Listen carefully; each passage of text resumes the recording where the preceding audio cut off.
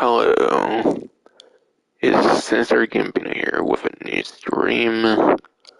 In the stream, I'm going over the event week for this week in Grand Theft Auto Online. But yes, starting off for like week 18 of like the Drug War DLC, whatever. The final vehicle release happened essentially being the Karin Boor. Now, something to know about this DLC, of course, is that they have been doing like the new like thing where they like vault vehicles. They like release them for like 1 week and then they vault them again and then they bring them back and stuff. Like with vehicles like the 300R and whatnot. Not like first Mining Tech vehicle they did during the Drug War DLC. They did it like the initial like launch of DLC. They vaulted it and they brought back like I think the previous event I think they did and then they vaulted it again. Now. So they could still technically like do more permanent releases of vehicles like that, but apparently this was the very last vehicle needing release at all in the game for the Drug War DLC, so there shall be no more fully new vehicles left.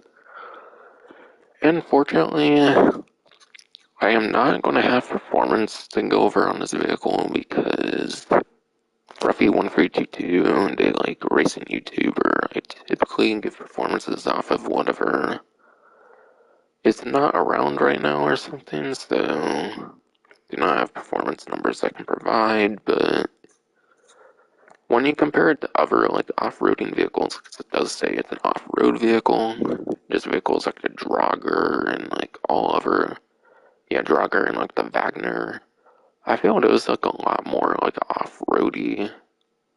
This one doesn't give the hugest like off-road kind of vibes. I feel it's more like a standard-ish like vehicle. It's not like as off-roady as other vehicles per se. Look-wise, I feel so. I highly doubt this is gonna be a top contender in terms of performance, anyways. So stuff like the Draugr from the previous Chrono Enterprise DLC and like the Wagner back from like the Casino Heist, I feel will still be better off though. So just seeing it, and that's kind of my first impressions. And then for some discounts and stuff, 30% off of executive properties, 30% off the executive office properties, customizations, and garages. Executive office definitely has some very nice opportunities you can do. You pretty much need an executive office for the CEO, which is a very amazing feature for like VIP work, all that kind of stuff. Special cargo and vehicle cargo, I feel they're still pretty doable businesses for sure. Especially if you want to do them like invite only lobbies and stuff, you don't really have to take the risks on like buying like $18,000 worth of like special cargo and stuff anymore.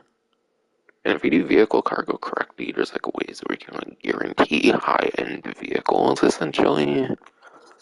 So there's definitely some very nice stuff to be had with the executive offices. Anything off of that's definitely very nice. Customizations. Customizations, and it's not really necessarily too much in terms of customizations that's too worth it in the office as far as I remember. I think for the most part you really mainly just want the accommodation for the most part, like whatever allows you to like spawn in the property. Because the CO office is a very amazing spawning property, since it has like the helipad and stuff on top of it and whatnot. And unlike the agency that came out later on, you can actually spawn like certain weaponized helicopters as well, like the Buzzard and like the Savage and whatnot. So it's a very versatile spawning property. So if there's one customization for sure, I recommend it's definitely accommodations. I'll go more in details, by the way, on like the office discounts and stuff when I get in the game, but I want to give a good first impression off of that. For those that might not be as familiar with the game for any reason. And yes, the garages. You can have up to like 60 cars in the game with the office garages. It has like 3 garages and each one's like 20 vehicles. That's even more slots technically than the 50 car like garage you did with the latest Drug War DLC, and it's pretty insane. It's still kind of the biggest garage property of the game, pretty much. Some of your most vehicle storage is definitely going to be coming from that. So obviously, no way I would not recommend those. There is a new, as you would expect, featuring a new vehicle, there is a new set of Plus subscription stuff going on here. Of course, you get your typical $500,000, whatever.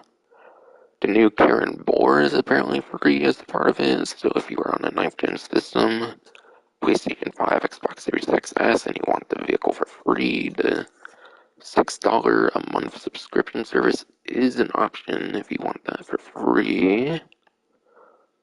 But again, personally, it doesn't really look like it's going to be a top contender in the off-road, in my opinion, just looking at it. So honestly, it's probably not going to be that great. I mean, technically, it's more useful than the last. I mean, technically, it's a more useful vehicle than the last time around, being the like Virtue. Since the Virtue you could actually get for free for like the missions and whatever, so it was kind of more of a convenience being last month. So in a way, I do feel the vehicle offering is definitely better off for this month. The meth business is one of those like feel like biker businesses. It's actually one of the it's actually one of the more above average biker businesses, which is pretty good. So that's always quite nice. And yeah, biker businesses, those are passive businesses, so you can always do any sort of money opportunity you want while it produces, as long as you like buy the supplies and whatnot. So that's going to be very amazing on the meth business if for some reason you were not to have one already. In particular, I do think it is like the worst location where it's like some sort of desert location, but that's fine since desert locations are actually essentially better and not ones that start in the city, since that means most of your sale will probably be in the city and not in the open desert where you're more likely to get shot by like a laser cannon and stuff. Good news on that, by the way, towards the end, I'll probably talk about near the end. Yeah, meth business is very damn nice. Even if you don't really do the biker businesses themselves, it's very nice for your nightclub, so you maximize on your nightclub profits.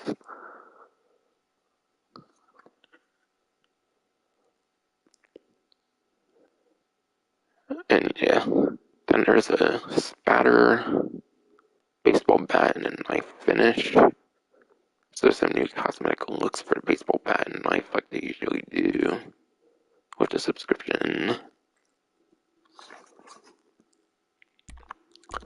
But really, he's going to really bother using the melee weapons there, honestly. But kind of a pretty cool thing, but oh well.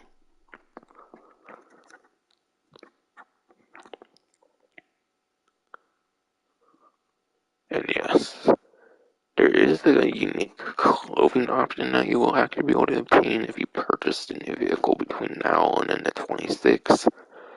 So essentially, I think that's supposed to be, let's see, actually, seems actually for the first 2 weeks you can get that. I was going to say 1 week, but I think it ends on like the 20th or something for this event week for 20, which is pretty funny.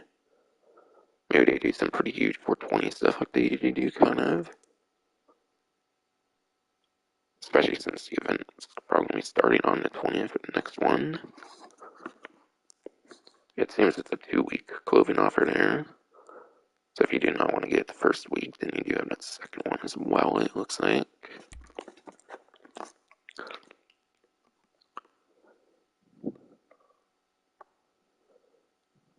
And yes, for some money opportunities, it's looking like 50% extra 1.5 times money in RP, essentially for your special cargo sell missions.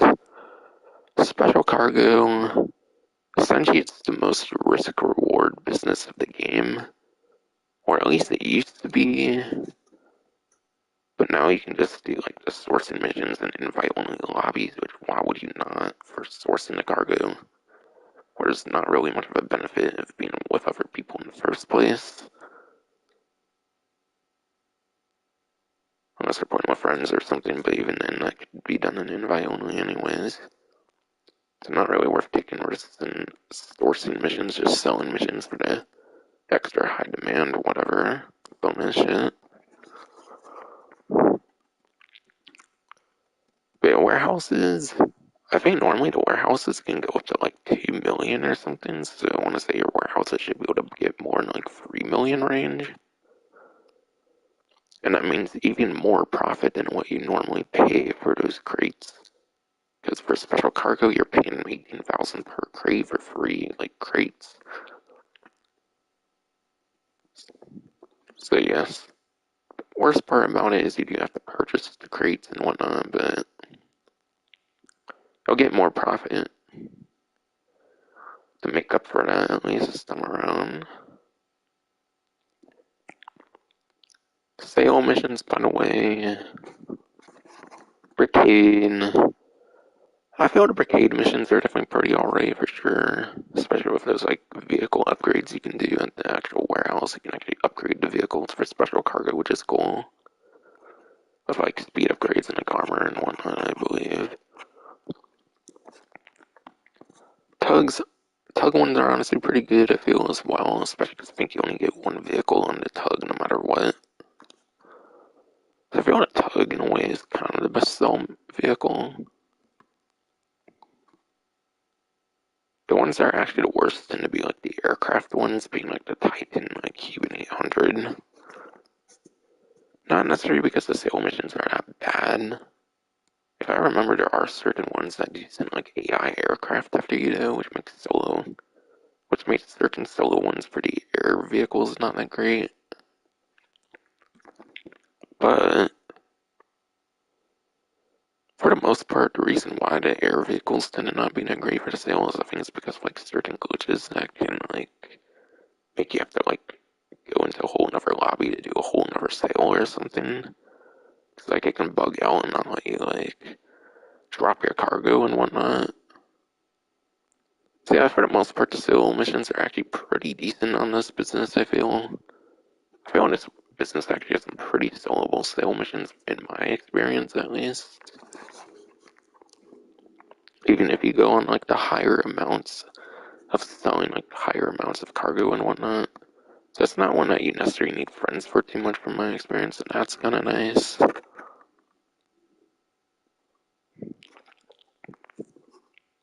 It's definitely very good for lone wolf players too, like myself. And then yes, 2 times money RP looks like when you're engaging in cutthroat business battles. Business battles, there should be things of like I believe those are definitely those missions from like the nightclub DLC where you have like the cargo you collect in free mode and whatnot, and then just randomly spawns and whatnot.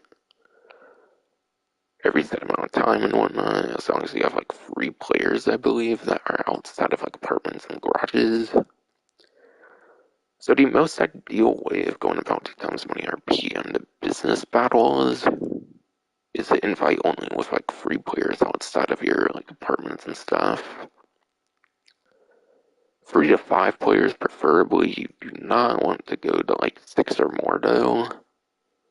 6 or more players pretty much spawns like free mode events as well, and that will reduce the frequency of those business battles. So try to stay between that 3 to 5 player sweet spot if you can, especially if you're playing with like friends and whatnot,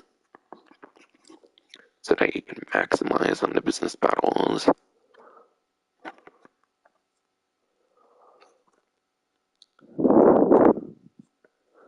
And then 30% off the executive office garage is that last one. I've pretty much already covered that one for a need to know basis at least.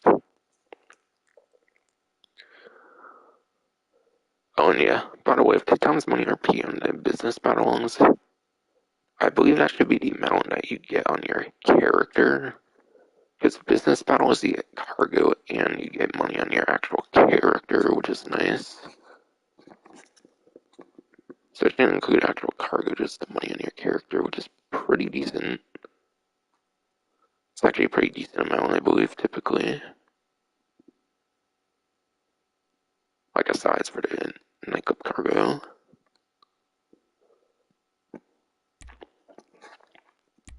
And these two are just older ones.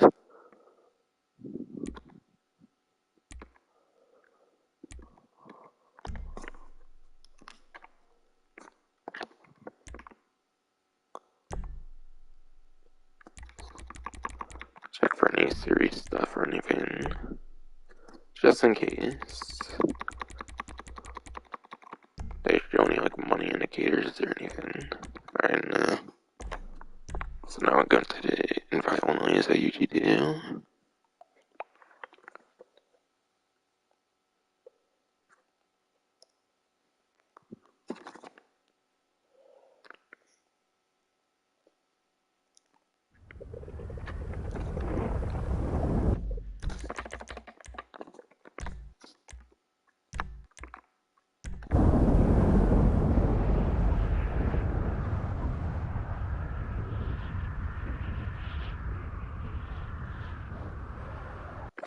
And yeah, we talk about the rest of the event, by the way, as fruitness.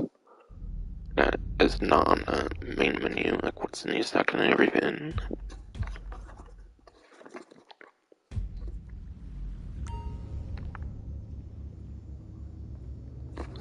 And yeah, I think there's also more stuff for sure to talk about on the plus benefits. I'll get to that obviously at some point.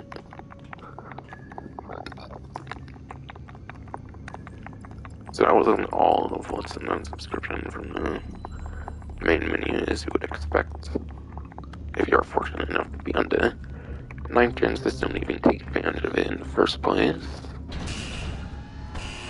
Though, as far as I know, they're actually not really that rare anymore, but still.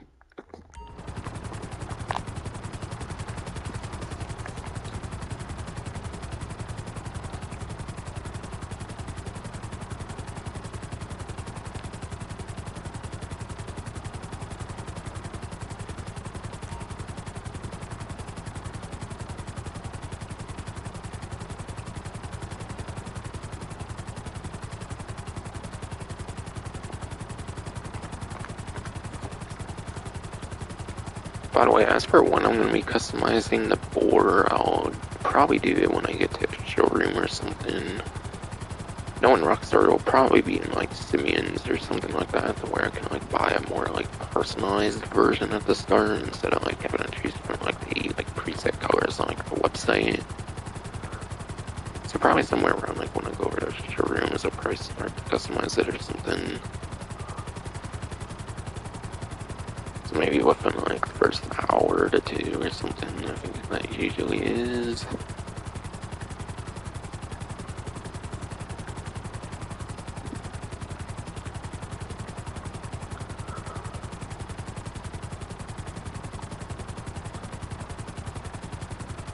By the way, for a non-Rockstar reminder, I don't think there's any Rockstar titles in this kind of thing, but it's still related to PlayStation at least. My system of choice on this game. But yes, keep in mind the PlayStation Plus collection does end on like May 9th or whatever. Figured I would remind people on that since I am probably gonna like off stream obviously be playing those.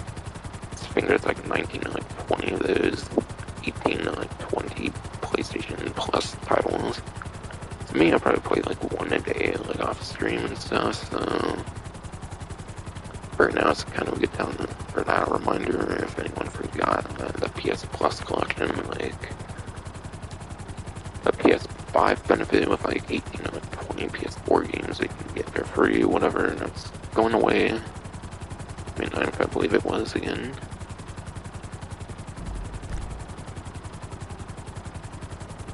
There was fucking Persona 5 on that shit apparently, but apparently that shit got removed. As far as I know, it's only one of those 20 that got removed. I think Uncharted 4 I think is on there, but I think you have to actually like search for it, which is weird now. But anyways, as per usual, I kind of like to start off with the time trials here, but yes. Regular time trial for the week here seems to be Lake Vonwood Estates.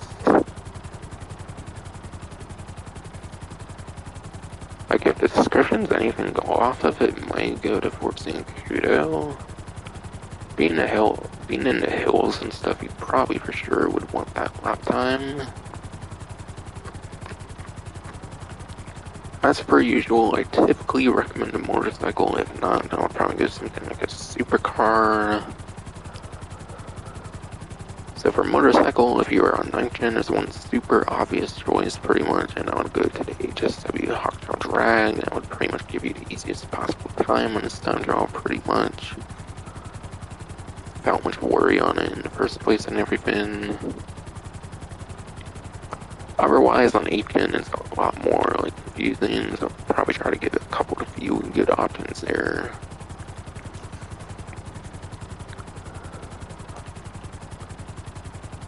The regular Hawktail Drag can be pretty alright for time trials on 8th gen. If you're on 8th gen, also you don't have those HSW upgrades to take advantage of for the HSW Hawktail Drag.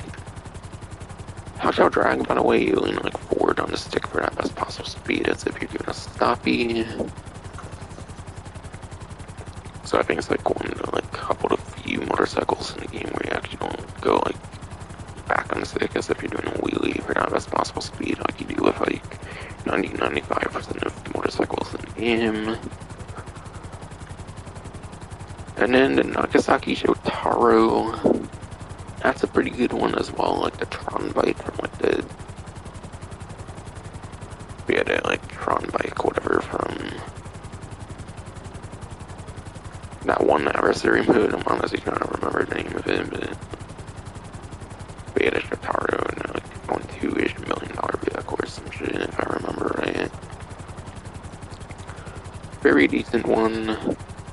I think that one's a pretty decent one because you can actually lean forward or backward with the stick, I believe, and you get pretty much the same speed on that. Another one of recently, I think that works like that, as far as I've heard from Breathy 132, is actually the new, like, Western, like, Power Surge. Western Power Surge, whatever, like, manufacturer for that one. The newest motorcycle edition, the one new motorcycle from the Los Santos Drug Wars DLC. It's the only electric motorcycle, I'm pretty sure, in the game, so I think it's the only one that has like an acceleration focus more than like a lap time or top speed focus, really. Acceleration is pretty nice because if you were to like somehow get put to stop, you can get pretty instantly back to your top speed. But at the same time, the top speed does suffer because of it being electric though. Not as hard it feels like electric cars do. I think it's actually still within like top 10 placements for top speed, I believe, for the newest like Power Surge motorcycle. Just not anywhere near as bad top speed as your typical electric car in the game. Well, your top speed's not necessarily gonna be super amazing, but like I'm saying, I think it's like a lap time focus, so it'll probably be pretty fun for the most part on this time trial. Lap time, I think, is for sure within like top 5, top 10 on the Power Surge. Since I do not remember the exact numbers on that one. So yeah, Power Surge with that acceleration is definitely a very interesting time trial option. And again, I think it's like the Shotaro where you can lean forward or backwards with that stick. For best possible speed. A pretty nice budget motorcycle, and I think it's still within like top 5, top 10 for both lap time top speed would actually go to the Picasso Body 801 motorcycle from literally day one of the game. Being such an old motorcycle, it's only $15,000, so like upgrading it and stuff, you could probably for sure be under like $500,000 or something pretty achievable in these days of the game. Through optimal money-making methods.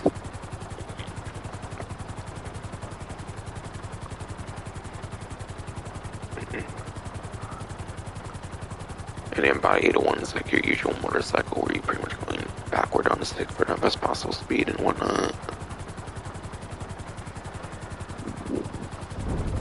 And then, even though it's not so top speed focused, I do kind of want to put a couple options from that though. The Western Reaver, Western Reaver for like the contract DLC, I think is actually better top speed than even your HSW Hawktail Drag, which is pretty insane. Even on like the 9th gen version of the game. 8th gen is like for sure your number one top speed option for 8th gen.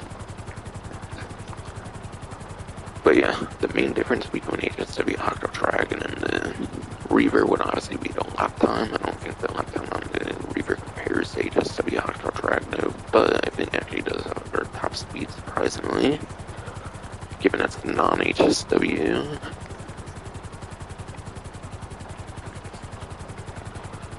So if you need to focus on top speed for any reason, if there's any crazy streaks on it for any reason at any point, then Western Reaver can be pretty nice. And then my Batsy Mantis Scowl. I think the regular my Batsy Mantis Scowl from Rico Heist, I think tends to be a pretty good one.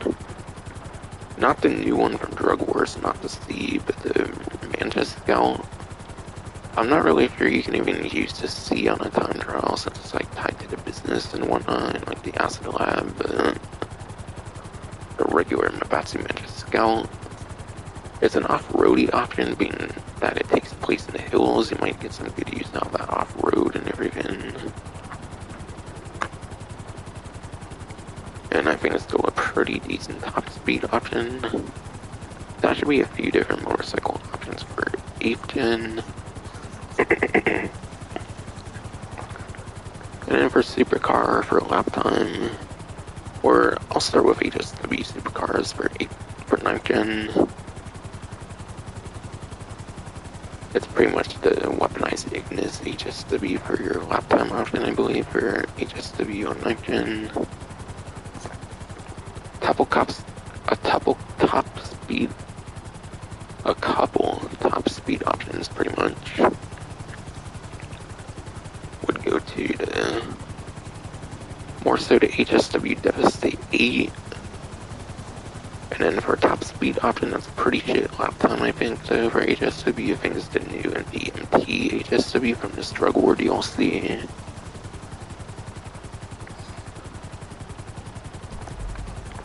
Oh wow, holy shit.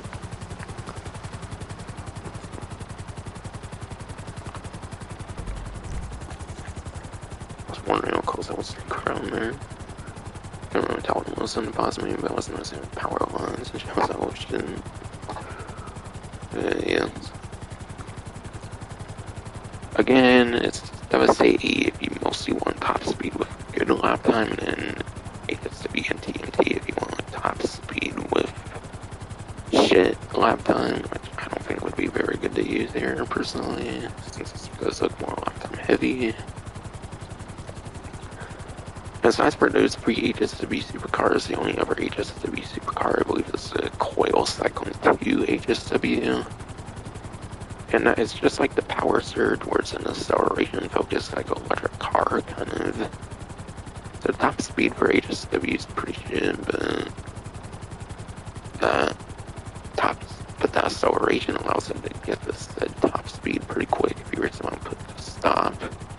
Which could be pretty common in like an actual vehicle compared to something like a motorcycle.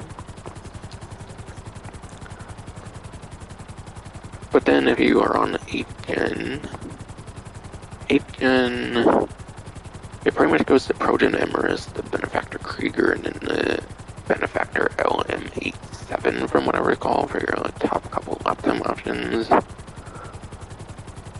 The Emerus and like the Krieger, those are ones from like like Resort DLC, and then the LM87 was a pretty recent one from like Criminal Enterprise within like the last year or whatever. Pretty much within the last year, yes. And top speed supercars for 8th gen. Pretty sure the Pathfister 811 from like Finance Felony DLC, like mid 2016 vehicle there is pretty much your number one top speed supercar for 8th gen. And I think the regular Devastate 8 tends to be pretty good top speed on 8th gen. The new regular NTMT could be a pretty solid top speed option for 8th gen as well. Yeah, I think pretty much like the other one that comes to mind is the Banshee 900R. Banshee 900R is pretty much like the Benny's version of the Banshee, and that turns it from like a sport car over to a supercar. The Banshee, the Benny's version of the Banshee. That's pretty much all the time trial options I'm gonna think of right now.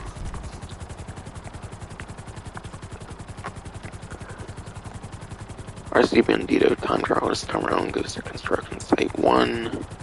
Last one I believe was power station, so it's back to the very first one, obviously, with construction site 1. Being the first of the time trials, I imagine it's one of the more easier ones. You only get the one RC Bandito vehicle choice, as you would expect going off the name of the time trial. So you really just mainly gotta know how to corner on it and whatnot. So if you really care for it, I would just probably try it multiple times so you get it pretty much. Or watch a video guide on YouTube or something, obviously. You only pay like $100,000 though, so I feel they're not really that worth it when there's like no variety to it whatsoever, pretty much.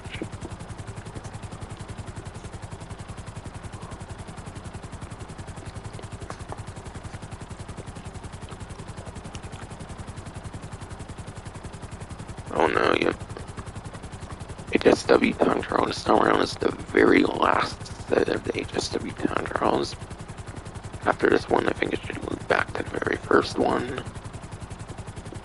But yeah, this one is not one that mainly goes back to desert and stuff. Easily the worst HSW time trial, I would say. And it goes to like over there and whatnot. HSW, you can pretty much use anything.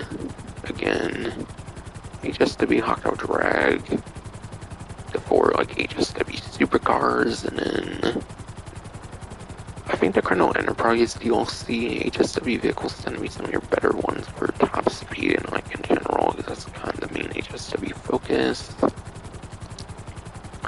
So the HSW Sterling GT and then HSW Vigor ZX, I think are definitely some of your couple better options as well, in addition to the 5 I already mentioned. We're talking about the regular time trial.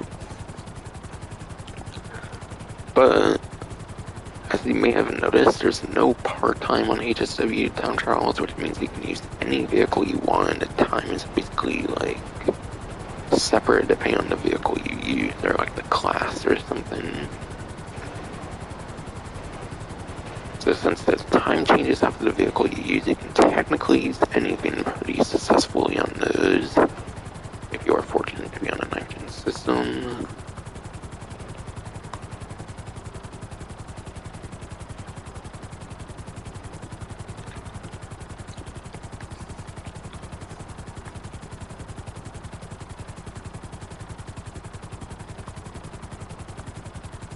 And premium race, right?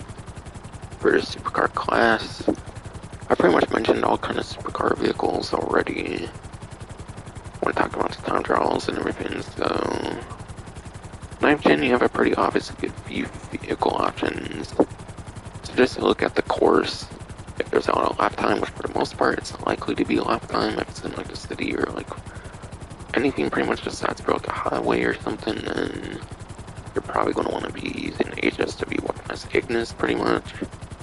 Top speed, you'll pretty much want to use the HSW, like, Devastator E, I would say, pretty much.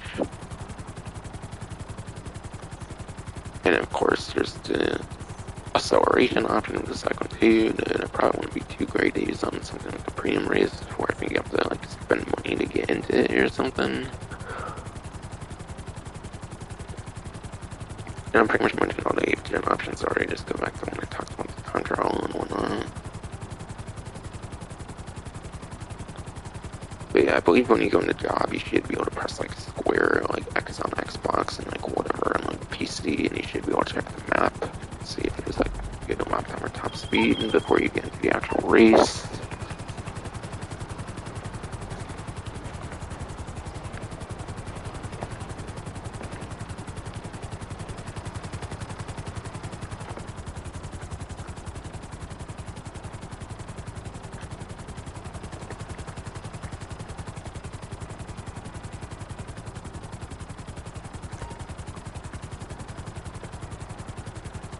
But yeah, I should be pretty much ready to go to the casino here, go over the podium vehicle and whatnot.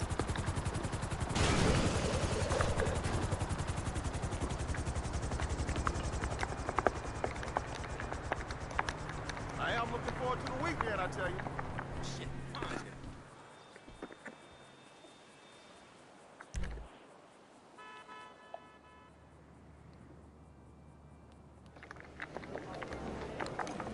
Fuck it. Lucky escape. But yes, podium vehicle for the week. If I remember seeing it like yesterday or whenever I looked, it's the JB 700W. The only other possible option would be the regular JB 700 from like day one of the game, but I assume it's definitely the weaponized one. Now, even though it is the weaponized one, I do believe you actually have to purchase the guns. So you have to actually still purchase the guns when you get it by the way, so I don't think it's stock, unfortunately. So it's pretty much the same as the regular one for the most part, unless you actually buy all that weaponry and whatnot, because it doesn't seem to come with it from what I recall. I actually did a whole review and guide and stuff. I was kind of wondering why I got like a couple views and stuff. I think I got some views out of that. Being the podium vehicle in this event. Just enjoy yourself. It's fine.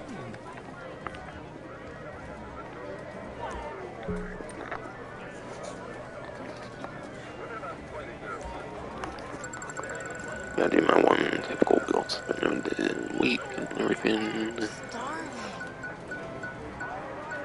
Oh, mystery, okay. Okay, raise a bond document forgery office. Okay, that's a very interesting one.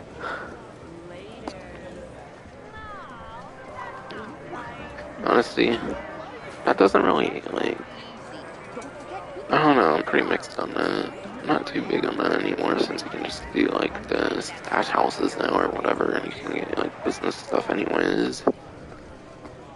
I mean, it's still money for business at the end of the day, so I'll take it, fuck it. It's pretty much the worst biker business, though. Ew, mystery, holy shit, that was exciting as fuck. That 1 in 20 chance there, holy shit.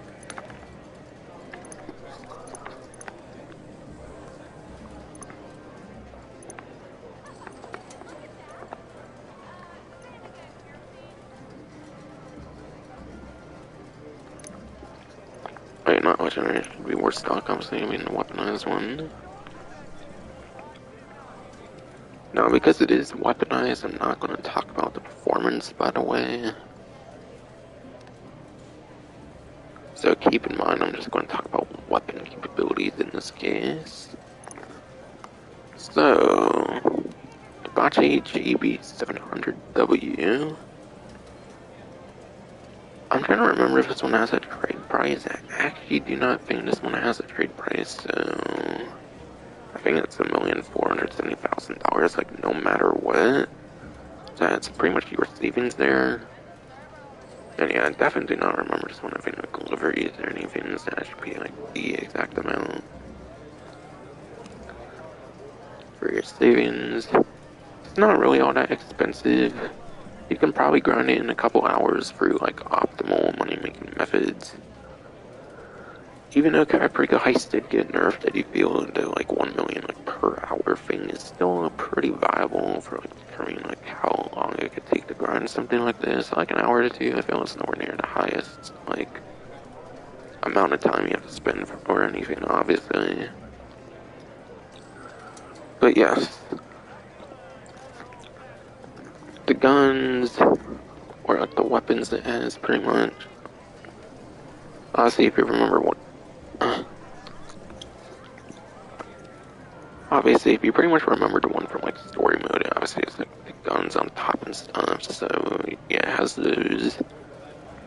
Unfortunately, I think it's pretty much like any other machine gun in the game. I don't think it has like the unique like sounds and stuff of like the one in like story mode or whatever. Unfortunately, I don't know. The guns in the story mode one actually kind of sucked from what I remember. So at least function-wise, they're actually better, and that they're the more generic. That they're actually the more generic machine guns that pretty much any AG count on a vehicle has, for a land vehicle at least. I don't remember the guns taking terribly long to take out, like, unarmored vehicles at least. So, of course, the guns can be nice for very unarmored vehicles for sure. Even something like the Boor LELWB, I think, was something I tested on, like, my vehicle review or something like that. Something crazy armored like the Insurgent or something like that. Maybe it struggles against something like that, though, perhaps.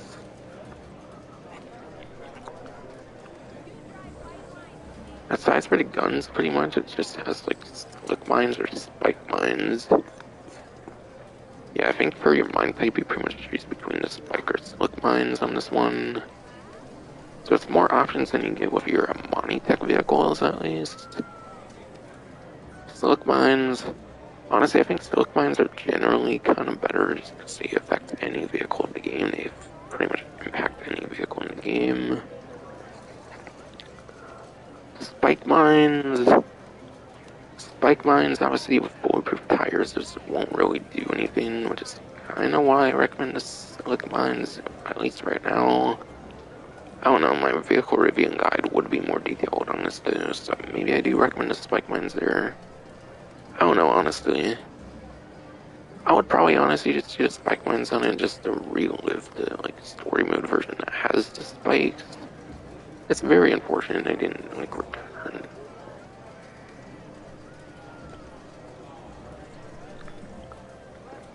It is very unfortunate they didn't really return the actual spikes. And it's only in the form of, like, the mines from, like, the Arena War DLC, which is pretty unfortunate. But honestly, just to relive the classic feeling of the story mode version, I do kind of prefer the spike mines, though. And even if a vehicle does have bulletproof tires on it, I think the spike mines actually do damage, so if you want your mines to do damage, then the spike mines, even with bulletproof tires, is actually technically better. Spike mines more if you want to spin vehicles out, which in a sense is more generally useful, is what I'm basically saying. Again, I probably explain a whole lot better when it comes to, like, the vehicle review and I have and whatnot, but yeah, probably spike mines at the end of the day, with all the thoughts I was putting through in there.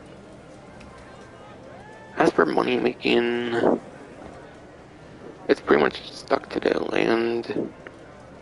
Pretty much all of the good grind vehicles, for the most part, I feel tend to be like helicopters, because they're a good point A to point B travel, so you're probably not going to use it for anything more than like a VIP work, pretty much.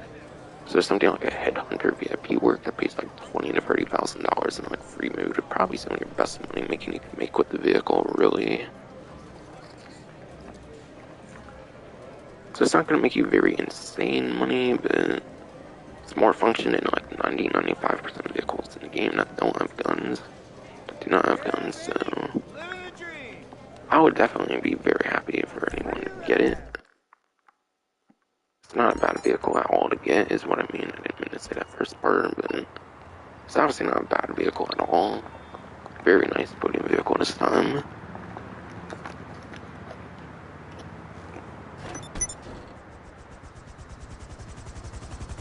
Alright, yes, confirmed it is the weaponized one, not the regular one, as you would expect.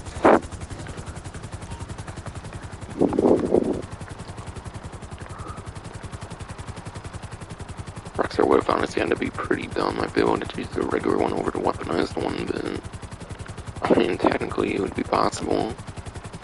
But as expected, it's obviously the weaponized one.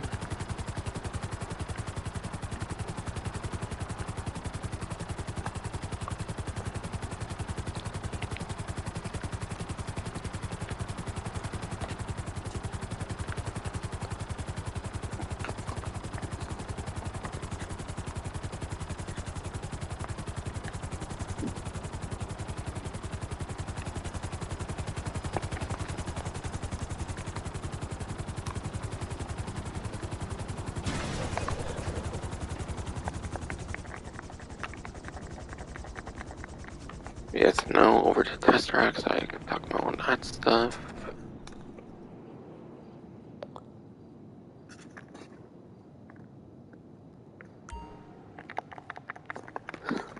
said, Alice Carmi, very revolutionary to the point that it's a fucking objective, apparently. Ooh, that was so much effort, Rockstar. No, that just make you some, good money if you're dedicated to them, so I guess, so. Okay. Test ride vehicles this time around: the Volcar Warner HGR, and the Beavis Growler, and the Albany Feaster. Okay, 2 of them are tuners. The Feaster, I think, is like a sport car from like one of those heist updates. Not the heist updates, but like the casino updates. I mean, it's one of those 2 casino updates. I think I introduced the Feaster. I think it might be like a 4-door as well. That could be a little bit interesting since there's not necessarily that many 4-door sport cars in the game. Okay. I'm thinking the Feaster's probably discounts. It's not the typical tuners theme that they tend to do. So the Feaster, if any of them, is probably on discount. Just thinking realistically. Alright, yes.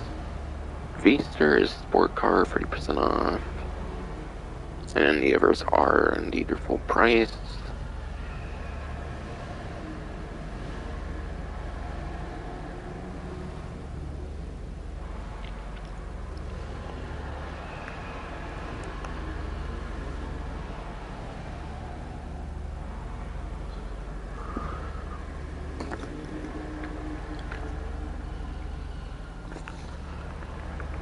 But yes, even though these tuner vehicles are not on discount, they do have some pretty unique functions, such as letting you do the street races, pursuit races, and they also let you participate in robbery contracts. So I do like to talk about the tuners, since they do provide some unique functionality for vehicles that 90-95% of other vehicles can't really do in the game.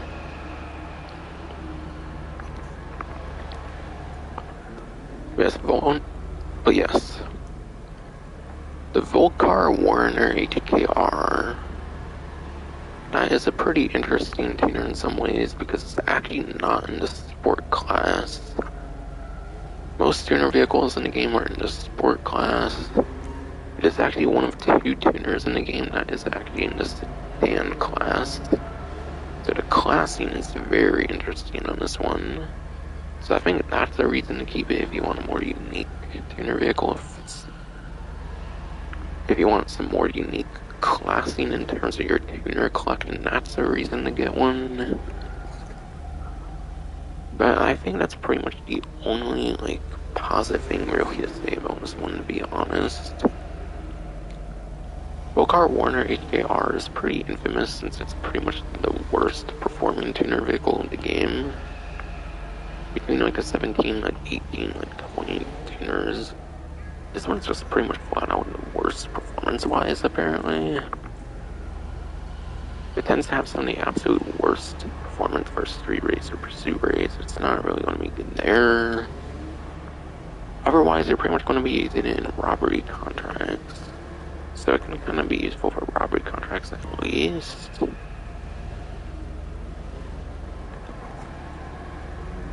But even though it's not too impressive either, though.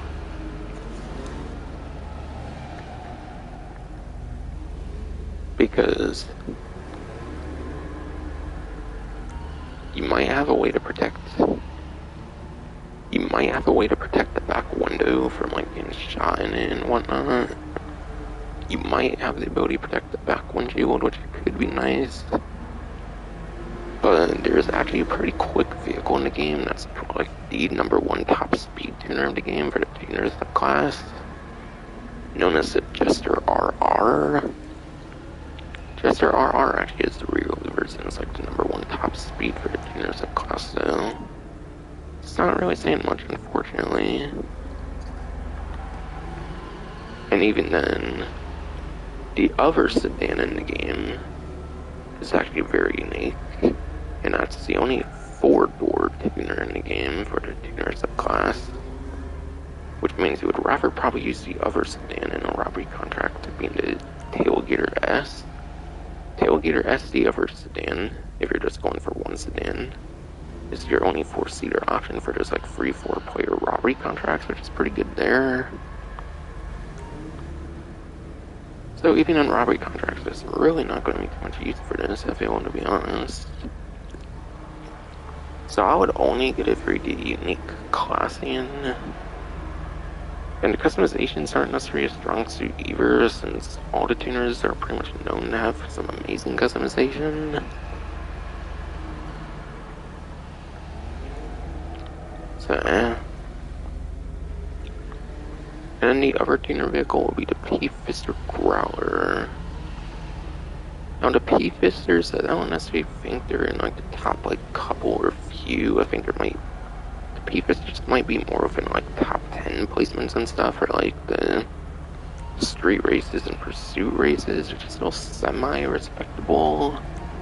They can be kind of usable, depending on like what you're going against, pretty much. But still,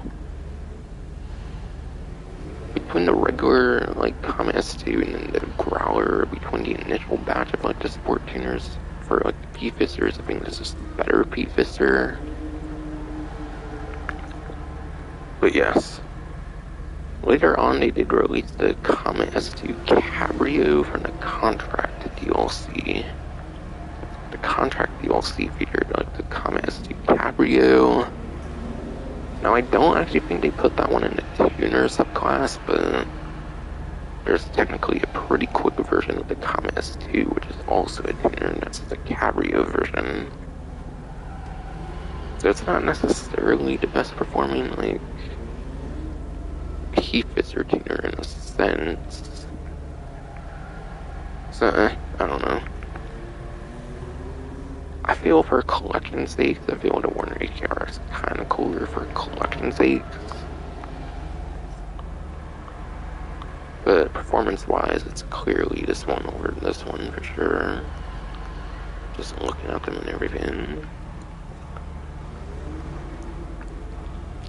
And yeah, again, robbery contract performance all depends on if you can put like the rear louvers or something like that on the back of the window. So if you get any sort of like bullet protection on your actual vehicle, then that can be pretty good for your robbery contracts. Otherwise, it's not necessarily going to be that great.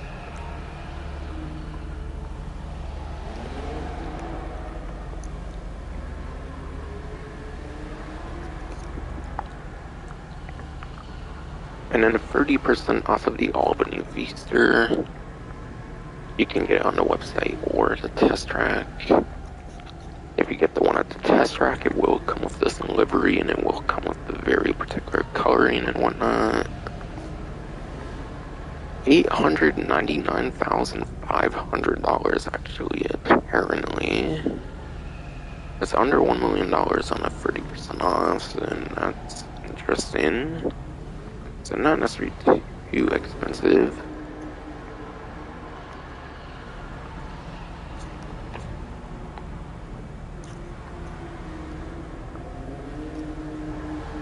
But yes. Going on Bruffy 1322s to go over. Not Bruffy 1322s. Or wait. Going on Bruffy 1322's spreadsheet, I mean. I'll be going over the performance of the vehicle here in terms of exact numbers since it is on a discount. And it's not in the tuner subclass where the like performance is more confusing per se. Oh, and yeah, Warner HDR, it's not good in the tuner subclass or the sedan subclass. Sport tuners, they're never really good in the actual sport class. They're more good in their tuner subclass though. So you won't be really using this in an actual sport race and be all that successful within it, so keep that in mind. If you're planning to use it mostly outside of tuner content.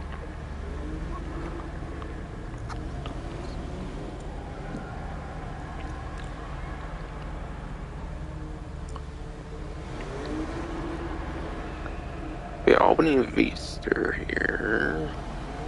Going off of the spreadsheet, in the sport class it is in the C tier. C tier would be probably pretty much average at best, pretty much. C tier gives it a 34th place in lap time, and then it's actually 12th place in top speed though.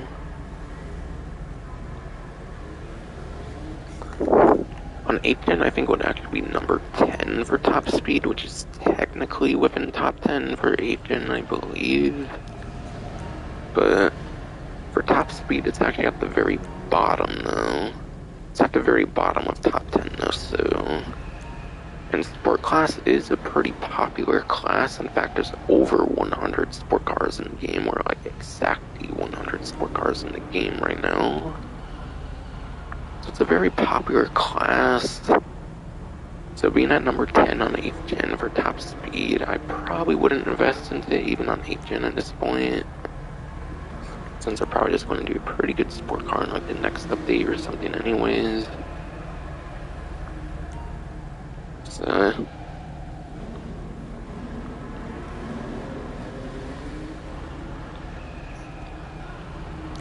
Number 10 top speed for a 4-door might not be that terrible though, so if you want a 4-door like vehicle for good top speed, and it's probably pretty alright for that. That's probably at least pretty alright for that.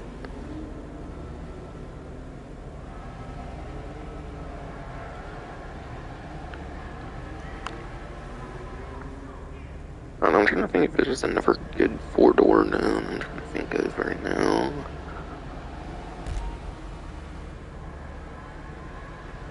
Alright, Black Latin Puffer, I apparently got that.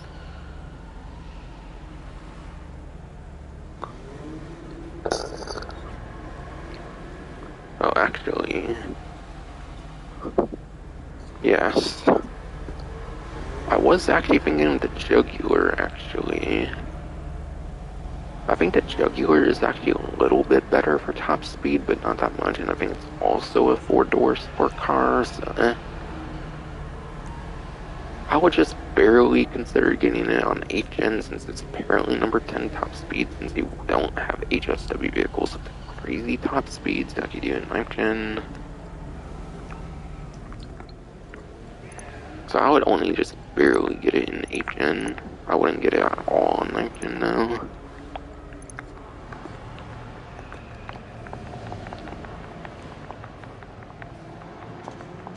So, Feature in a sense is kind of the best one on there since it is on the discount. But it's just barely worth getting on 8th gen, definitely not really too worth it on 9th gen. So, Stockton's not too great, I feel, this time, and performance-wise at least.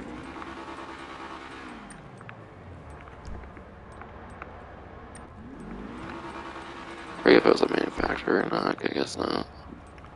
I don't think which... Okay, it's in the designer support check, okay. Guess when I saw the word Latin, I should have known that, but... Oh well.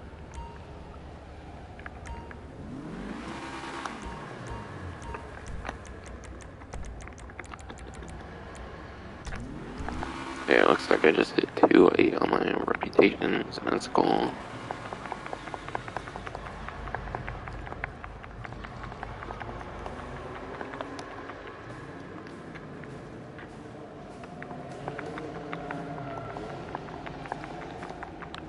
But yes, prize ride this time around is apparently the Obey AF Drafter. Just like most of the vehicles over there, I believe it is in the sport class, which is like the most popular class of the game. Which is why even on 8th gen I don't really recommend investing into the V-Series per se at this point, since it's only like number 10 top speed on 8th gen. As for the challenge for the AF Drafter, it involves the Pursuit Series, and you have to place top 5 for 3 days in a row. That's not necessarily too terrible, actually. Pursuit Race top 5 is actually pretty decent for pursuit races. If it was street races, then probably wouldn't be that great of a challenge, but or what? Actually, that would be super easy on a street race. But it's actually pretty easy even on pursuit races with higher player requirements on that one.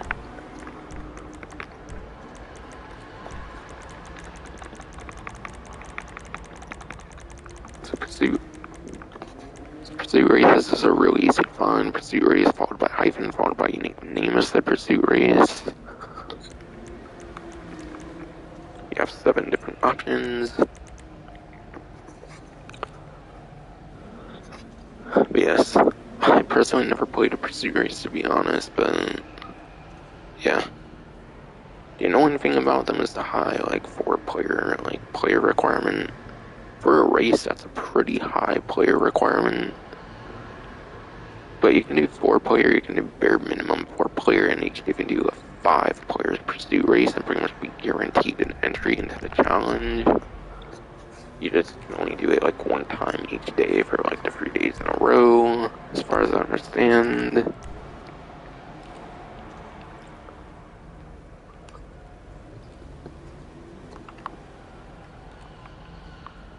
So if you're doing like bare minimal 4-player pursuit races, it's very damn easy.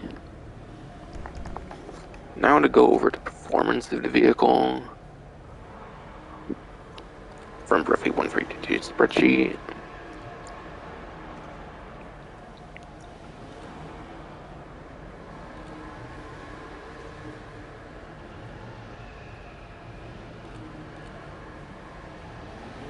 Okay, I gotta find it.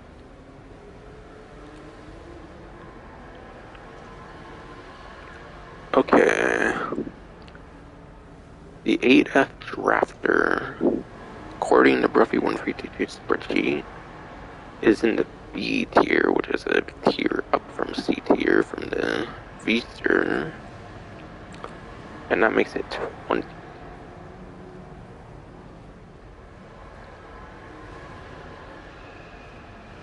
And that makes it 24th place for lap time. And 60th place for top speed.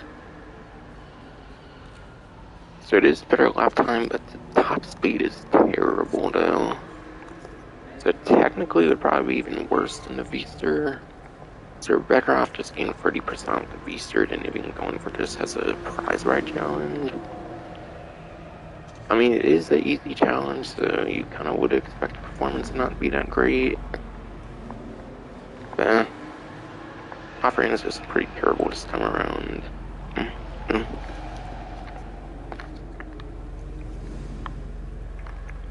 And yes, HSW. Yes. And yes, the HSW test right this time around is the Octo Drag, so that's pretty good. It's pretty much the best HSW vehicle in the game.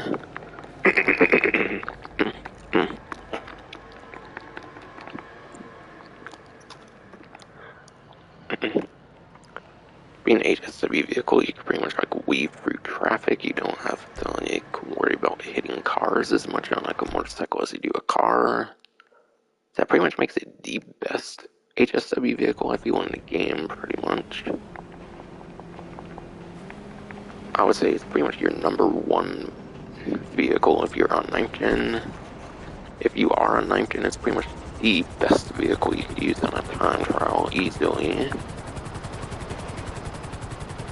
So because it's very damn good for your time trials, it's a very nice money-making vehicle. I think it's pretty much the best HSW vehicle in the game.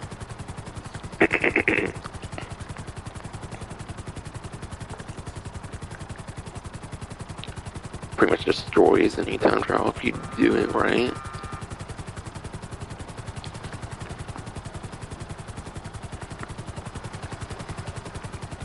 Or like most of them at least.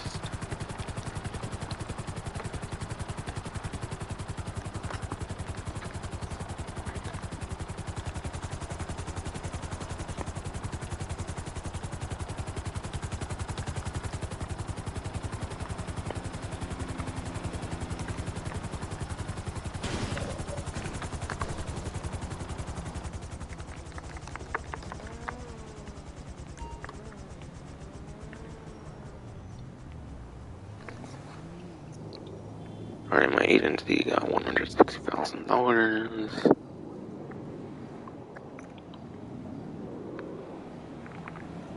Yes, Pegasus, Russo, and Coil Raiden are the vehicles for luxury autos. I think I saw it was a Russo that's on the like 30% discount or whatever. I believe that's your discount right there. So probably won't go into too much details on the other one then. Alright, yes, the Russo 30% off, and then the Raiden will be your regular full price option here.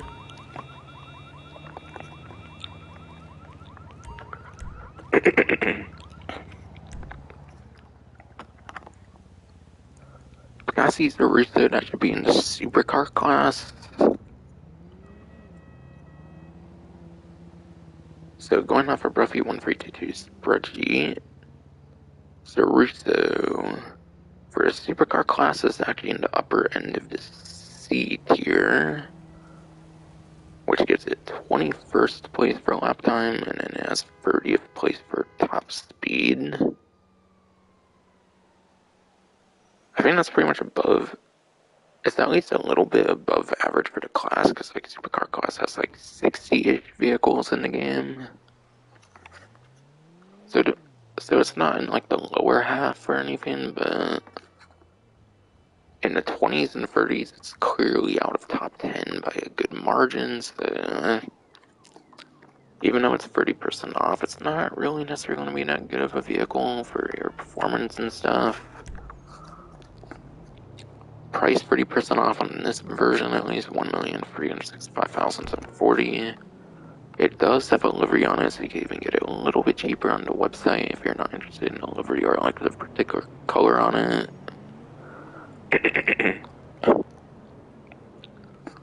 It's probably like a 1 hour investment or something at the price it is for 30% off. Performance wise, it's just not really that worth it, it looks like.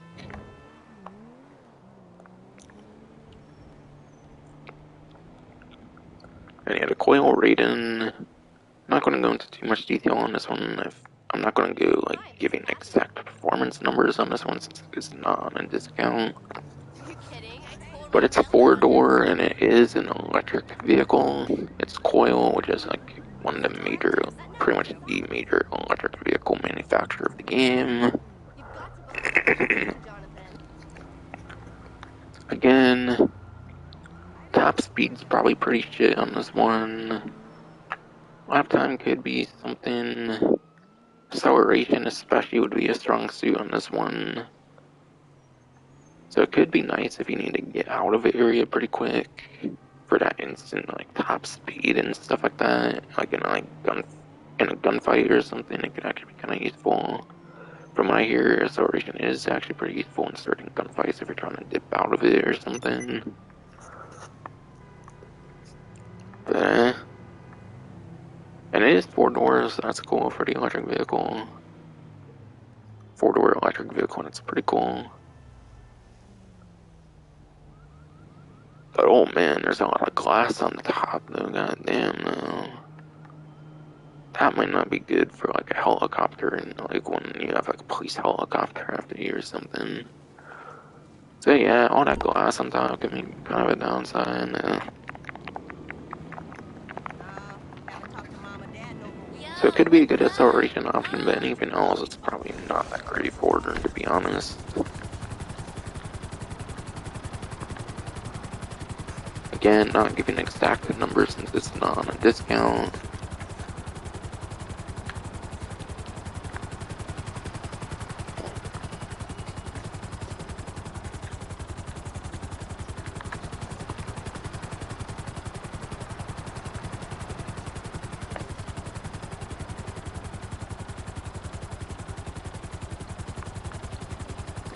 Okay, then on to Simeon's here, which, if the Boor is on a showcase, which I imagine it is, it's probably here then, for sure, since it's been out all the other ones. I think it is a 7 vehicle, so it would actually make sense here.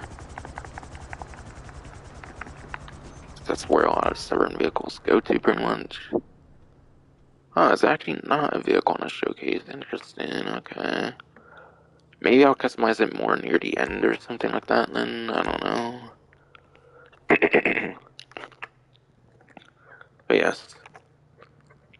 Pegassi, Reaper, Ocelot Swinger, Rapid Flash GT, the Zion Classic, and then the Tempesta, okay.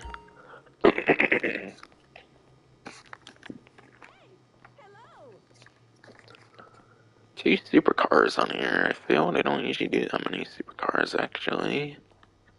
Usually, I feel they usually do supercars and stuff for the luxury autos. Swinger is a sport classic. Flash GT, I think, is one of those like rally style sport cars which really don't tend to be that great.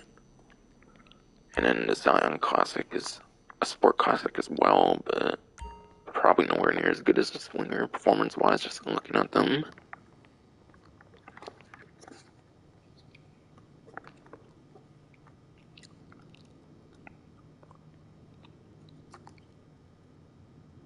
Okay.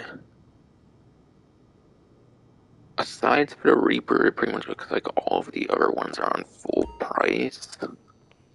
So it'd be pretty much paying what you normally pay on all but the Reaper, so keep that in mind. Actually, kind of even looks to be your last vehicle discount as well for the event. It's only the 3 apparently. One for the test track, one for the luxury autos, one for Simeon's here.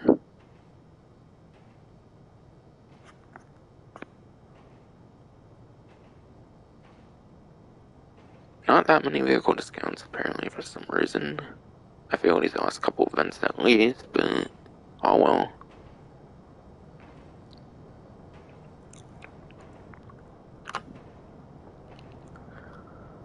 So the Pegassi Reaper in the supercar class. Are we going over the exact performance numbers on this one since it is on the 30% off discount? Reaper. The Reaper in the supercar class looks to be in the very bottom sections of like the D tier. D tier for placement would be pretty much garbage for lap time at least. Reaper being like the last option in D tier, that makes it like 40th place for lap time. And 43rd place apparently for top speed going off a Pro V1 spreadsheet. It's in the 40s for both lap time and top speed, and it's fucking horrible though. So really, you only want it for like looks and customization kind of stuff. You don't want it for performance.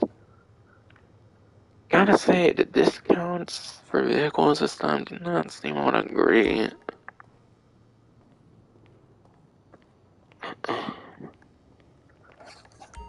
What were the supercars exactly? It was this one and fucking. Oh yeah, it was the Zers though, which was only like 20s and like 30s from what I said. Yeah, the discounts are not really looking that great. Vehicle discounts, I don't really feel there's that great of any on 9th gen in particular. 8th gen, the V-Star is just barely like worth it because they'll probably do like another like top 10 sport car next update or something.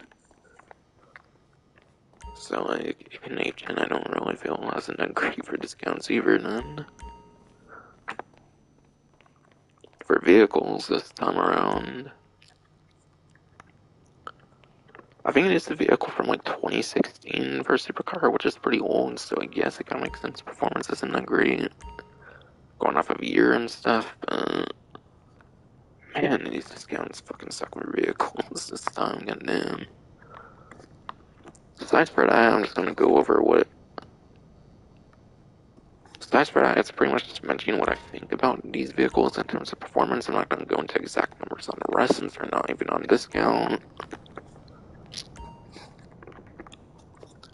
Swinger has some pretty cool livery support for sure. pretty sporty, I feel, for the Sport Classic class. I do feel it can actually be pretty decent for Sport Classic class. Perhaps it is top 10 somewhere in the Sport Classic class. Maybe. I feel this one could have some potential here.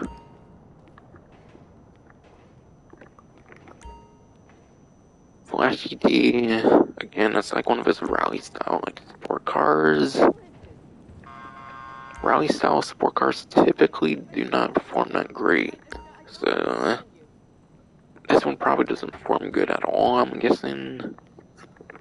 Zion Classic, as the name suggests, it is actually in the Sport Classic class, even though it's not the most Sport Classic looking per se. It's not as sporty looking as like the Swinger here, which is also in Sport Classic, so I'd probably avoid the Zion Classic. You could even just call it like a Zion Classic from like Agent 14 even. No, granted, it probably doesn't have performance upgrades, but if you don't want to own a Zion Classic and you just want to ride in a Zion Classic, you have Agent 14 you can do that with. As of the previous Colonel Enterprise DLC.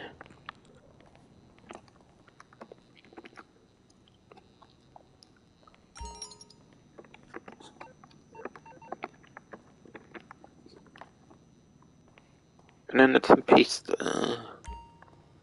Tempesta, aside for the Swinger, could have some of the most like performance potential. Though I want to say I remember that Tempesta is a pretty budget sport car. Not sport car, but supercar, goddammit.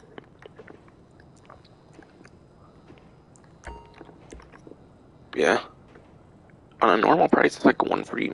I can't talk right now somehow, but yes. On normal price, it's not even like a $1.4 million supercar. I think this one's like a budget sport. God damn it. I think this one's pretty much a budget supercar. Since it's a pretty budget supercar, it probably is not good performance much at all. I know it's definitely not in the top 3, because I pretty much already went over top 3 for 8th gen supercars. Highly doubt it's like top 5 or top 10 much even.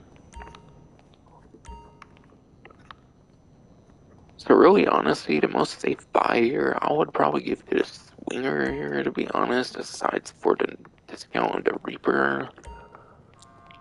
Honestly, I don't know. I don't really feel the selection is that great this time around. Tell me what you're up to. Tell me everything. Okay. So now I'll probably talk about money opportunities and discounts since the vehicle is not at showrooms. I'll probably go into it a little bit later at least.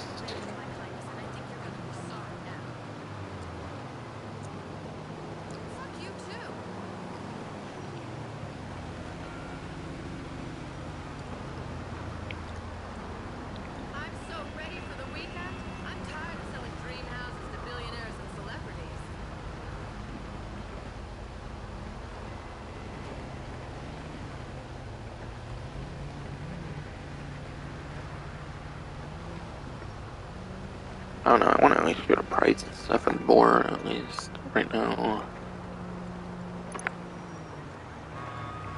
Alright. So they do show it off like they do with like the Draugr. I think when they first released the Draugr, they did actually show like a clothing icon next to it. I think they did something similar with the Draugr. Again, I was kind of saying stuff compared to Draugr and stuff. I do not see it competing with something like the Draugr. It doesn't look anywhere near as sporty as something like a Draugr and like a Vagrin, which I think are at the top of the class for off-road. So look-wise, I just don't think it's going to compete. It is $1,280,000, or you can pay $6 on the subscription if you are on a 9-10 system, PlayStation 5, Xbox Series X and S, and you can kind of get it for free.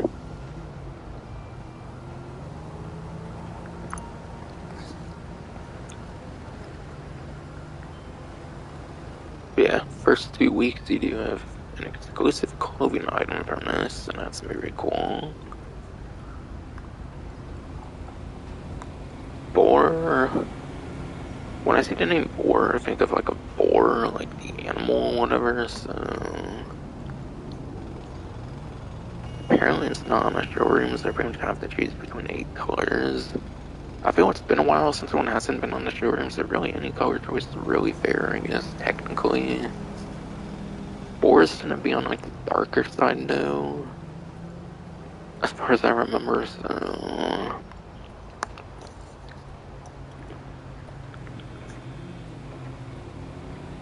I think there's like a Boar's like sport team or something that's like a color of like purple, so pink could be kind of close to that. Another color I might be kind of thinking is like orange. Those are kind of pretty I mostly want to choose. Honestly, I'll probably just start on black. Again, I think Boar's are on like the darker side. For like the animal. And you're clearly not the guarantee. I guess I'll show that off in analogy customize the vehicle then. So that doesn't take a while to get to the vehicle, and it already did.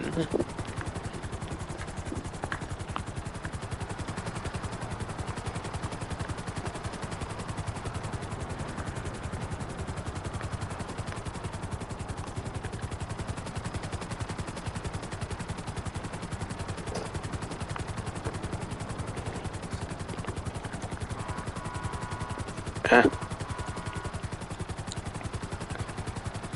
Yeah, fuck the discount store. I wanna go to fucking Pons and Bees or whatever the fuck. The fancy clothing store.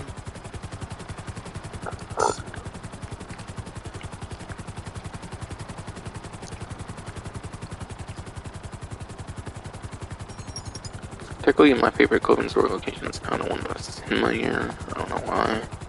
Like, literally, as of the last year, it's kind of became my favorite because I think around here was actually where like 100% completed the game on PS5 or whatever on like the story modes. I guess that's kind of why I like it here. Wow, that's funny. Tell me, I literally just 100% story mode and like a quick notification that shows up as somebody. If you need help.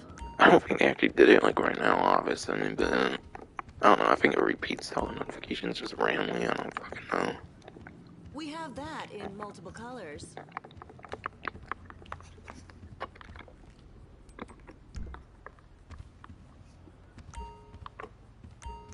I was like, if I remember now, I mean pants and this shirt stuff there. I assume it's like in a special and like manufacturer or whatever.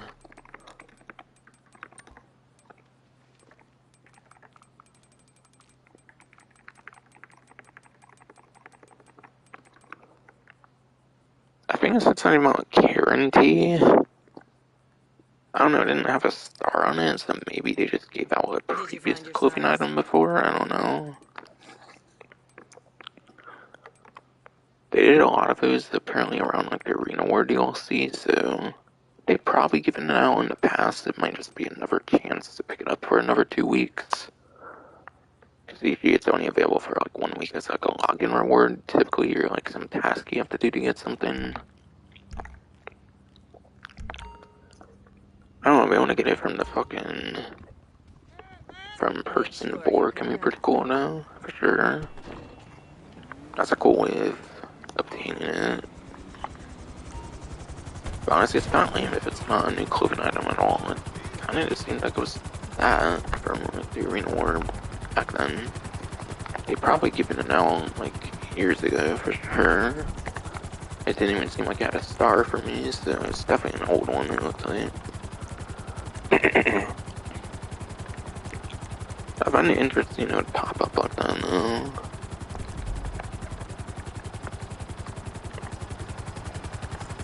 I find it interesting it would pop up that I unlocked it if I already had it though.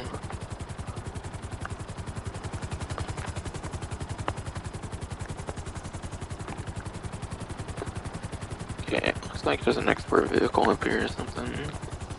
It's probably just smaller here. It looks pretty fancy I feel compared to what they usually have here. Alright, yep.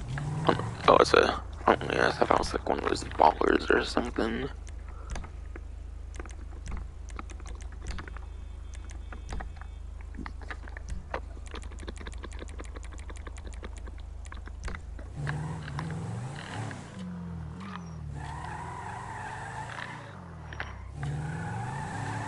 Yep, typical GTA fashion, there's a way out of here. Of course there is. One time, bro, I actually went like full throttle and went down the tennis court. Probably did do that one time, for sure. Probably had one there and probably did that one time, easily.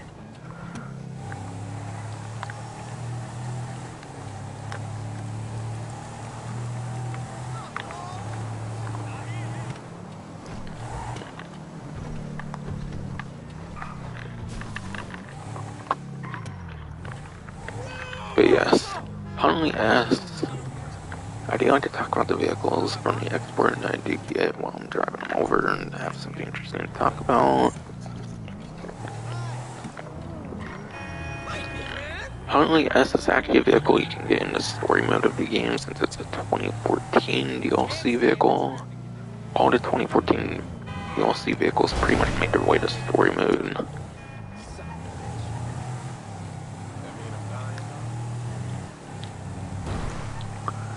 It was like way back during like the High Life update. It's a pretty old DLC.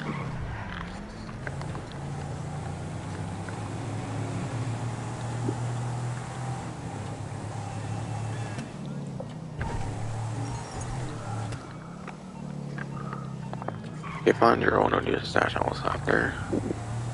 And then perhaps I could smudge the board done. And then get to the rest of the event.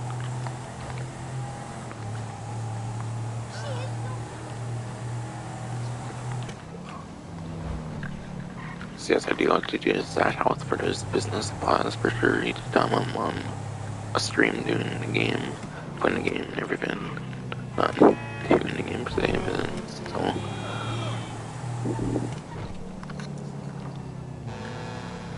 Yeah, this vehicle is, but yes. But yes, this vehicle is a waste of garage space though, again, because you can get it in story mode, so you can just customize over there. I don't think the SUV performance is that impressive anymore for this vehicle, for sure.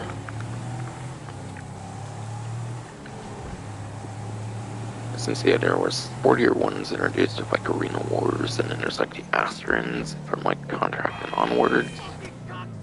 So a bunch of those sportier ones are more on the top now, so like, this one probably fell off. At least slightly fell off, I would assume. Performance-wise, for sure.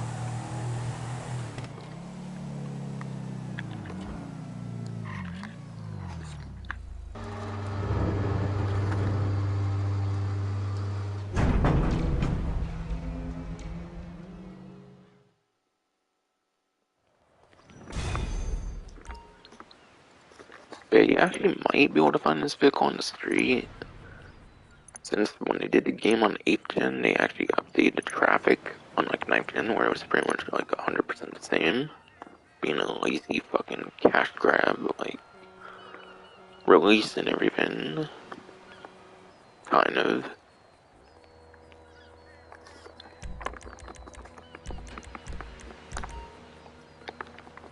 At least.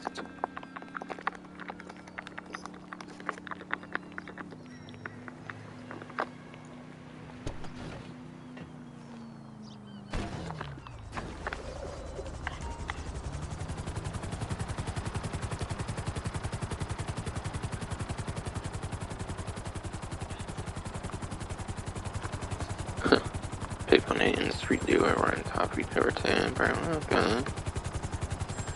Doing this stream like very early Monday, by the way.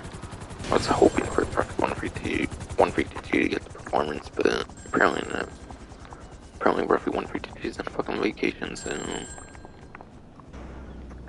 don't have exact performance to give, like I mentioned earlier on. How is this shit gonna work? Okay, good, like I said, it does the street dealer.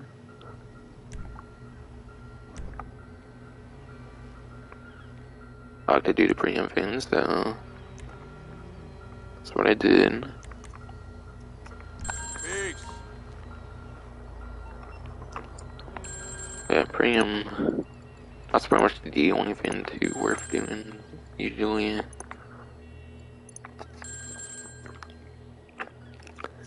Oh, and by the way, I think the subscription service right now is 2 times money on like the street dealers, by the way, right now.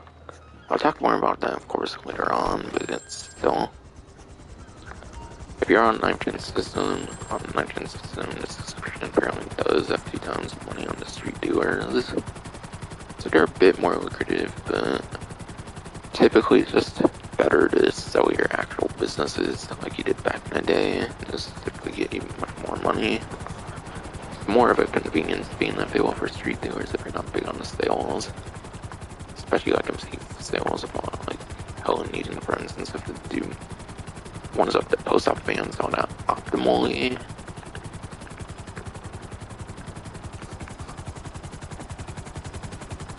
Oh, and actually I wanted to go back to street dealer just so I can cruise around in the unmodified Boor right now.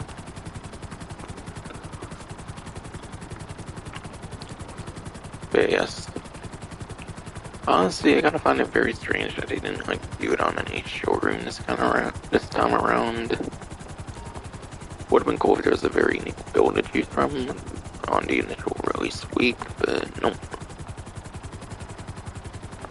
I don't know, maybe next week the time of like the 2-week clothing thing, maybe next week they do like a Boor that you can get at a showroom at least. Would have been really cool to have the Boor on a showroom with a more unique build to it or something. Definitely would have been very cool.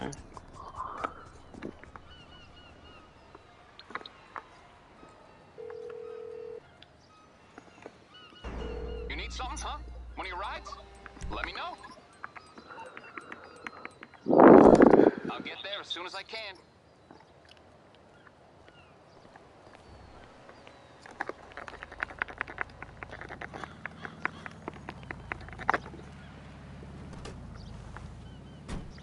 Yeah, honestly, this off-road vehicle gives kind of like pickup truck kind of vibes and stuff to me, and just really, with the look of it and stuff, it just doesn't seem like a top contender for off-road. So even though I don't have exact performance to go over, because Perfect 142, the racing YouTuber watches on like a vacation and shit, fucking initial vibes, I just do not see it being great.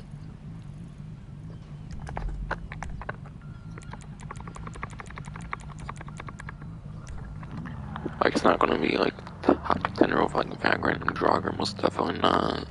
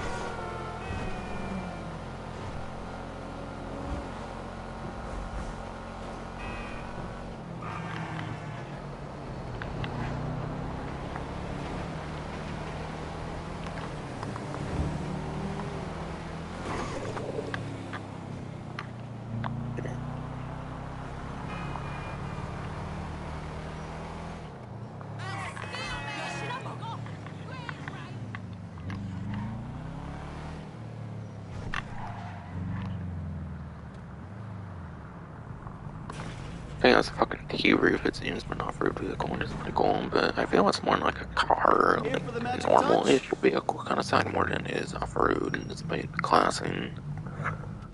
I don't know. Should be running better than ever.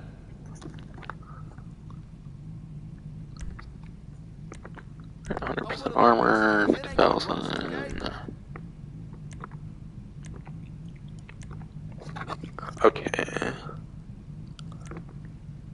That's still a little bit difference between stock and race brakes on the bar there. New brakes installed.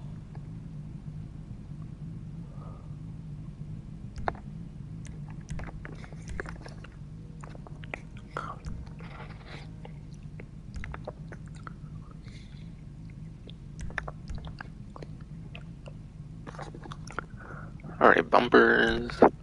Front bumper looks to be 12 here.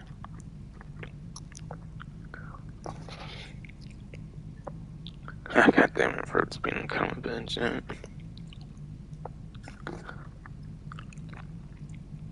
Alright, stock front. Roadable bar, okay. Few holes in it that expose like the grill, it looks like. Okay.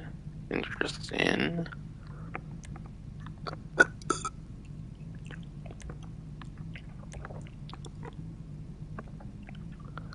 Primary drilled, it looks like. Okay. Crux skid plate. Primary there. Country bull bar. Primary. But yes. Honestly, pretty curious if those would actually work for those lights. It tends to be mixed bag, to be honest, in this game. Like, some vehicles, like, extra lights do work on some vehicles, but not other ones. Especially older vehicles, like, from, like, earlier days of the game, probably don't really tend to have the extra function headlights, but as the years go on, I think they tend to, like, do that with most of the vehicles, but depends on the vehicle, really. You never know with Rockstar if the lights are actually going to function or not.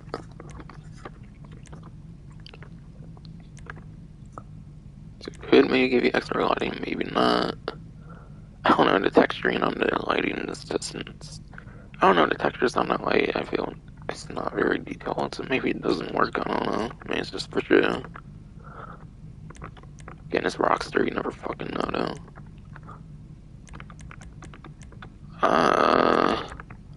I didn't know still now, but this one gives you the license plate, whereas the other ones didn't even have it. Cool. It's cool with the headlights and the license plate, I guess. Especially the headlights. The license plate's kinda gay on it, though. There's so much shit. Like the ram bar, primary. Last but not least, a heavy duty. Ooh. You still get to have that more illegitimate look of not having a front license plate, and you get the headlights on this one. I like that. Primary. Whoa. I was like, what the hell could the last one be though if it's fucking 2 options on average for the most options for a certain particular bumper. You have one very unique option of a fucking mounted intercooler. Holy fuck, though. Honestly, I kinda want the lights, but again, it's Rockstar. You never know if they fucking actually function or not. I'm not gonna, like, I don't know, I like going a lot of my bottom options, and goddamn, this mounted intercoolers was so fucking cool, you know? I have to do the mounted intercooler, for sure. It's a custom job. No contest there. But the only unique options, really, with only one option, look to be the stock front bumper that it starts with, and then the mounted intercooler. Every other one is a more traditional version, and then a primary coloring as well. So I don't know if like the first ones are secondary and then the other one's primary. Something like that, maybe.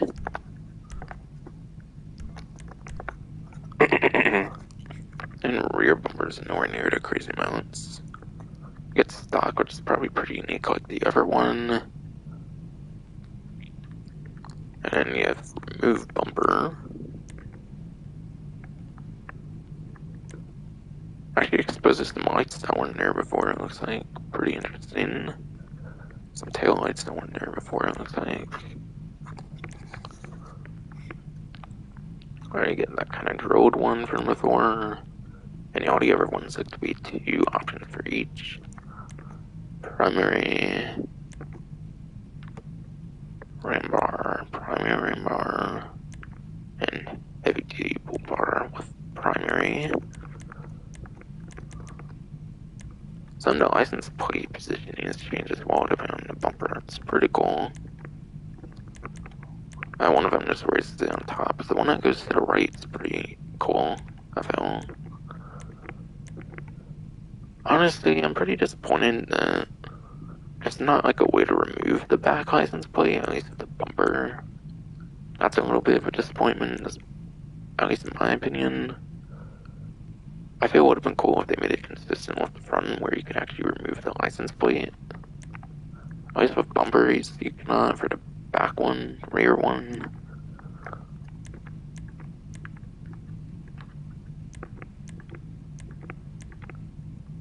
I just like a lot of my bottom options. I mean, this one's pretty cool, how it raises the license plate up like that. Kind of. So I'll just do my bottom option like usual then.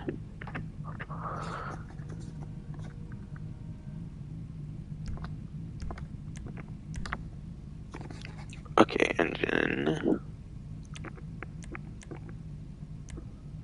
Alright, seems to go from like 3¼ bars to like 4 3/4 from like no engine, not counting blue, to like EMS one.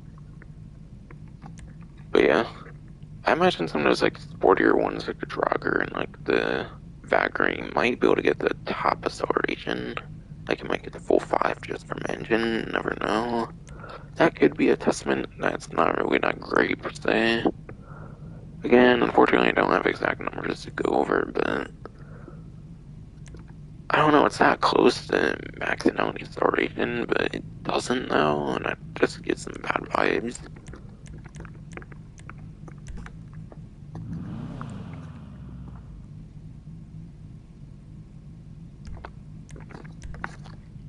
Exhaust, only a few apparently.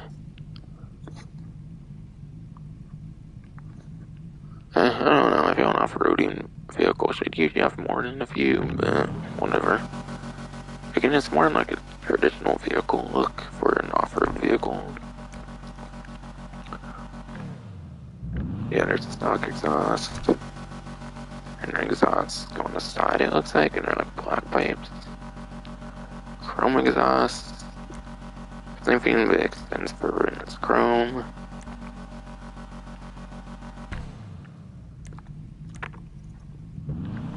Alright, side mounted. Oh, you get some long ones on the side. That's fucking tight. Oh. Never fucking mind. This shit doesn't need like 10 different fucking exhausts. Holy shit.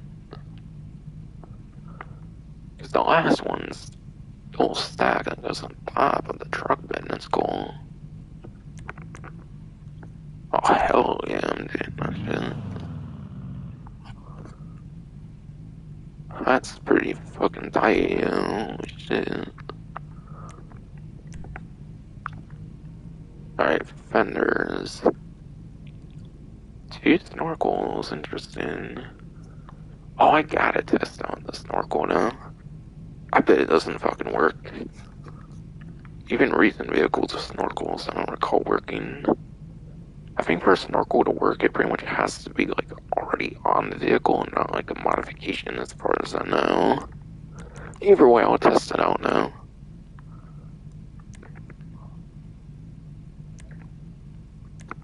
Kind of like the more bulkiness of the trail in some ways, but Ram is pretty cool too, so just do Ram.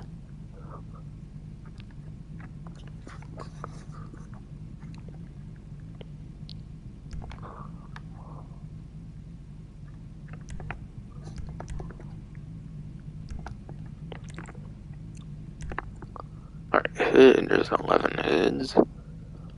Another customization option aside for like the front bumper, it has like 10 plus options, so pretty crazy sizable amount of options.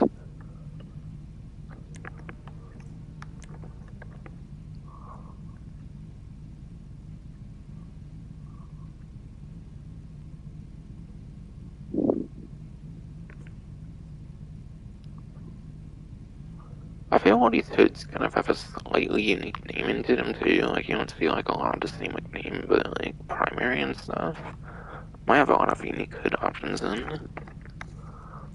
socket, hood vents.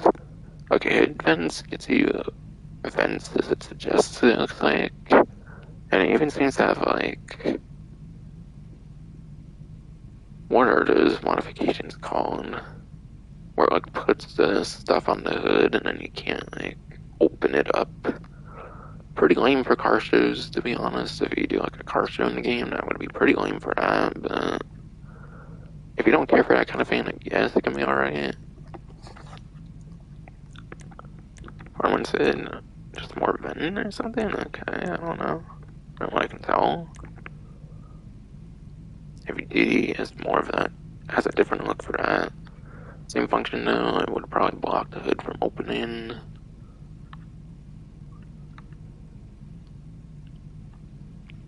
Or that's significantly more like vented in its goal.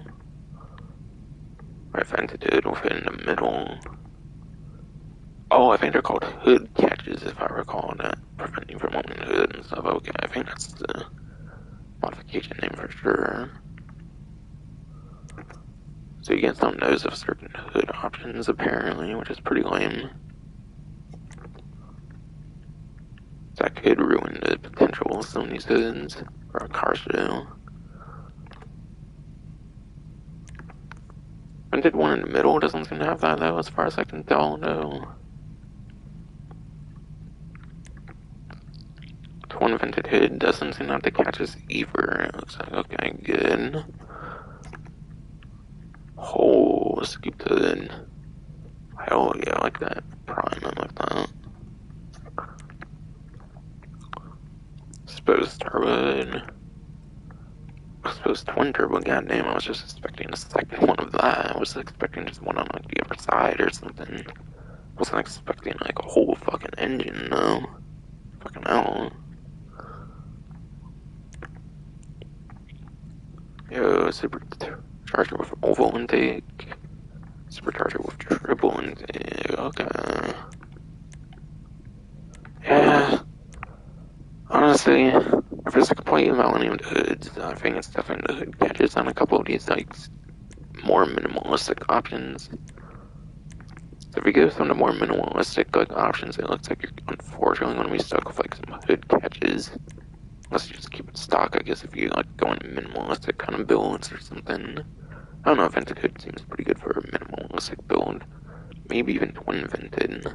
Everything else past that's super crazy though. But I like super crazy, I'm going to supercharger with triple intake. Looking sharp. For sure.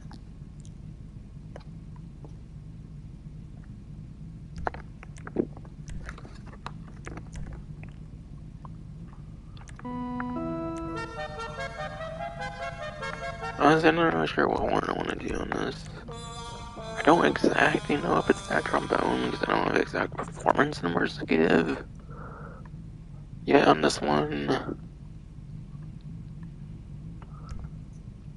Doesn't really necessarily give a classic vibe much, I don't know.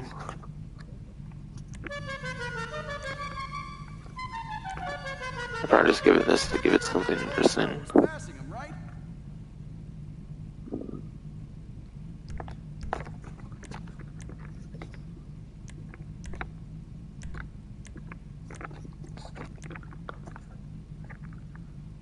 But with the whole like the light shit and like buy it, but no light from it, what the fuck? The, like the more rectangular ones and not like the square ones don't light up, I'm confused. Unless those aren't headlights and there's something else, I don't fucking know. So I got neons on for later, once I decide to color in here.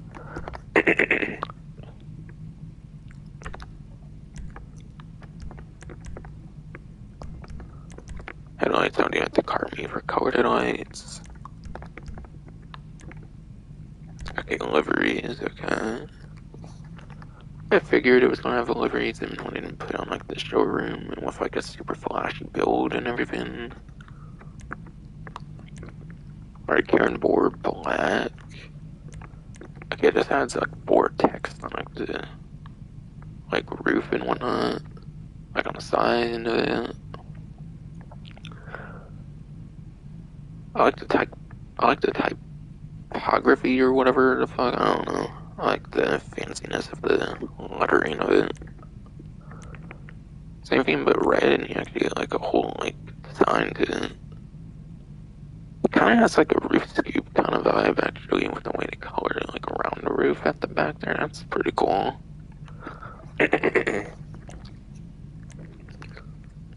So even though it's more on the minimalistic side, I think it's a pretty cool one.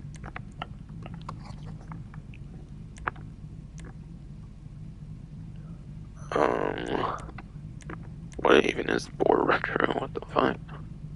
Maybe it's black or something. Maybe I won't see it that great then. Man, whatever. I'll just.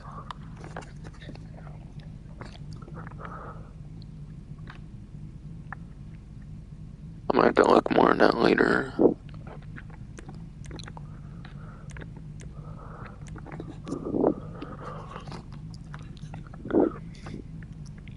Classic Karin.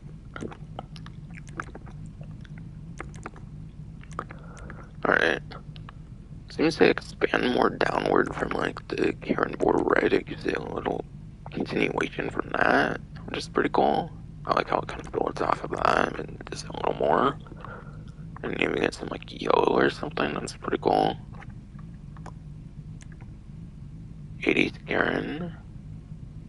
Some red, white, and blue like Patriot kind of look there. That's pretty tight. Just like an American kind of off-road kind of look. That's cool. While also having some minimalisticness for those that like that. Aggressive pink. It has a like roof scoop kind of vibe there. Or whatever the fuck.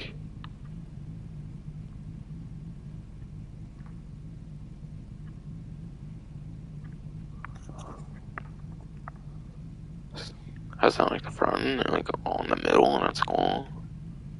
Having the most detail. Alright, fiercely gold, same thing, just gold. Tight as fuck. Hold, Huntsman. Covers the whole fucking car, that's cool. Wow.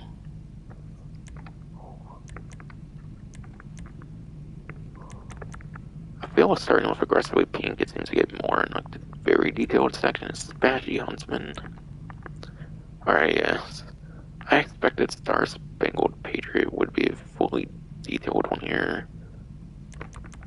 If you thought 80s Karin was patriotic, this one's patriotic on like a whole other fucking level. Like, fucking, I don't know.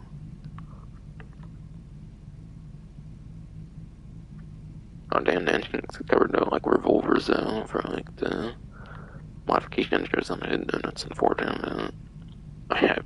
I was that crazy in the shoot the engine, I guess, but still. Oh, boo, Junkyard Boar. I am not very big on the, like, rusty builds. I mean, it is an off-road vehicle now, so it does actually work pretty nice. Yo, what? Even the truck bed's rusty, what the hell? I don't know if they usually do that on deliveries. It's pretty cool that even the truck bed gets the rust. Long lost vintage. Alright, that seems to be like 80s Patriot combined with rust. Or 80s Karin, I mean. Seems they even might have like a bit more blue at the bottom that the other one doesn't have. Maybe. I don't know. And a rusty Patriot, or just super detailed Patriot if you want rust as well. Okay, me personally, I'm not very big on the rust deliveries. I will admit it makes a lot of sense being an off-road vehicle to have rusty liveries, but me personally, I'm not big on them. I'll probably go with clean Star Spangled Patriot then.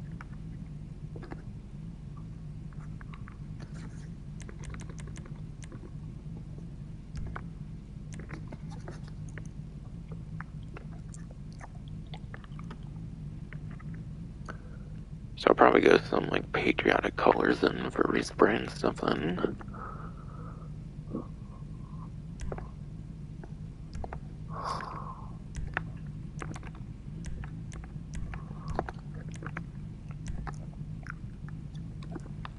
Alright, primary, secondary crew.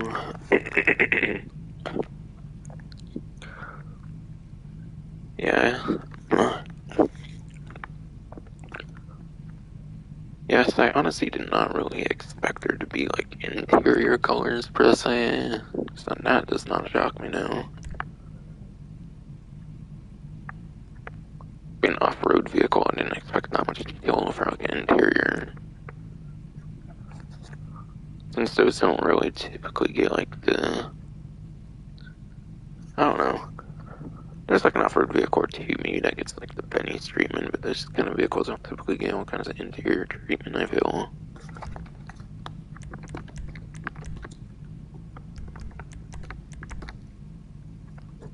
Okay, black and cast iron silver, okay.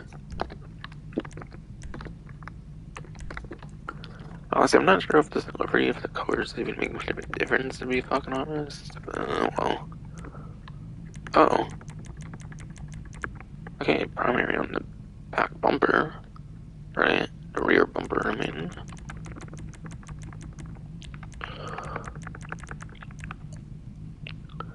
The parts on the delivery in was changed to silver. That might just because of how strong that color is or something, I don't know.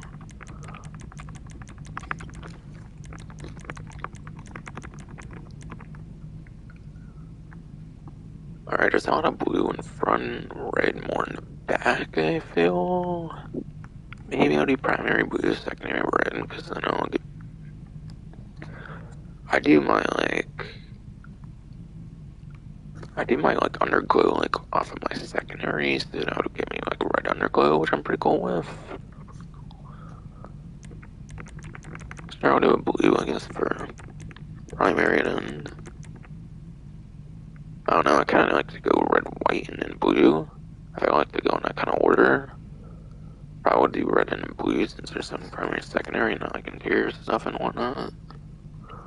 Maybe I'll go red primary then. I don't know. I don't necessarily have to do off of like front and back. I mean, that's a pretty cool way to do it, I feel, but I had to go red, white, and blue, like the ordering of it. Like in a typical sense, I feel. Like the phrase people say is like red, white, and blue, certainly.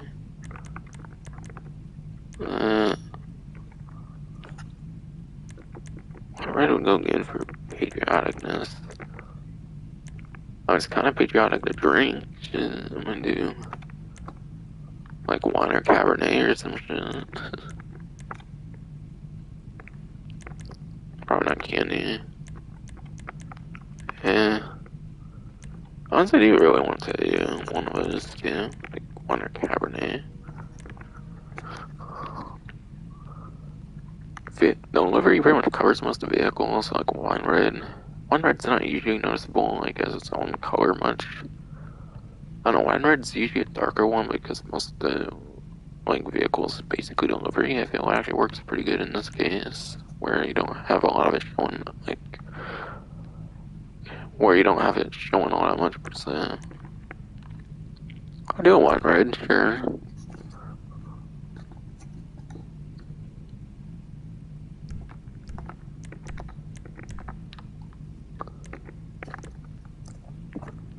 Any secondary color I recommend.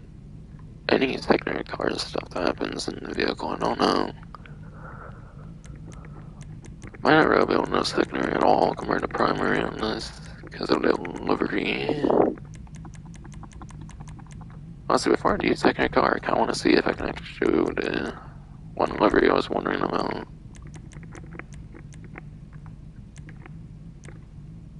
Right. I don't fucking know though.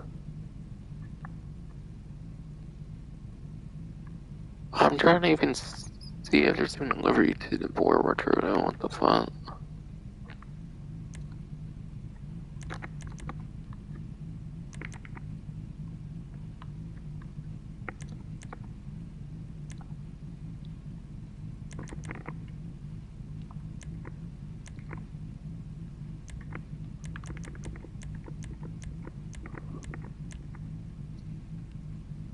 I ain't really seeing shit when it comes to this Boor retro.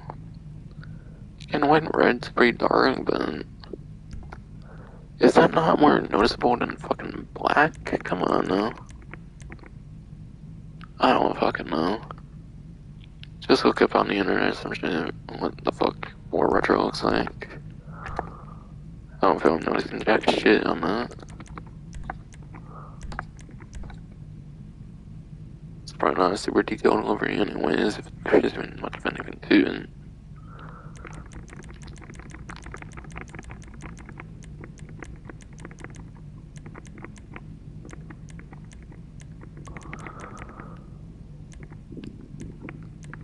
What fucking blue do I want to do? I'm gonna do. It's not really much of an alcohol related blue per se to go with the red, but kinda like the darker end of the spectrum when it comes to the colors. I might do that here too. So I might do a darker blue. Go with the darker red.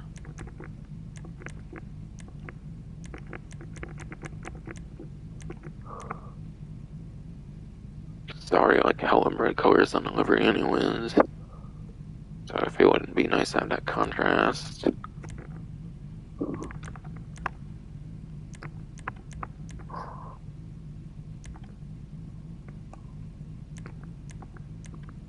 Feeling them to like colors of like the reds or blues give like an off-roady kind of vibe, so I can really do half very much per se.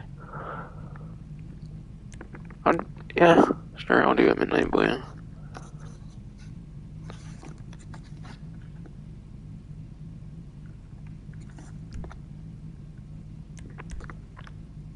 Or like I could do crew color actually. I don't know. My crew color is a blue.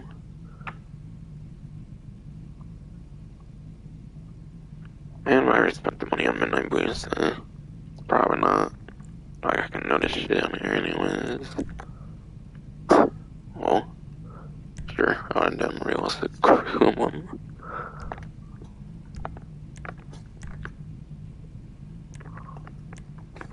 My roof is only stock. Whoa. You can open that shit. Holy hell, that's tight. You can do that on like the factions and all that version is like the T-Roost or whatever the fuck. Hell yes.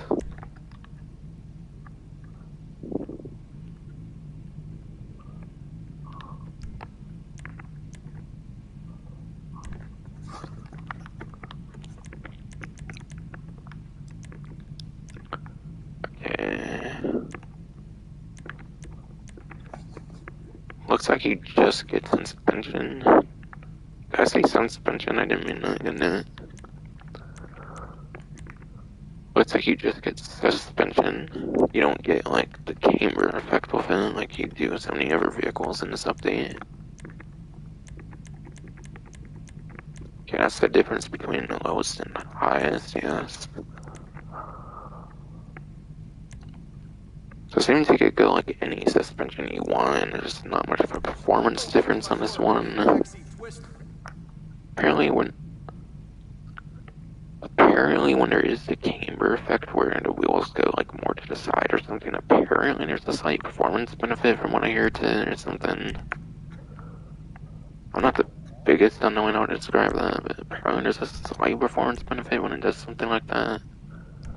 So if you're not big on normally doing the suspension to the lowest, then you can have it as high as you want pretty much on this one, and no performance should be different. As far as I know. Our transmission pretty much at any level from here just fills it up. Hairpin turns are gonna be F-U-N.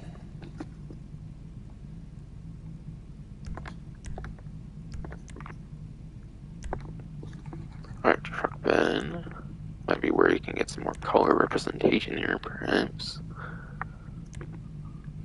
Alright, lever cover.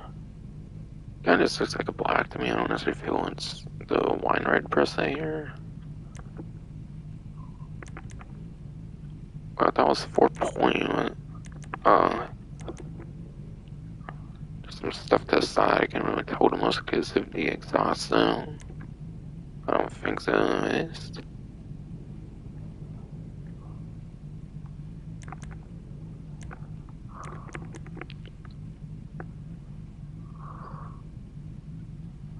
Alright, roll cage. Oh, wait. Yo.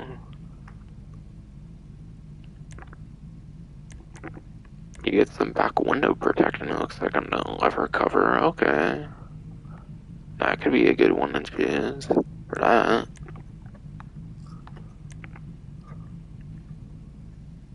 If you want some stuff on top, then you can do that there for no roll cage. I think they're just covered in like black there. I don't think those are headlights or anything though.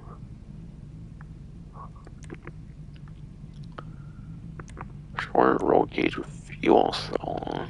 Okay, interesting look back there. Whoa. Metal panel canopy. That's tight as fun. I like how the exhaust tips look on the top there. Honestly, this probably look pretty goofy with all of these modifications and coverage. I don't know. Roll cage with covered kit. Good protection on the passenger. Good recovery on the like passenger side.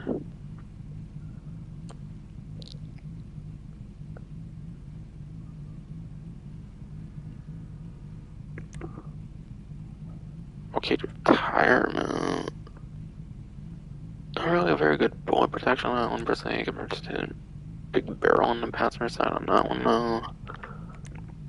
I feel painted bed cover.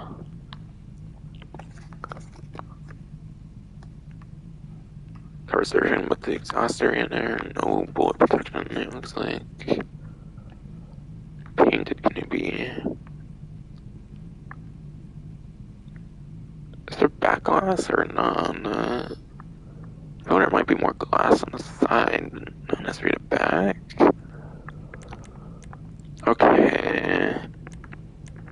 As far as I can tell, the only one that looks like it's like full bullet protection will be your lever cover. So if you care about fully protecting the back window from getting shot out, then you most definitely want the lever cover.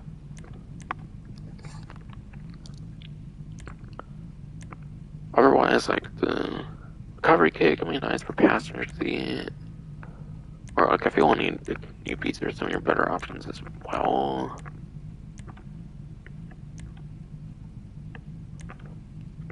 Yeah, I think those are a couple of your better like back window protection options for sure. The lever cover is the best one. Easily, it's looking like.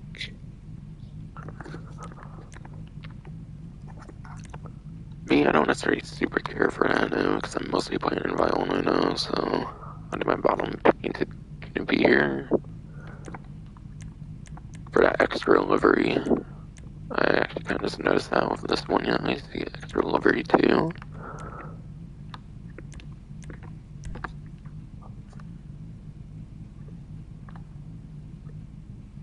Or like I might have noticed, but I just not like mentioned it much till now.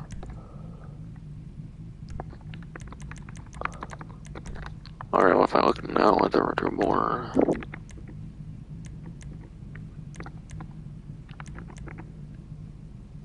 Still don't feel like I can really notice the difference on that. Could be because I did wine red, which isn't much brighter, but still.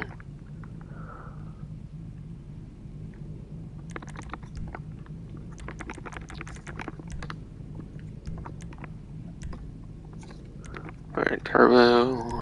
Now you've got some juice. It's pretty as fast as can be now.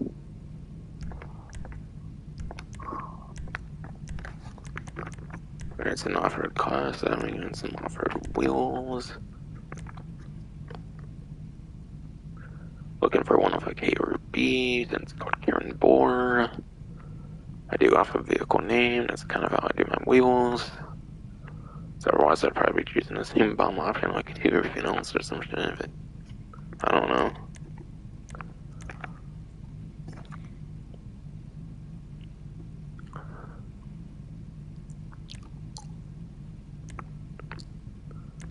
Okay, so yeah, sure. I will definitely do the Dune Basher.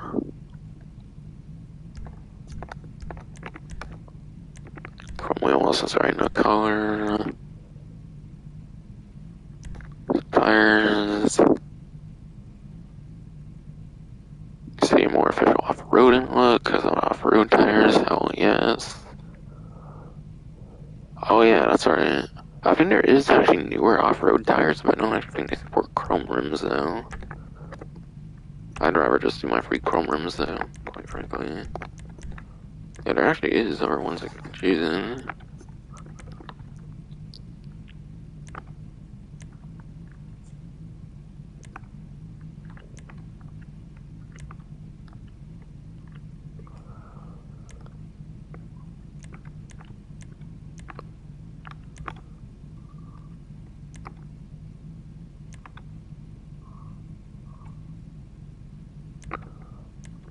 Honestly, I didn't really look like I was going to be doing any of those other ones anyways, going off with the KB lettering of the vehicle anyways. Yeah,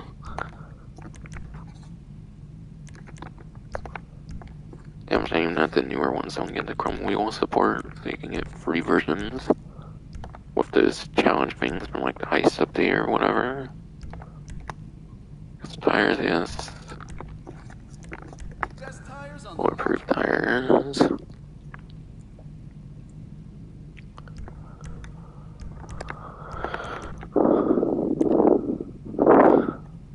Too bad there's no Patriot tire smoke right now.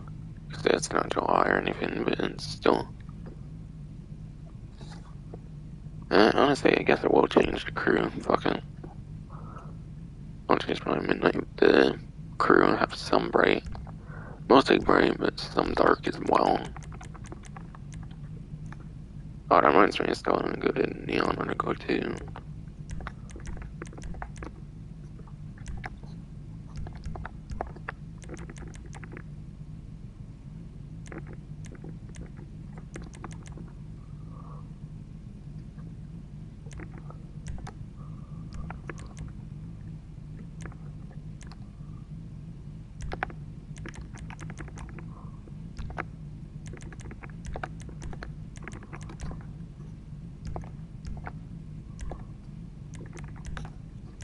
There, I was almost 5,000 on it, but whatever I got. 38 million still, so not a big deal.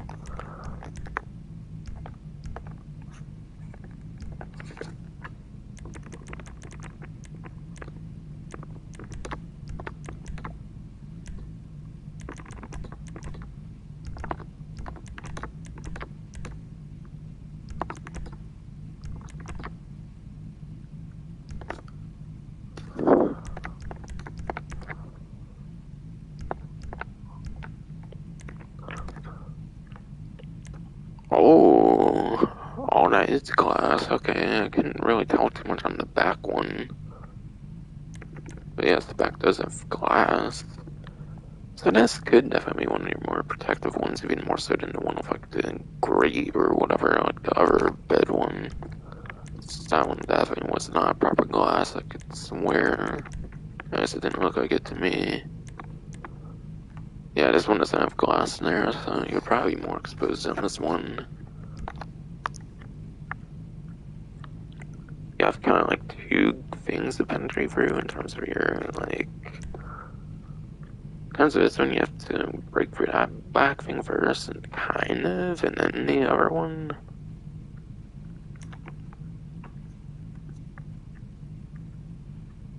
And exhaust might give slight protection to the driver and passenger, maybe. Small, but that wouldn't really matter much, probably.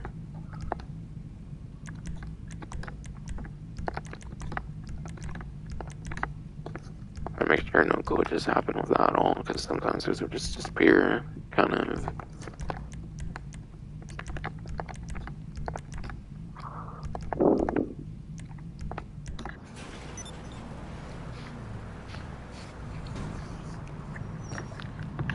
Okay, there it is here. So that's for color deadlines, which I'm going to be doing here. I really like the uniqueness of the, I don't know. Honestly, I felt at first it didn't look all that too special with like the unmodified one, obviously, but little did I know you were gonna be able to like put the like. Little did I know you were gonna put like a roof on top because I didn't really look at customizations before this release. When I do my like videos, I don't cover customizations because I'd be like forever basically, more than it already takes. Yes.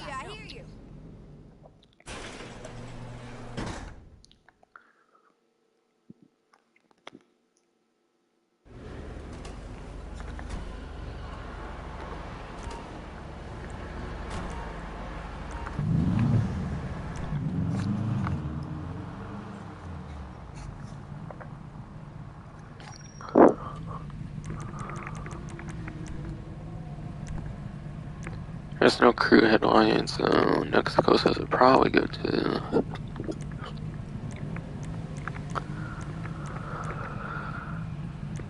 Probably for sure the electric blue with that crew color one.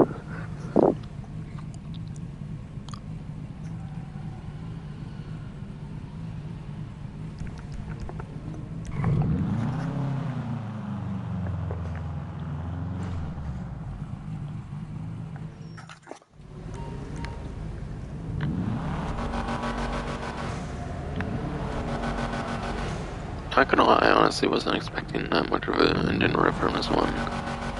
When it's all customized and everything.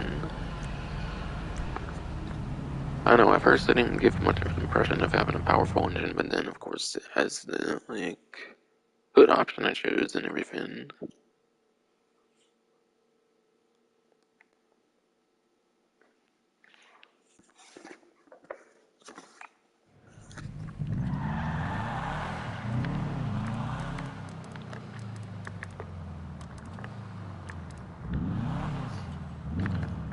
Again, I'm curious if like some of those front lights work or whatever, or if they're just for show, but oh yeah, so I'm gonna test that snorkel too. Will definitely be doing that. Even though I guarantee it probably doesn't work for the snorkel since it's a modification. I believe the ones that do work on vehicles like the Dune Loader and like I think the Meriwether Mesa, I think it's because those already have the snorkel on them, not as a modification, but already on the stock vehicle. So it creates the programming for it. But they don't really program it if it's a modification as far as I understand.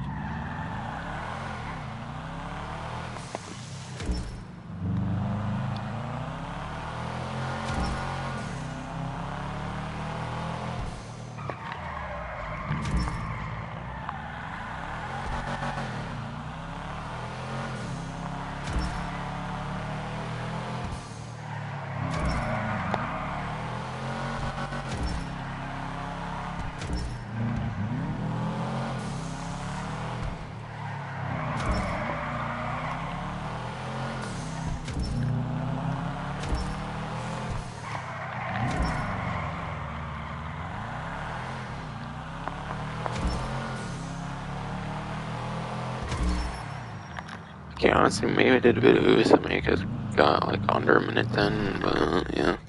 Honestly, I might be a little bit surprised of how good that did. But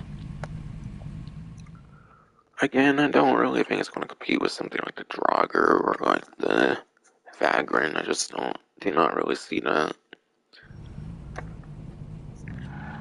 In some ways, it looks sportier with like the engine modification, like the hood modification, of course. But the fact that it has these like truck beds and stuff, I don't know. I don't really feel the sportier ones like quicker off-road vehicles and have stuff like the truck beds and stuff. I don't know.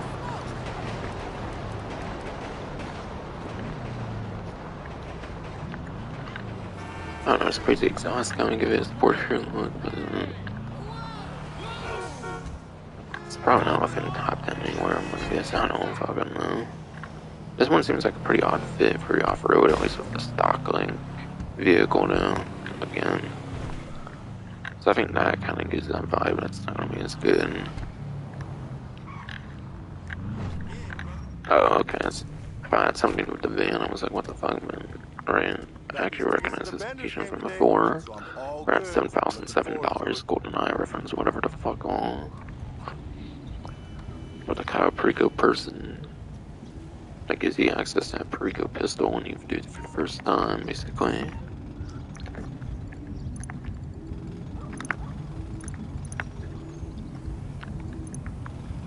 Time was, a brother used to know who to trust around here. Not no more. It's all good.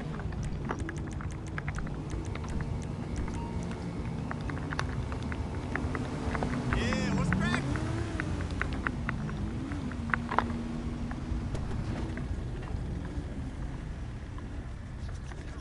Yeah, and I really wish I fucking had fucking Boor performance to go over, but person I usually watch fucking on vacation apparently, so not able to do that this time. But again, I do not see it as being a top contender.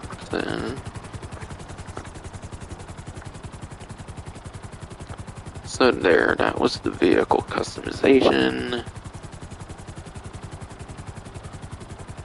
Let's say I go for the fucking GTA Minus subscription here next, I guess.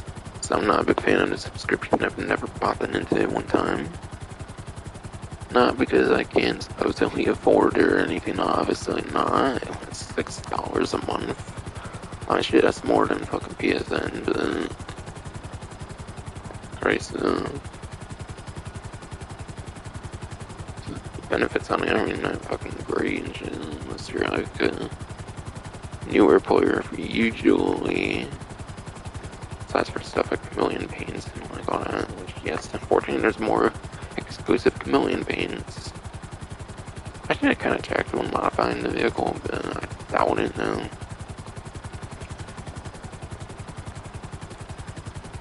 Yeah, I'm pretty sure the 2 new Chameleon Paints are again exclusive to Plus, like last time they did that.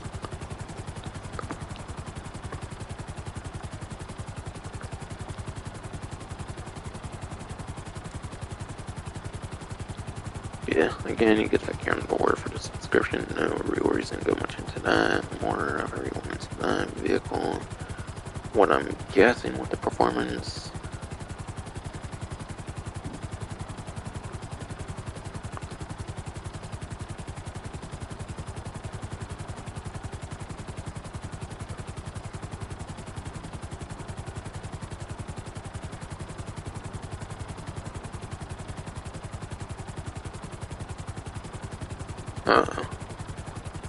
Okay, with the meth lab, it looks like you actually get the staff upgrade. You get it complete with a staff upgrade and more. Okay. Okay, the new Chameleon Paints.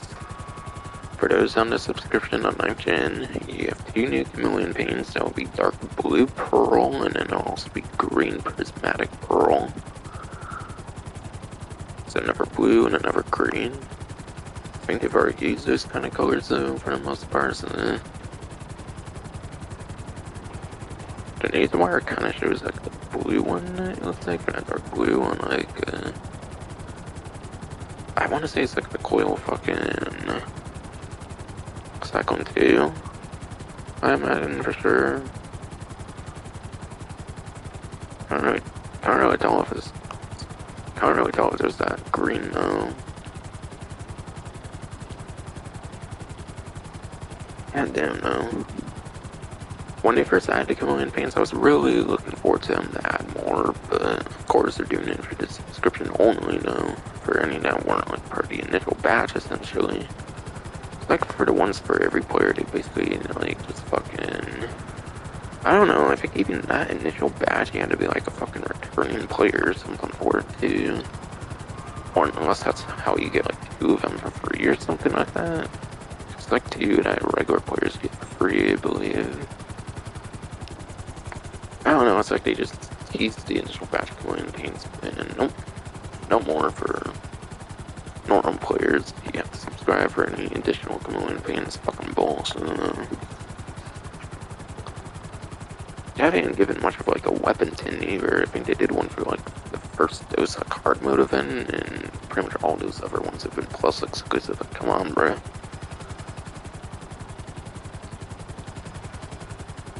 So I come on, campaigns, there was a good bit for non-subscribers, but bruh.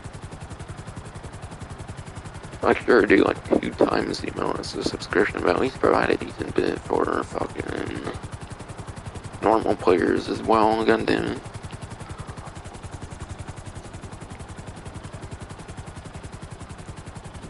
Honestly, with these chameleon paintings, that's the second time I'm really starting to get pretty annoyed with some of the exclusive cosmetic stuff now.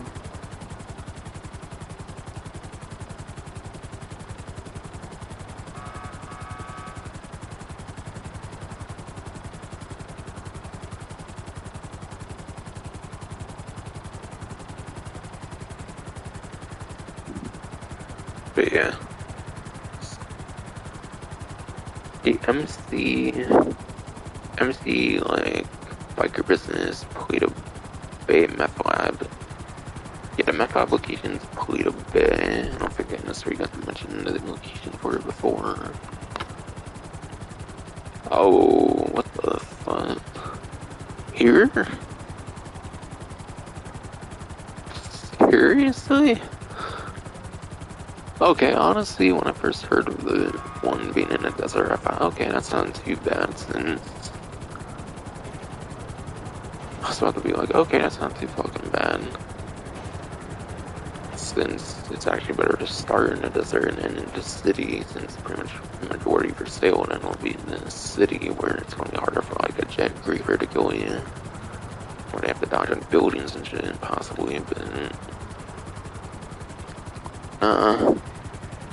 my god, I actually expect to go from here for a plus subscription bonus? Seriously, bro? You would think when you're paying Rockstar a fucking $6-7 fucking a month subscription, they'd at least fucking make it like one of the better locations. Like maybe my Grand Sonora Desert ones in like the smack dab middle of the like map. I think that's actually pretty good. Pretty much starts in the desert but goes into the city, which is great. Oh shit. Oh fuck.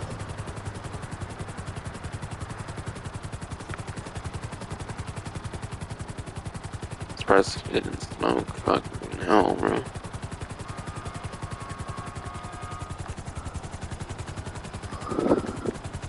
Bro, they found some just in land or some shit. I don't fucking know.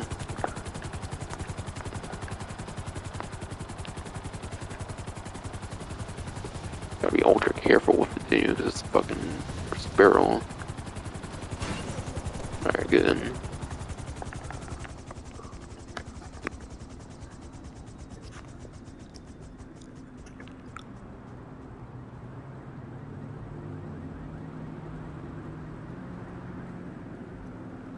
But my god, even at Rockstar side, I would begin to give you a Polito Bay one for the subscription. And then yeah, if you're a Plus member but you already have a Meth Lab, you can actually relocate to Polito Bay at no cost.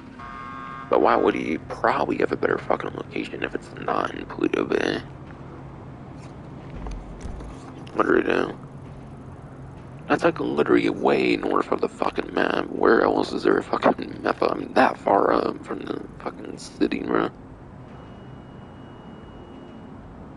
I see no fucking benefit to him being all the way over here. Sure, it might be better than starting in the city at least, because you're far away sales are most definitely be doing every single time. We'll be in this city and not in the countryside if it were the other way around. They could at least give you grants in War Desert though. What the fuck?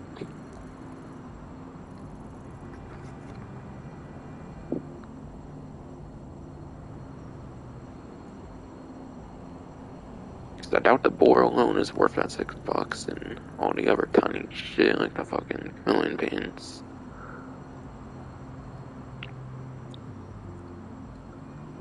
Okay, in addition, upgrades to lab staff can also be claimed for free.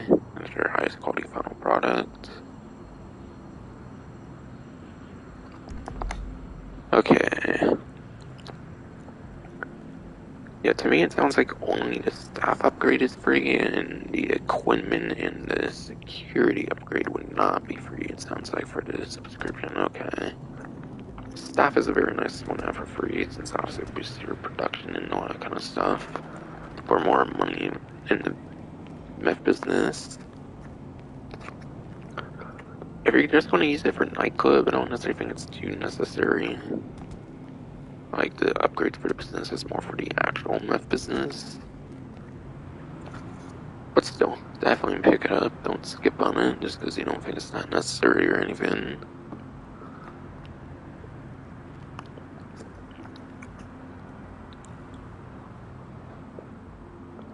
Yeah, splatter finish. Not splatter, spatter, like I said earlier on. For the baseball bat and fucking.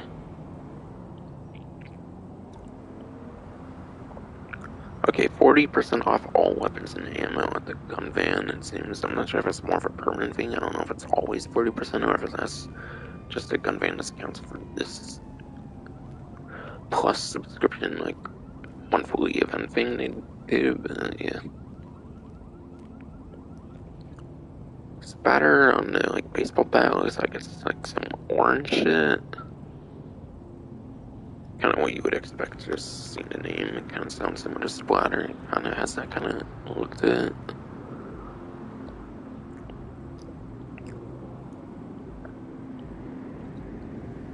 Way more beautiful looks for your baseball bat and knife that you'll never fucking use. Pretty much.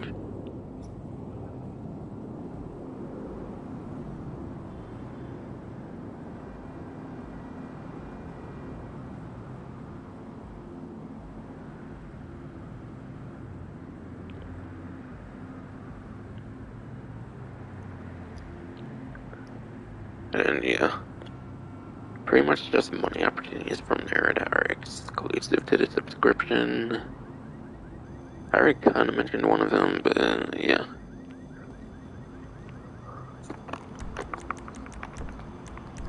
Acid Lab. Acid Lab boosts and bonuses. On the Plus subscription, there's 50% higher production speeds for the Acid Lab. And then you earn 50% extra money RP on the Acid Lab cell missions. So the latest Acid Lab cell missions give you 50% more and 50% higher production speeds. I think with like all the time boosts and stuff you can do, I think it's pretty similar to like the businesses before for passive businesses, if I recall. So I don't know. I think normally it's like 2 to 3 hours for older passive businesses. Maybe it's more of like a 1 to 2 hour thing. For like at least one thing of bot supplies. Whole Acid Lab maybe more like a couple few hours or something. If I'm taking some guess. If I'm gonna guess.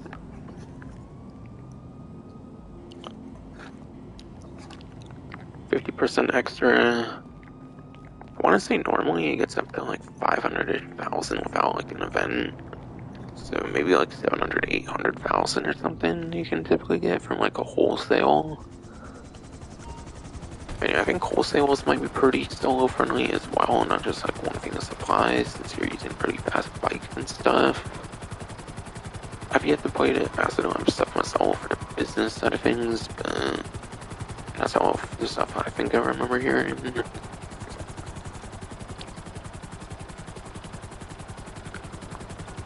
So you can make almost $1 million like per like maximum sale. It appears very good money opportunity in there.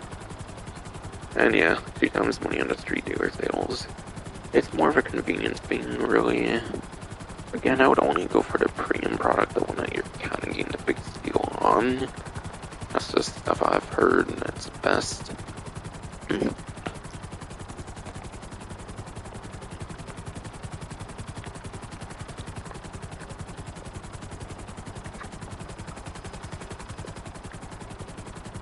So like what, like 28,000 for weed would probably have been like 40 to like 50 on like the double.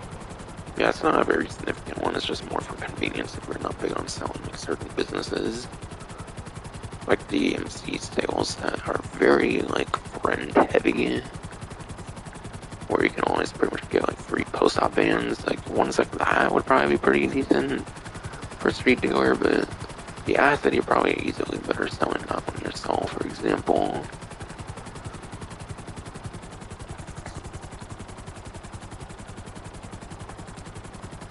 And yeah, that was like the purple icon I went to earlier for the street dealer, if you know, I was mentioning for the plus subscription.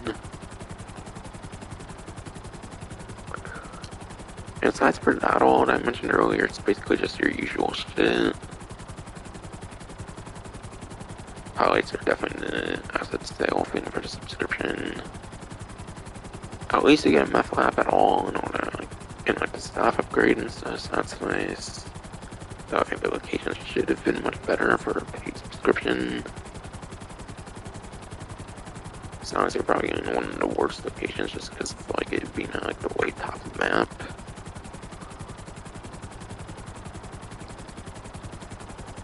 Probably getting like the worst like non-city locations, probably worst non-city location easily. The only good part is the faraway sales would be in the city since it starts in the like countryside.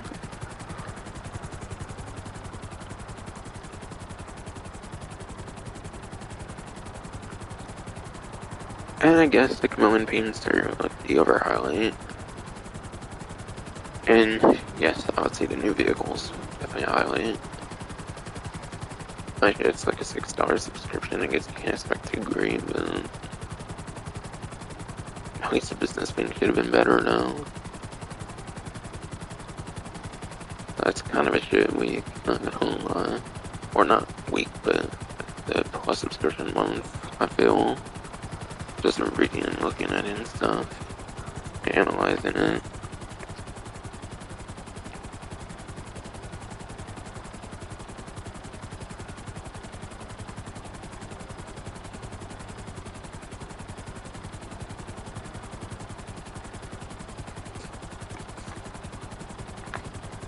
Alright, now to go over the more like general like 1 week event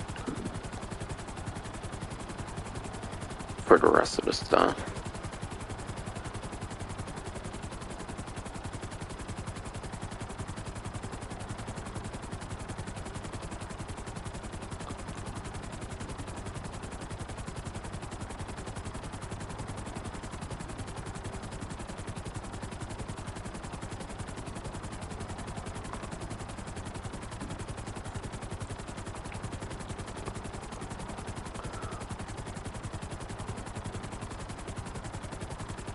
But yeah, special cargo sales. I feel I pretty much mentioned everything I wanted to mention about it. Source obviously an invite only. No reason to source for cargo in the public, because you're not going to be getting money for that. Selling, if you're feeling like taking risk, obviously you can do that, but you do pay for the crates, so it might not be too worth doing it in public lives compared to other businesses. 50% more again, I think was like, again, I think you can get up to like 2 million with like non-special items. Like if you don't get stuff like the golden minigun and stuff at all, then I think it's like 2 million-ish. So 50% more is like 3 million-ish. Pretty nice. You can have up to like 5 warehouses, so if you already have like 5 full warehouses already built up in preparation for an event, 1.5 times with 5 warehouses. And as a bonus, if you even did it on like 2 characters, where you would have like 10 warehouses warehouses, that could be easy, like 30-ish plus million, or like 15 to like 20-ish million if you're doing that with like one character, if you prepared your warehouses in advance for something like that. Because that's a pretty smart thing that players tend to do for like the super hardcore grinders that play the game a lot and everything.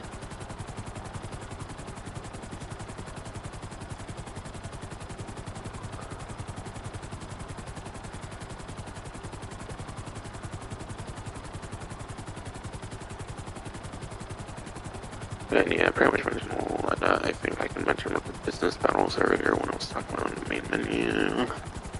3 to 5 player invite only is 3 people at least need to be able to sell like apartments and stuff as far as I know. Once you get 6 or more, that spawns like free mode events as well. Free mode events will reduce the frequency of your business battles, so you do not want 6 or more players if you're trying to maximize on business battles as much as possible. So if you have a good couple friends you play with consistently, that's a pretty good method you can do, just as long as everyone's outside of like a property. Pretty decent one to take advantage of if you really want a lot of stuff for your nightclub.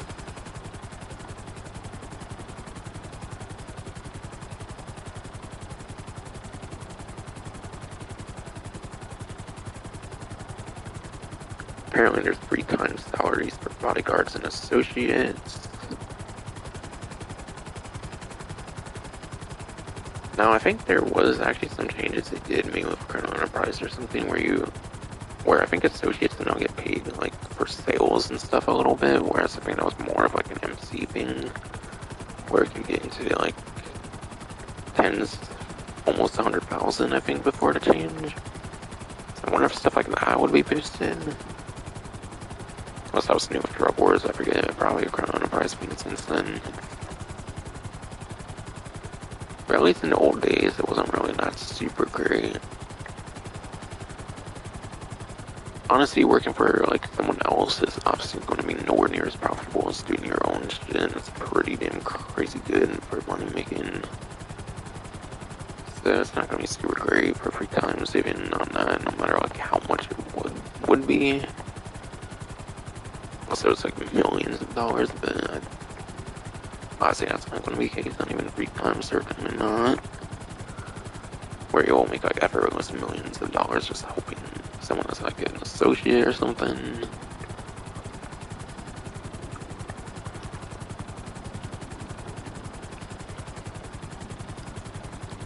But if you do that kind of thing often, and free times would have been quite nice.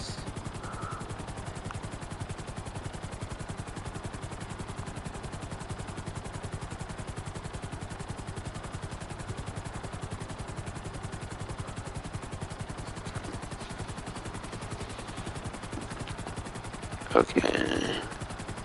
Now I think I'll talk more in depth about some of those like office discounts and stuff. Make sure I was saying everything I wanted to earlier.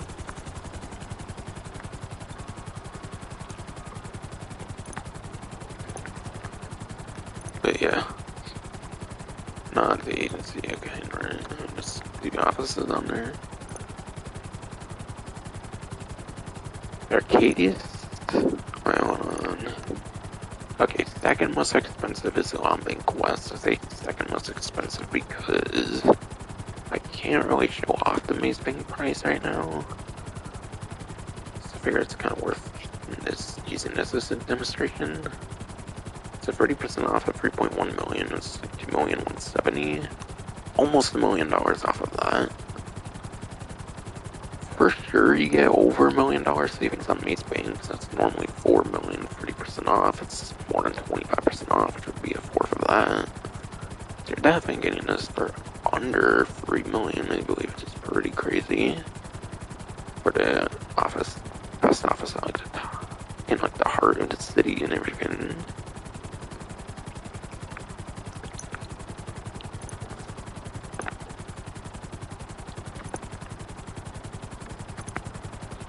Oh, wait.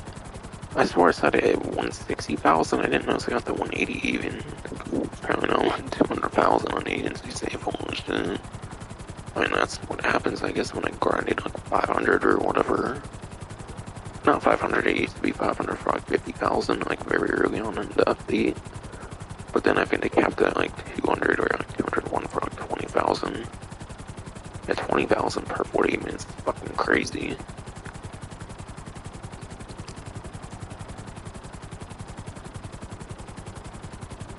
Even with the nerf on the agency safe, that's pretty crazy. Yeah. Complete cosmetic decor, personnel, organization name, gun locker. It was the very first gun locker of its kind, so if you want like the original gun locker, this is the original gun locker. But quite frankly, newer gun lockers became more accessible, like the nightclub. Like the nightclub gun locker, I think it comes complimentary with the nightclub and you don't actually have to buy anything for it. Or if you do, then it's probably kind of like a security upgrade, which might be cheaper than the gun locker modification here. So if you only care for one gun locker, it might not be your best choice per se, but I mean, you can't really go wrong with more convenience if you ever want it at any point, possibly. Me personally, I just like to have everything on at one hand. At one point, I just like to have everything on my character and don't ever want to like lose access to anything. You never know when you might need something.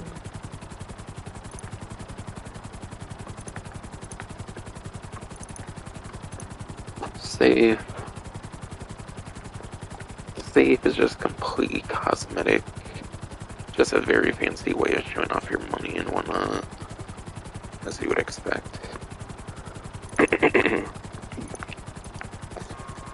So, yeah.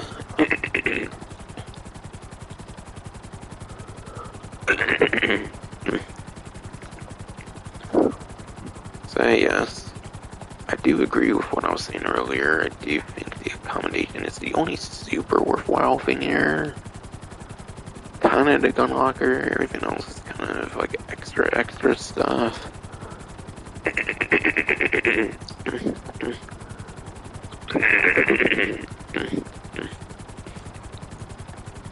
Fucking Rogan, dude. But yeah. Accommodation, I believe you do need it to spawn on your property, so definitely get that.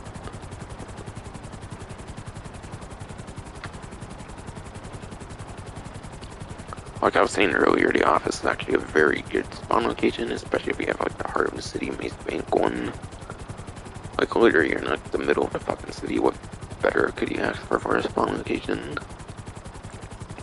And again, you get access to stuff like the buzzard and like the savage and like other weaponized helicopters that you can spawn through it.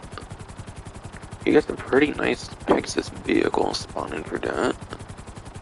Even better in your agency where you can't even do weaponized helicopters from what I recall. Having a simple buzzard, you can't even do that in like the agency. I mean, the office is definitely a candidacy for one of the top like couple to few spawn locations, I feel, for sure. Or at least like top 10. And the spawn locations easily.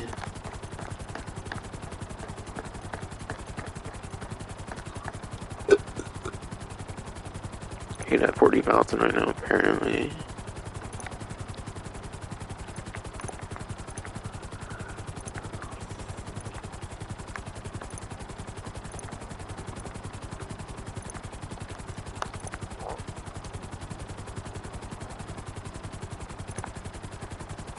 And yeah, looks like get the renovations off on the garages as well, but that's just like cosmetic interior lighting and signage. And for auto shop, you do get some customizations there as well.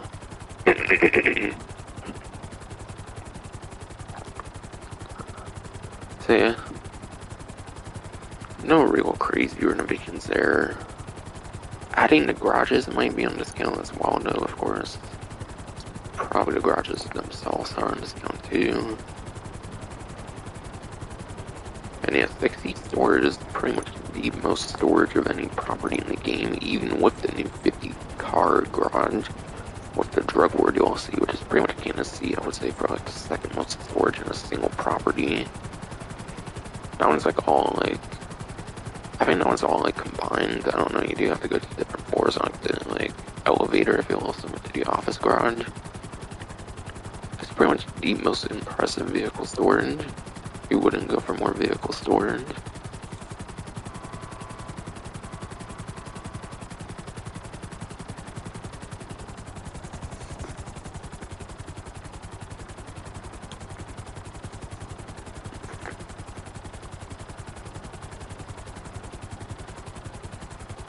So all the office stuff is 30% off.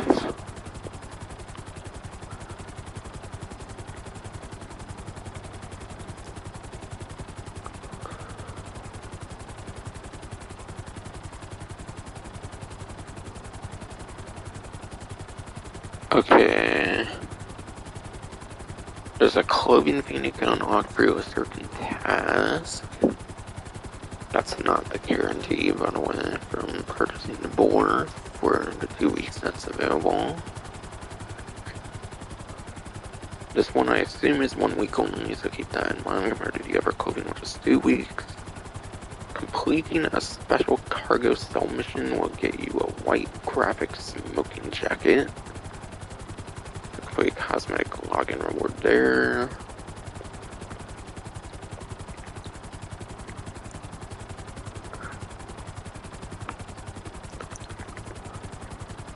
Alright. I'm assuming to do that. Money opportunity, another one here that has yet to be covered here. For the general, like 1 week event week. Adversary mode this time. That's going to go to one of the limited time adversary modes for the month of April. So if you've been waiting to play this one because of it being added for the month of April before it gets bolted in for the month of May, this is time to do it for the 2 times money in RP for this one event week. But yes. Pretty interesting mode. It's not the most well-received mode as far as I know. It's not that well-received, I believe, but...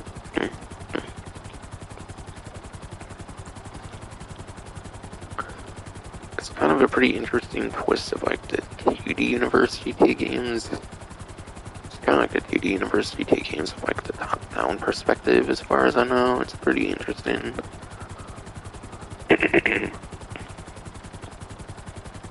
I don't know. If you're not too used to top-down perspective though, then it's probably not that great of an adversary mode though. Might be a pretty skill-oriented adversary mode for sure. Being used to the like bird's eye view, like top-down kind of perspective.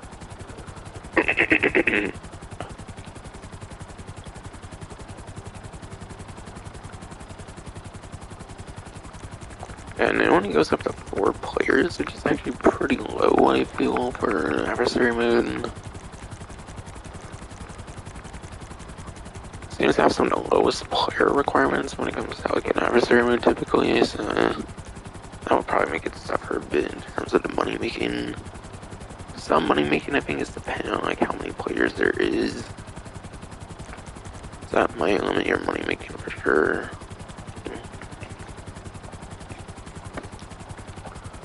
All depends on like the amount of rounds, like how long the game intends to last. Vehicle game modes I feel tend to go quicker than like deathmatch kind of adversary modes. I don't know.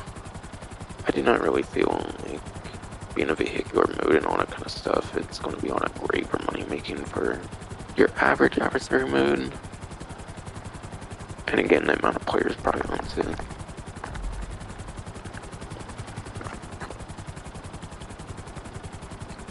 I would probably only really play it if you're that huge and want to play a mode that's going to not be around for May, most definitely not.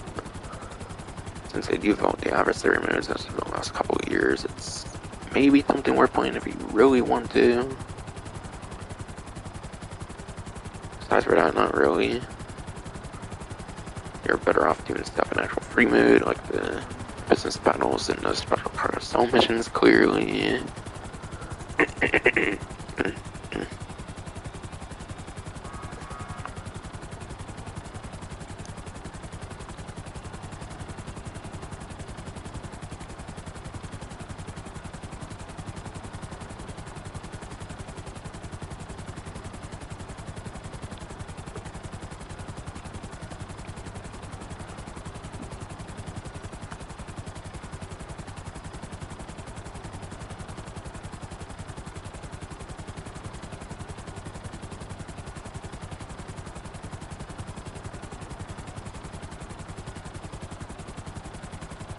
Alright. Not necessarily too much more to cover aside for certain things coming out like in a week, like a couple weeks kind of, but still.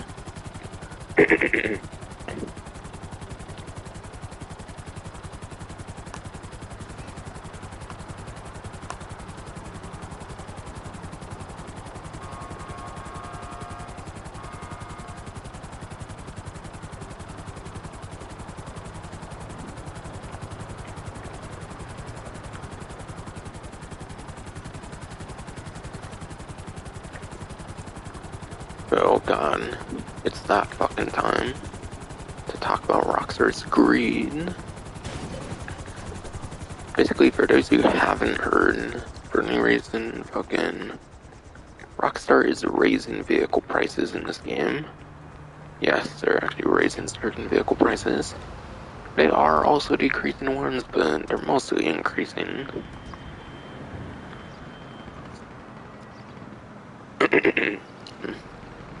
And yeah. First I'll go into the good news between like this stuff coming out like the next couple weeks or whatever, then the more bad news. But yes, the new license plate creator and upcoming vehicle pricing adjustments.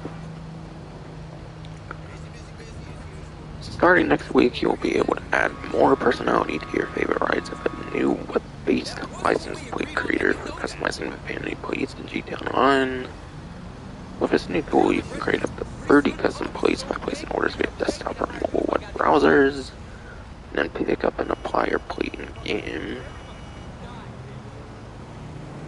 Okay, so that was the first paragraph pretty much for that.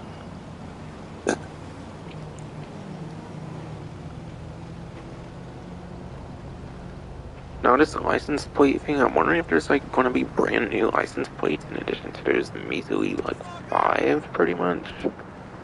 So perhaps there's going to be significantly more license plates to choose from now instead of just like the yellow and like black, the yellow, blue, like yellow, white, all that kind of stuff. Whatever fucking ones. I would gladly like there to be more like license plate customizations for sure. Because I really don't have much incentive to choose much besides for the fucking yellow on like black. I don't know. It's just a license plate. It's not going to be that much. It's not going to be that much crazy customization to be had on the license plates, unless it's a fucking Benny's vehicle fuck those banning plates. Honestly, I would like it to be in game or something like that. It sounds like it's going to be for like social club kind of stuff, like on the web and whatnot.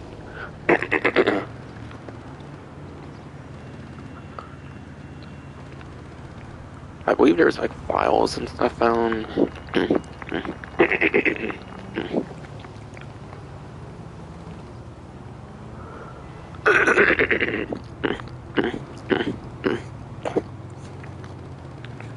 Fucking throat, damn it.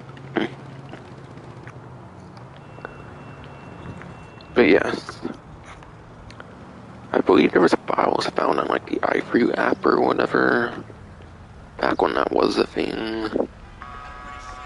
iFree app was a thing for a long time, I think till like the PS5 and Xbox Series X and S versions. They never really like bothered with the iFree app to work on the next-gen systems as far as I know, and it's a continuation of it pretty much. The iFree app was officially no longer supported after a certain point, especially when the next-gen systems just came out. For the 9th-gen version of the game last year in like March.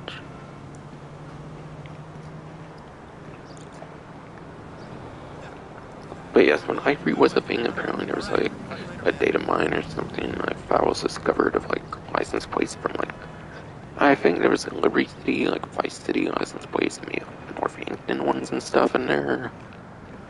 But they were just files. I don't think there was any like way to put them in game or anything. At least about like making some like separate mod or something, perhaps. Is my understanding of that kind of sort of thing. So perhaps those vanity plates and stuff, they could be ones for like Vice City and whatnot. And yes, going off of like certain leaks apparently that happened, Vice City ones could actually make sense apparently.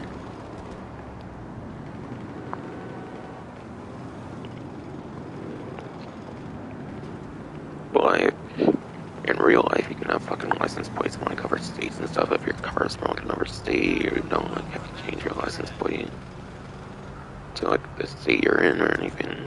So unless you're like a resident there or something, like permanent resident there perhaps.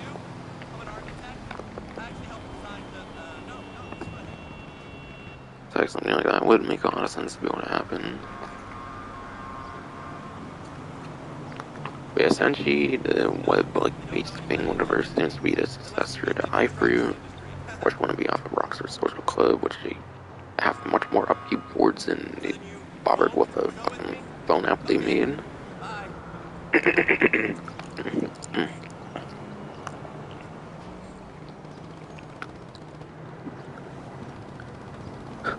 Chop's honestly still fucking dead, probably, I don't know. Would be cool if they did the Chop app, but on their web-based thing, but they probably won't do that, because they don't give a flying fuck for story mode now, they don't have the vehicles there and shit anymore. For the longest time fucking ever. Though certain things on older vehicles do actually make their ways to story modes, like some of the criminal enterprise, like liveries, for example, for like this Inferno and stuff. So that was pretty cool, but still.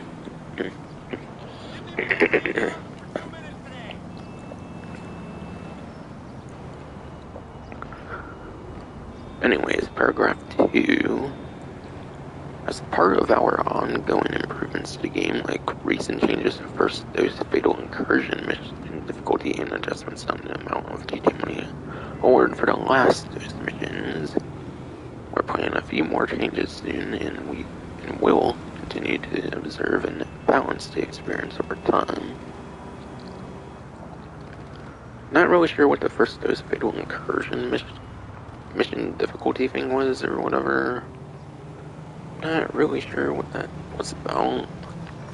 I remember hearing they increased the amount for last dose, but honestly I'm very curious what the fuck the first dose thing, the fatal incursion thing was. Like, what was difficulty on that even?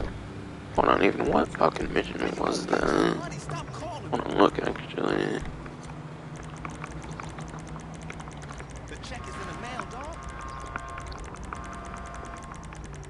You're on my last nerve, asshole.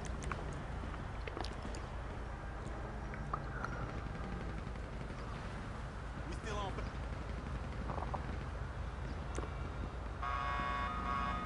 It's not the truck one. Oh. It's the one where you find this fucking product. Yeah, that one's a fucking bitch, though. I hate having fun with a product, and I think they have, like, enemies that can spawn over time, like, infinitely and shit, so... Yeah, sure, that one could've used a slight mission. Like, difficulty decrease or some shit, I don't fucking know, whatever the fuck they did.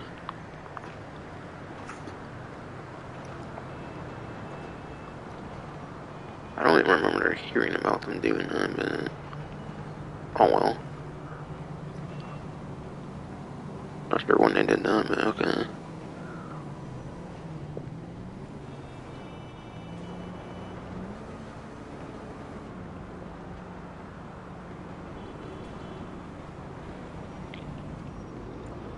Okay. Paragraph 3 now.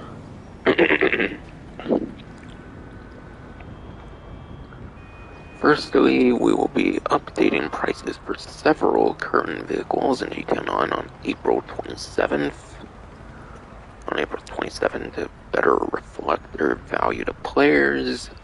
Certain vehicles will see their costs adjusted down to make them more accessible, including some with fun and unique features and counter-attacking capabilities, like the Imponte Ruiner 2000 and Assad Stromberg.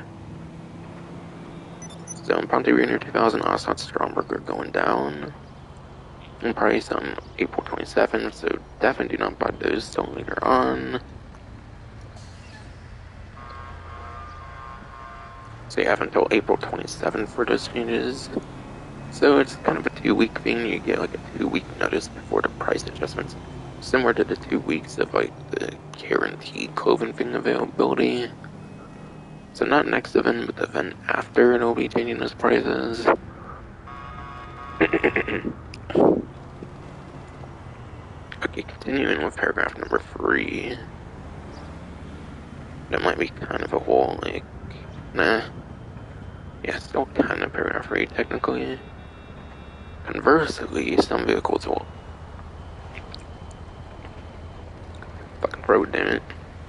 Conversely, some vehicles of outsized utility, performance, or powerful weaponry will see their prices increased, such as the Pegasus Oppressor Mark II. Check out the full list of vehicle pricing adjustments below and stay tuned as we will continue reevaluating vehicle pricing as we move forward. Oh my fucking god. They're increasing the price of the Mark II even though they nerfed it. Like, how many fucking times, bro? Are you serious? Honestly, the Mark II is fucking overrated ever since they nerfed it like the one time and never really bothered with it since. Honest fucking way though. Kinda just sits in the garage for me. Me personally, I'm not really a big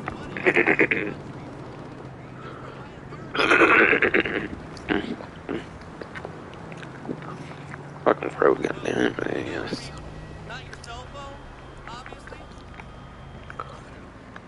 Me personally, I'm not honestly a big fan of a vehicle once Rockstar nerfs it. I feel like they use something mostly when it has like full potential. Like your vehicle still stay good after nerfs, like yeah, Person Mark II is clearly still a good vehicle, even off nerfs and stuff. For the convenience of transportation and whatnot.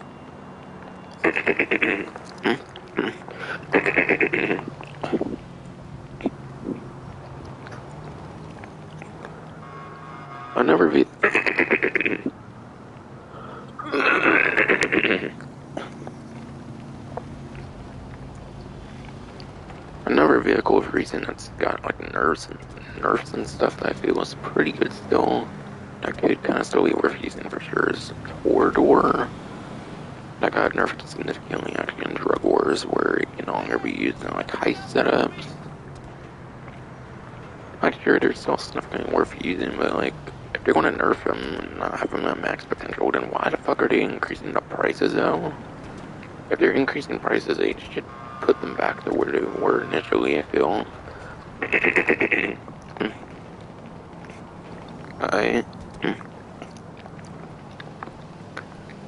Like, people really want to, like, if people really want to sell their shit in peace, just go invite only lobbies, though. Yeah, if people really want to sell their shit, they should just go fucking invite only in peace, though. If they didn't get griefed on, though. Like a couple million or such a big fucking difference, bro. Like, now I'm kidding, I kinda get it, and it's still why people wanna sell in Publix, but you can get a very huge core experience just in an invite-only lobby. There's barely anything outside anymore exclusive to fucking invite-onlys. Exclusive to public lobbies, excuse me. One of those rare examples is the business battles at like 2 times right now. And then the other huge example is probably the free mid events. Aside from those stuff, I think you can pretty much do most of the content If I only knew. We need to meet up for drinks. Oh, what? My document forgery is maxed out from earlier. Okay. My casino maxed out my document forgery then, apparently. Okay. Oh, that reminds me, I never did the stash house. I'm gonna do that then.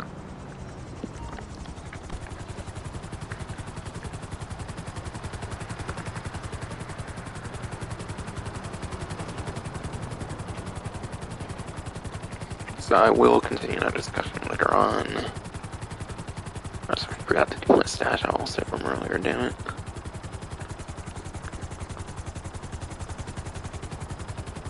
Said I was gonna do when I got that text back. Completely forgot.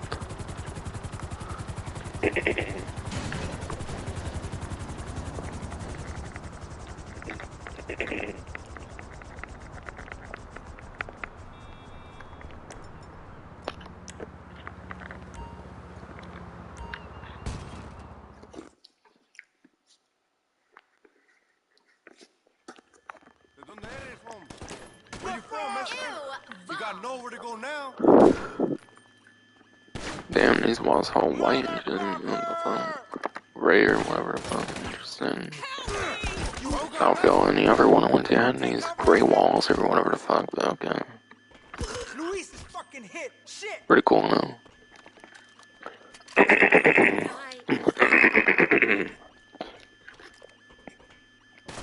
Yeah.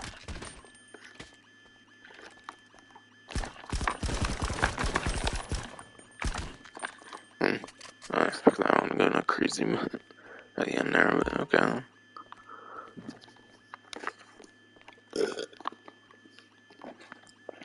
$72, $72, $68, $83.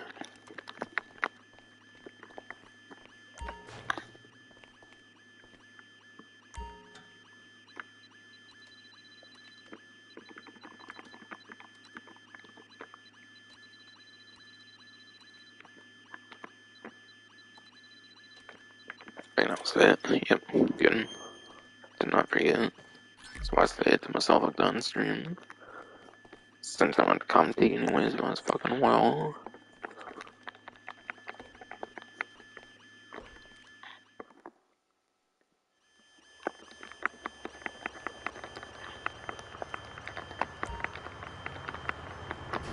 This is so let me smoking now. Oh my god.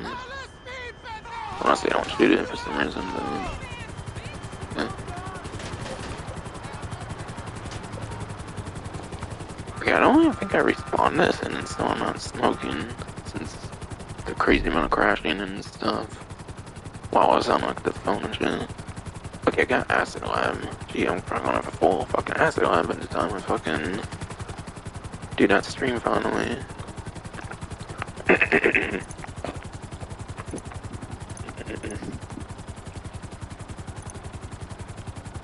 $500 as well, apparently. Okay. I guess.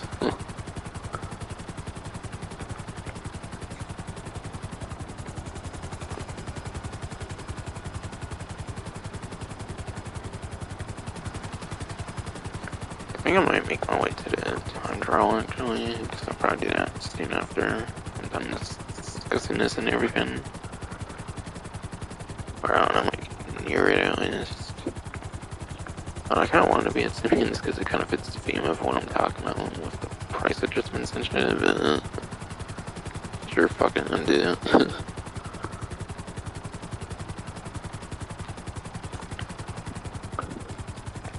Probably give opinions on each individual one. Probably show it off with like website images and stuff too. So people know more so what I'm talking about on those points.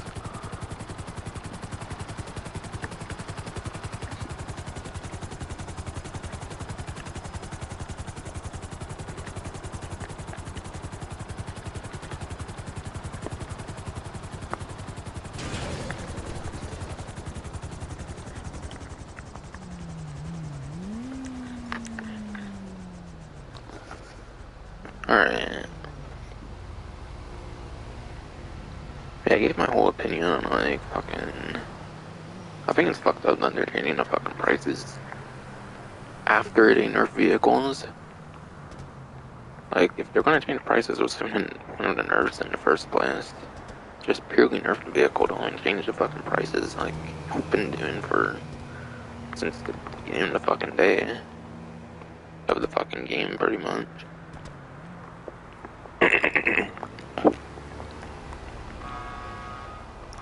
Yeah, I haven't gotten like how much that's just gonna cost for the Oppressor Mark II. I know it's been all talked about already, but man.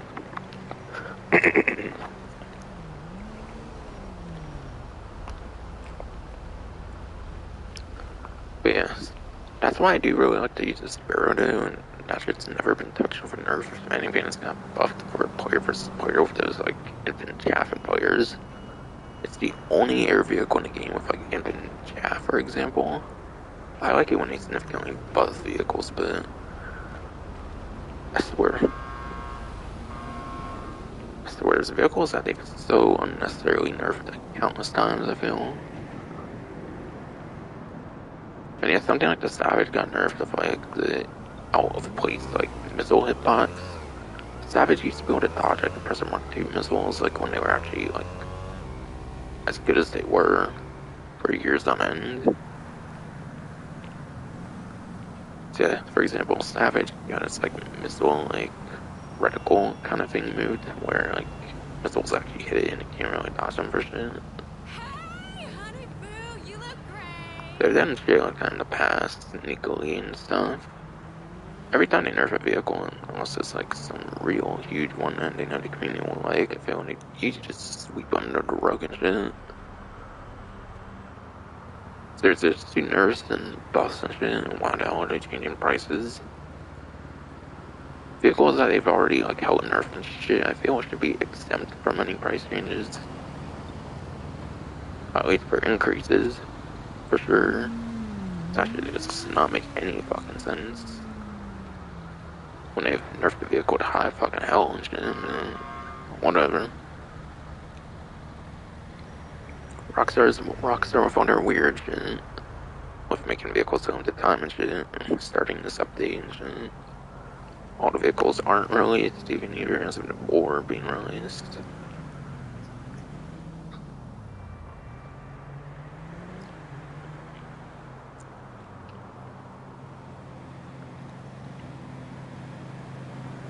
Pretty sure it's the thing of staying tuned as we will continue reevaluating vehicle prices as we move forward. I'm pretty sure I mentioned that.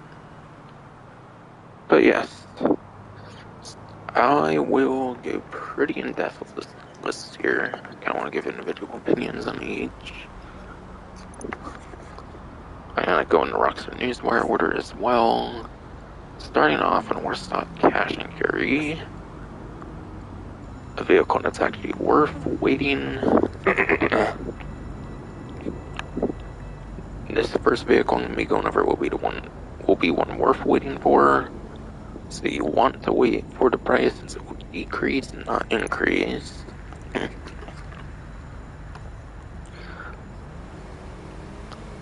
So the Brew Armored Box Bill.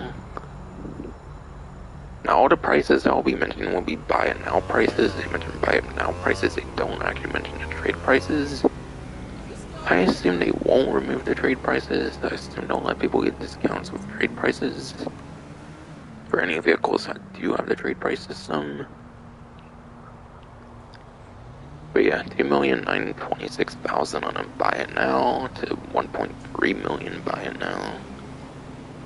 God damn, if the trade price stays, then you could probably maybe even get this under $1 million or some shit. I never know. Would be crazy if it turns like under $1 million actually on like a trade price or something. That would be fucking insane. So 1.3 million buy it now. Armored Box Bill. Definitely a much needed price decrease. The Armored Box Bill, despite the name, it is not armored at all, believe it or not. One rocket just blows it up outright. I know it's like wood and stuff, it doesn't look like it's supposed to be armored, and like the armoredness is just like cosmetic on this one, I get that. But you gotta keep in mind, in the regular box build actually does fucking have armor. The regular fucking box build actually has armor and takes a couple rockets, but this can't even take one fucking rocket.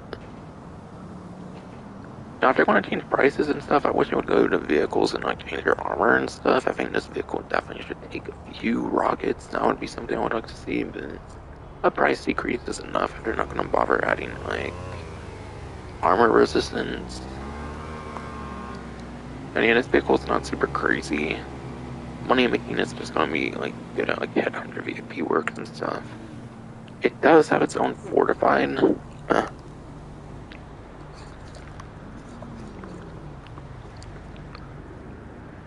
It does have its own like fortified VIP work.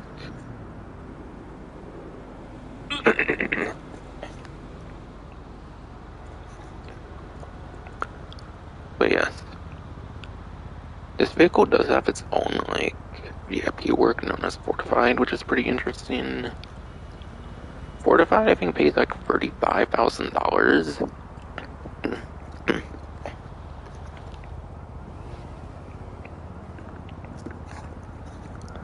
Yes, normally Fortified actually pays $35,000. But on like a double money event, I think it pays like $70,000 for Fortified. So honestly, this price decrease could be pretty significant actually. Especially like if it still retains the trade price, if you can get 1.3 million down. I don't know like how much percent is off on a trade price for to buy it now. Maybe like a 20-25% off when you get the trade price. But man, this thing's gonna be cheap as fucking. Fortified on double money is fucking insane though. Could maybe get some better like money potential from the armored box build. Could make it indirectly a bit of a more money grinding vehicle, perhaps. I don't know. You can get that kind of money nowadays, like 70,000 with the double money event though. You can get that pretty easily on like pay on hit and stuff these days though, so probably not really that. I don't know, it's probably not going to be too impactful for it. It's probably going to be almost just as trash as before. It just won't be anywhere near as a waste of money as it was back then.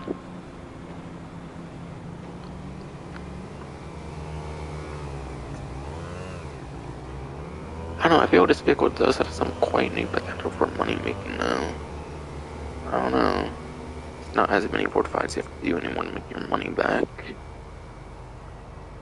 It's actually pretty nice.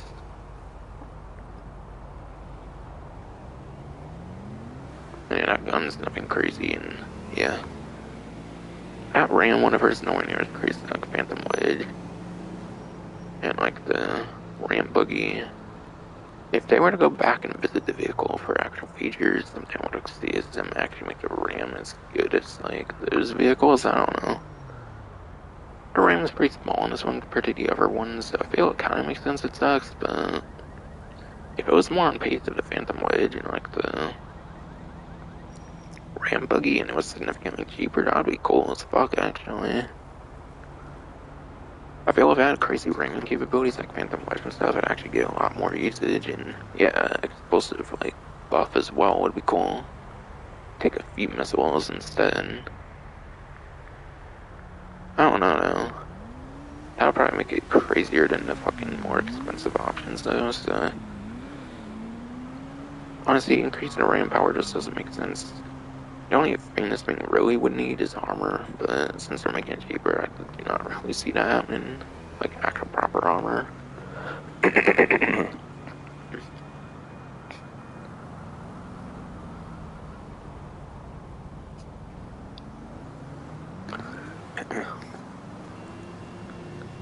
Now this next one is increasing in price. Unfortunately. So make sure you buy this before April 27th, 2023 if you can. And that will be the Akula. But yeah.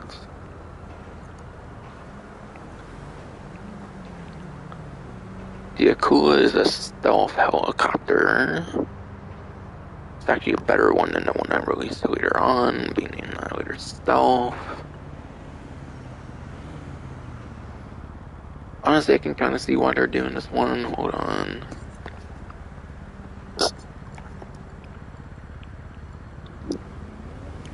Yeah, 2.9 compared to 2.7. Annihilator Stealth is like slower and like not as good as the fucking one before in the Akula. Do I see it? Their point of doing it is maybe to make the Annihilator Stealth more useful, like more worth it, more accessible than this.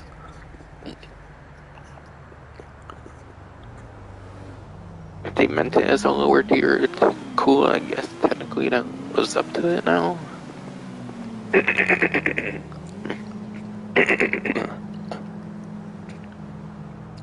So yes, I can totally see this vehicle for like why they're increasing it. I can understand it. I guess it sucks, but honestly, it's not really that impactful. I feel anymore.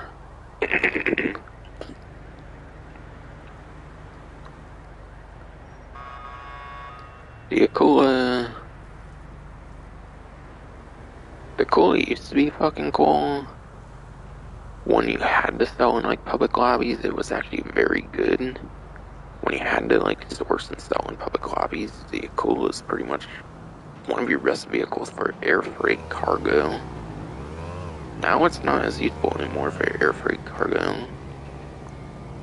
Honestly, it's kind of lost its usefulness due to that. I feel we should honestly kind of see a decrease, but the way I'm seeing it, they're trying to make it higher cost, and then it's still since it's better in almost every single way.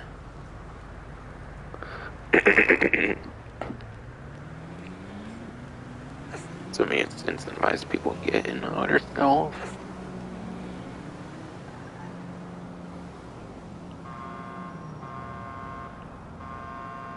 But honestly, this vehicle is pretty much perfect the way it is. I don't think it needs any changes. Price increase is unfortunate, but I do kind of get it. Yeah, it goes from 3,704,050 on a buy it now, if I didn't say that yet, to like 4,500,000. Around like 800,000 for the increase. I don't know exactly, but I've never had any complaints. Probably adds like another hour of grinding for it, maybe. I don't know, man. I feel this one honestly should see a decrease, kind of though. More than an increase, since this stealth gimmick's not too useful anymore. When it's invite only sales, but oh well.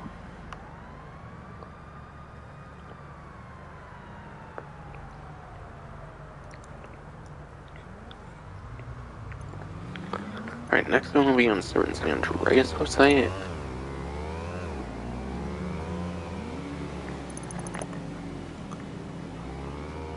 And that is going to be the Gringer 3600 LX. It will begin a price increase. So if you can, this is one you want to be buying before April 27th.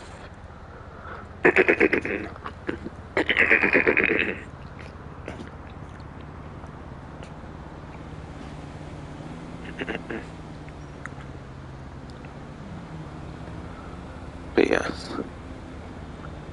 Buy it now price is going to be going from $1,380,000 to $2 million, $620,000.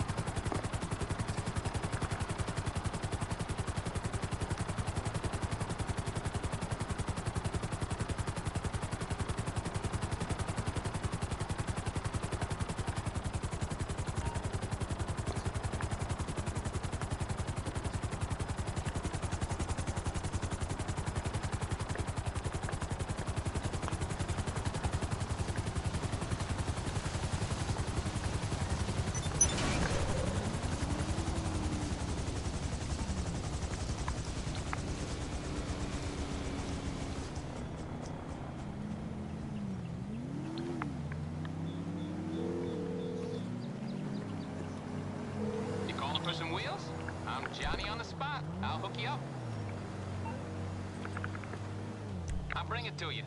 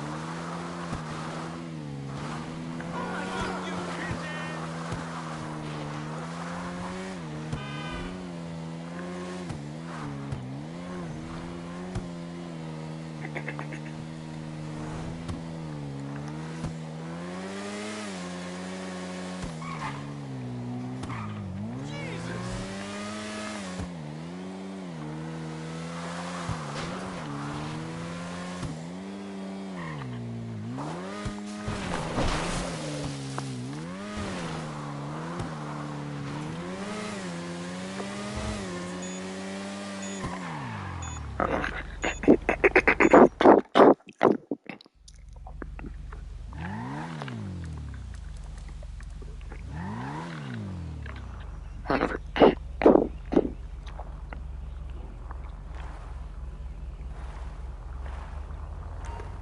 I forgot I was having time drawing this.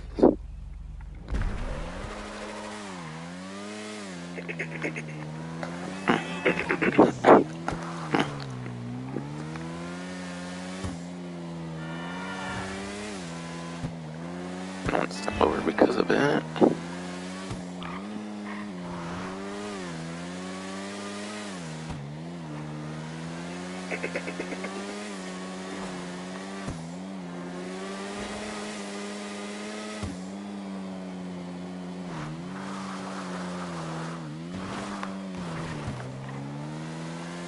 Actually, better move this one. This might be GPS route. This one goes more directly to the military base again.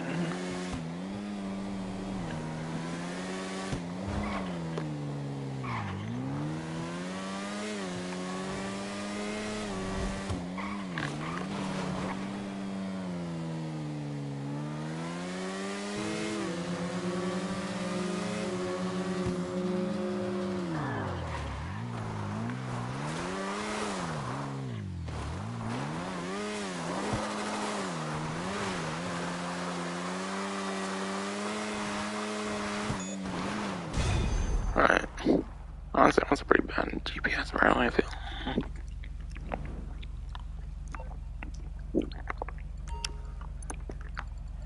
Oh, freaking attack, fuck.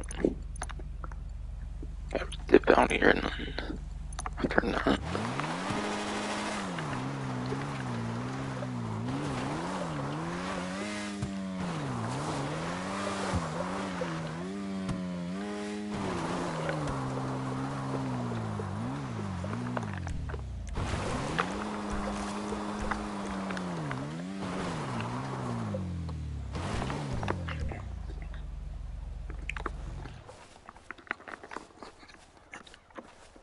Alright.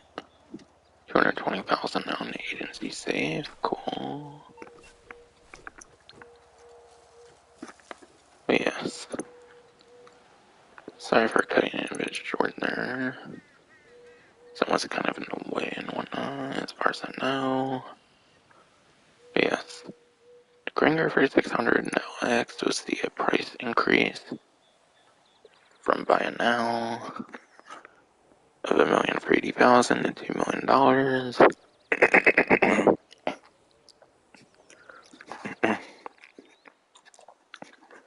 But yeah.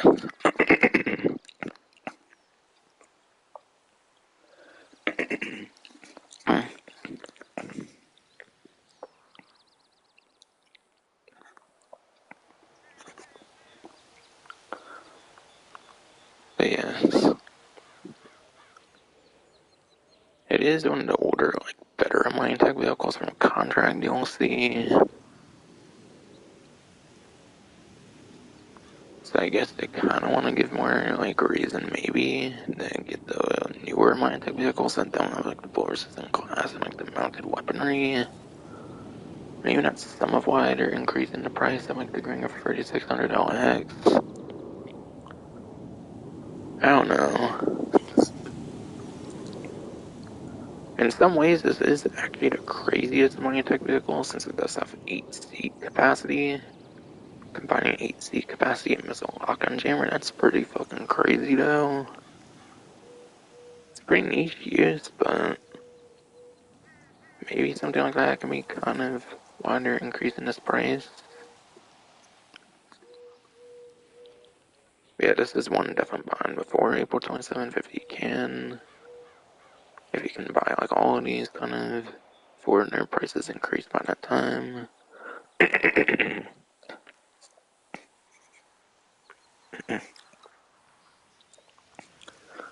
Yeah. Honestly, I'm kind of surprised they're even fucking increasing a land vehicle like this. That doesn't even do much.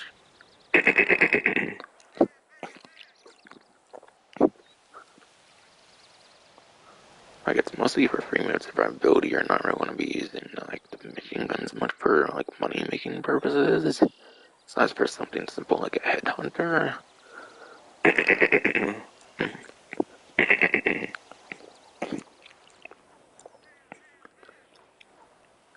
Like, honestly, I feel most of the stuff it does is pretty niche. Like, you have to be in, like, a public lobby much to get much out of this.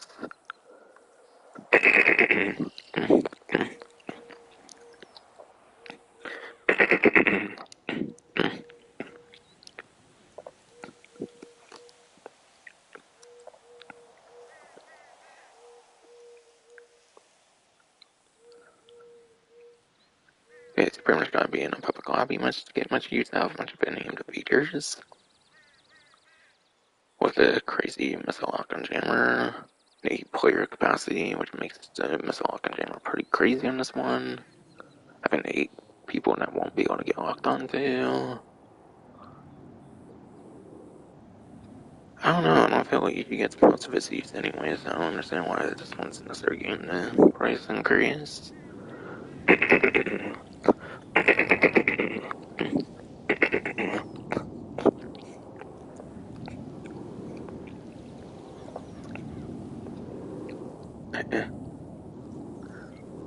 Of course, aside for getting most of like the.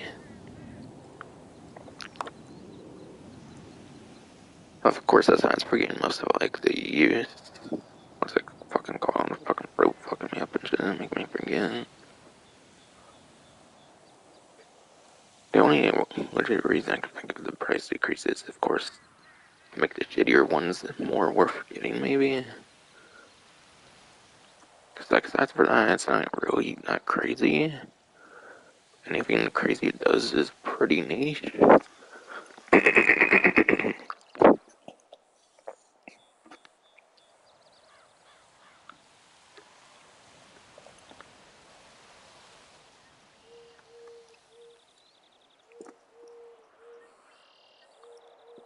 Next one will be getting increased again. Now we'll be going to the scramjet.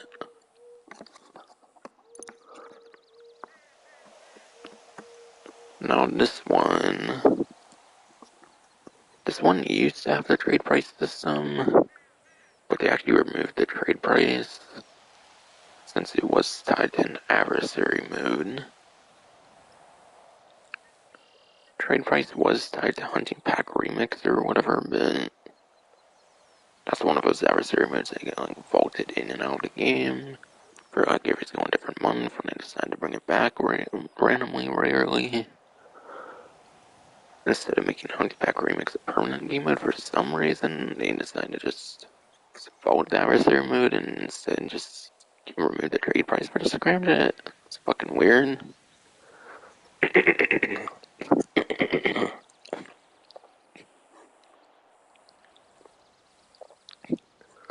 So you used to have a trade price, just not anymore. Going from 3,040,000 to 4 million, starting from April 27th onward.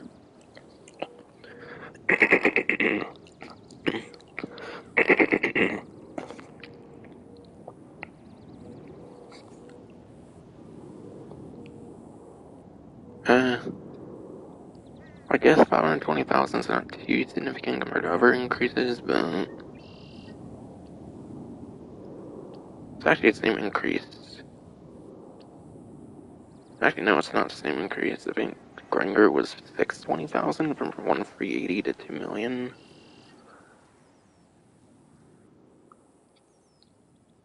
I don't know, instead of more like a 3-hour grind, it might be more like a 4-hour grind. Pretty annoying, but I mean, when it is used pretty crazy, it does become pretty impactful.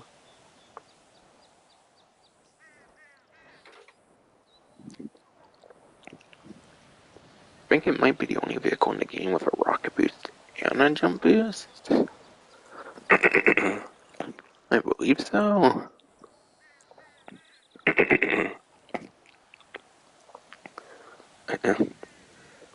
I mean, technically the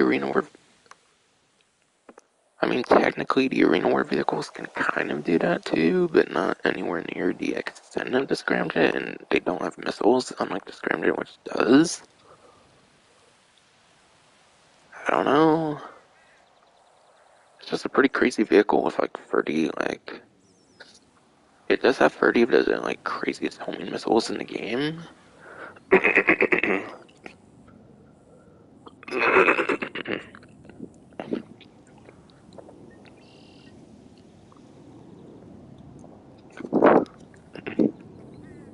But yes, it does have 30. But yes, I'm fucking frozen. Yes, it does have 30 of the craziest missiles of the entire game, which is pretty crazy. I feel like they're targeting a lot of vehicles like that and have like the craziest weaponry of the game. That's how I'll go until later on. But sure, I guess if it's the only like jump boost and rocket boost vehicle in the game, then I guess it gives it uniqueness and therefore it could be kind of warranted. But like,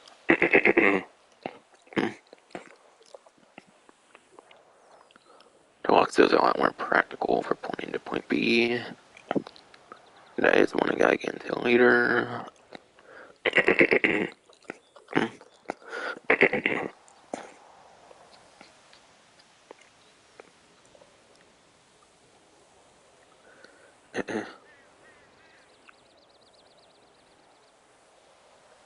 For sure, it's got unique utility of that jump boost rocket boost.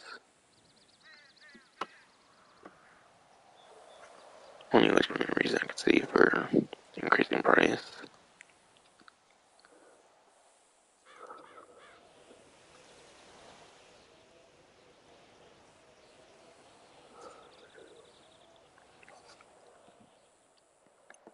Like, I don't really feel like UG tends to be that great. Because point A to point B transportation is not that great. Especially if you're using it in like the crossover, like water and stuff, it's very risky. So personally, I don't feel it's technically used all that often for point A to point B transport. Because you just have better options like the Deluxo and like Mark II oppressor anyways for that kind of thing. I don't really feel that one's too heavily used to be too warranted of the increase, in my opinion.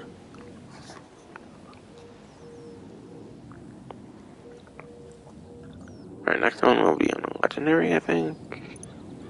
The debate champion or something. One of those like mining tech vehicles, like the older ones with like the bullets and glass and machine guns. Alright, yes. Debate champion. But yes. Buy it now price is $2,995,000. Buy it now price would instead be $3,750,000 with the increase.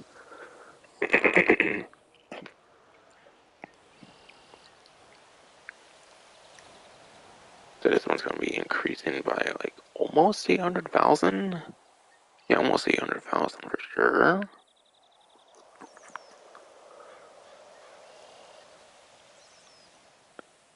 We instead of like 2-3 hour grind, we're like 3 to 4 hour grind now. Oh, I gotta be honest though.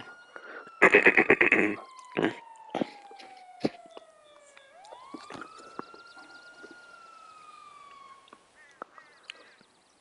know, I gotta be honest though. Apparently this is not that great of an money tech vehicle. It's nothing like the Virtue. Nothing like the other supercar money tech vehicle that came out lately, the Virtue. Which I think is within like top 10 somewhere, I think for like top. Virtue, I think it might be like top 10 for like lap time or something. Champion on the other hand, it doesn't even have that great performance apparently. You were actually better to use the Buffalo STX apparently over something like the Champion.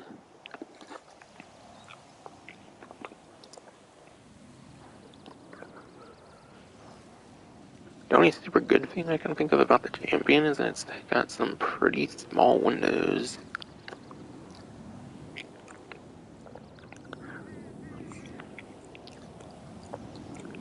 Yeah, only good thing about Champion, maybe it's got some pretty small windows. And you got that bullet resistant glass being an older one. So again, the only real reason I can see them increasing is to make the newer, shittier ones like more worth getting. I don't know what they're trying to actually aim for here, really.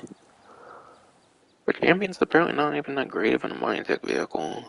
You're actually better off for speed-wise to use the Buffalo STX, and that one gave you a muscle car wheelie, so it can go over like highways and stuff, whereas this cannot really do that.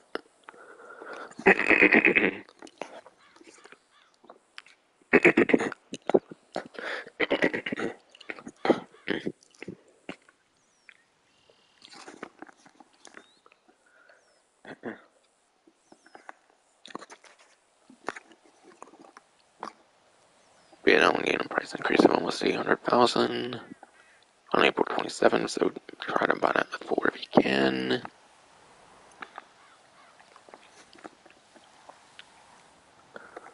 Alright, next one will be the second one getting a decrease, actually. We'll be going on Warstock. It's the vehicle from the team's AI. And that is going to be the heavy Chernobog. So do not buy this one until April 27th, because then it will be better priced. But yes, Chernobog buy it now price is $2,995,000. Oh, okay, never mind. I was reading fucking Champion again. Rip.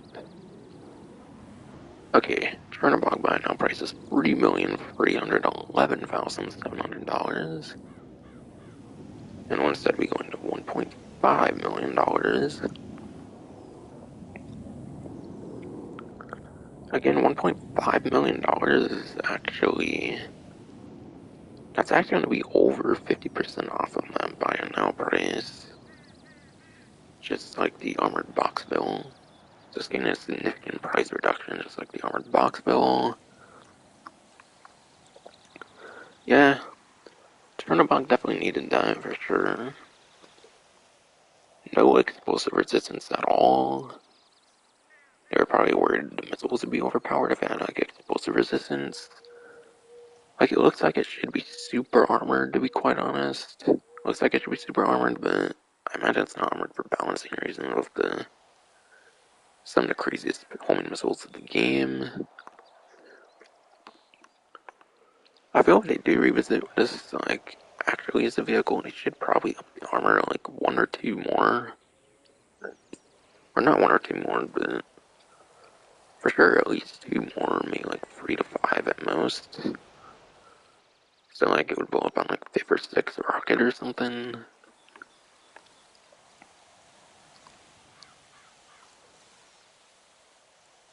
But not instead they seem more interested in decreasing the price, but whatever.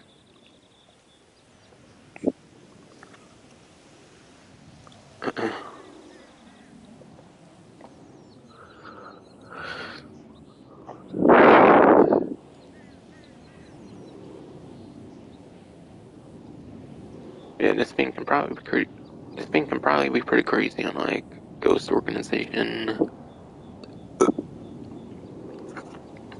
Probably pretty crazy with Ghost Organization. Was like the biggest strong suit really with it. Again, it's probably not gonna be a crazy money making vehicle in the game. Probably at most something like a headhunter, like VIP work. Even then, I feel this vehicle is just very slow, and you mainly need like a second player to take advantage of this one. Honestly, I don't know. Solo, at least, not very good for making money like at all. But with another player, it's not necessarily gonna be much better than like a VIP work like headhunter. Definitely very much need the price decrease. Does have the unique feature of running into vehicles and it explodes similar to the Rhino. I think it's like the only other vehicle besides the Rhino that does that. I guess we never really had super crazy strong state size for the missiles, but even then it had no explosive resistance, so yes, very much worthy of the discount. Very much need for the decrease.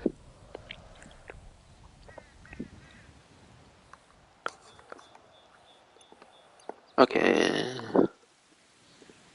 Next one is another increase. I kind of already said it when we talked about the scramjet. And that is the Deluxo.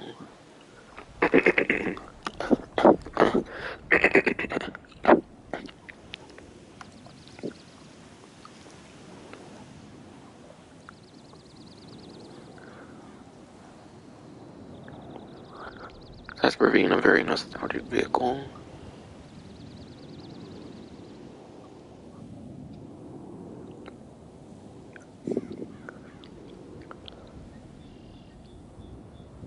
That's for being a very nostalgic vehicle from Grand Theft Vice City. It got the weaponized treatment of having the missiles. Has some of the best missiles in the game. It's like 30 of the literal best tracking only missiles in the game.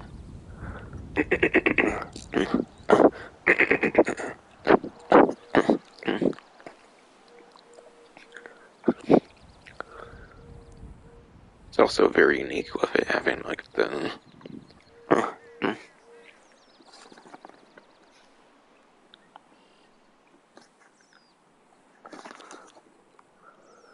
it is also very unique with having like the hover capabilities, making it the only flying car of the game. So yeah, it does have the very uniqueness of being a flying car. It's basically like a better scramjet where you don't have to worry about like the vehicle falling in water. Just doesn't like all the speed with like the jump boost and the rocket boost combination pretty much. So that part of it's basically slower in a way.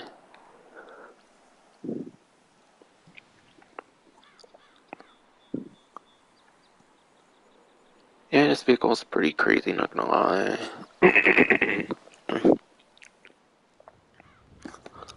When used in the right hands, it can be pretty powerful. In a sense, I could kinda get it for the increase, but I don't know, this vehicle never really received a nerf, so I guess this might be their first like nerf to the Deluxo per se, increasing the price.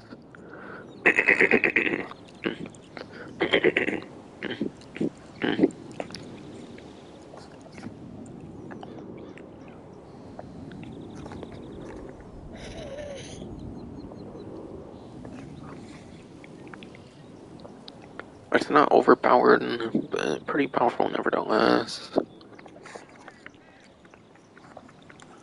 I felt the increase on this one's a bit of an overreaction.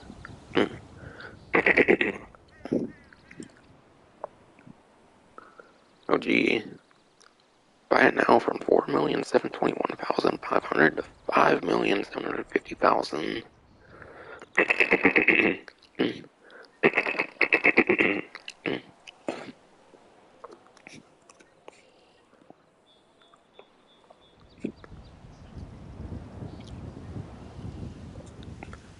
Yeah.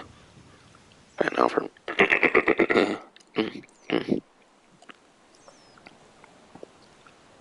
But yeah, it's buy now from 4,721,500 to 5,750,000. God damn, this one's getting over fucking 1 million increase in the price. It's crazy. Dang, it's one of the most useful vehicles for contact missions. So it can be nice for money making for contact missions, yes, for sure. It's definitely very useful there. Since you're most likely just want a car and not like want to get a car and then get an aircraft or something, which takes longer for those contact missions. When I'm trying to complete them as soon as possible, usually.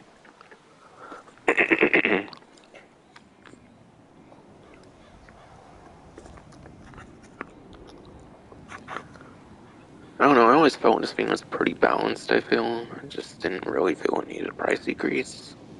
It's never really got a nerf before. I guess it's like the first nerf it's really getting much. Not counting like glitches, but like legitimate means. I think there might have been a speed glitch before, which obviously got patched, but still.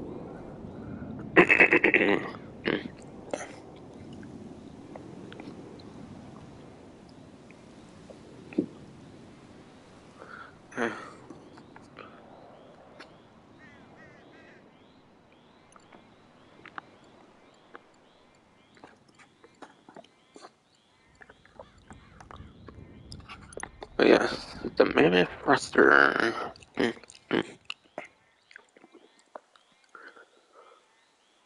Oh, whoops. Okay. Skipped one. Okay, never mind.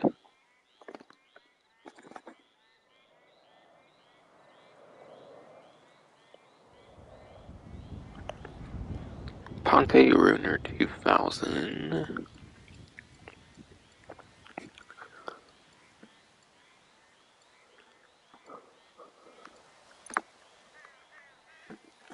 This one is getting the price decrease.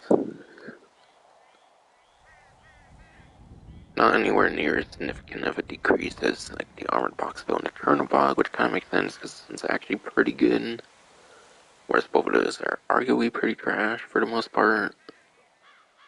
At least the Armored Boxville has its own money opportunity, whereas Chernobog, I feel for the most part, is pretty trash.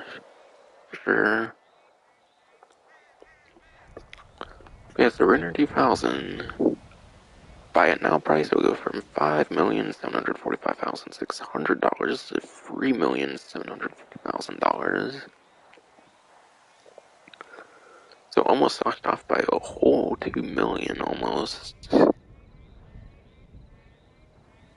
for buy it now even.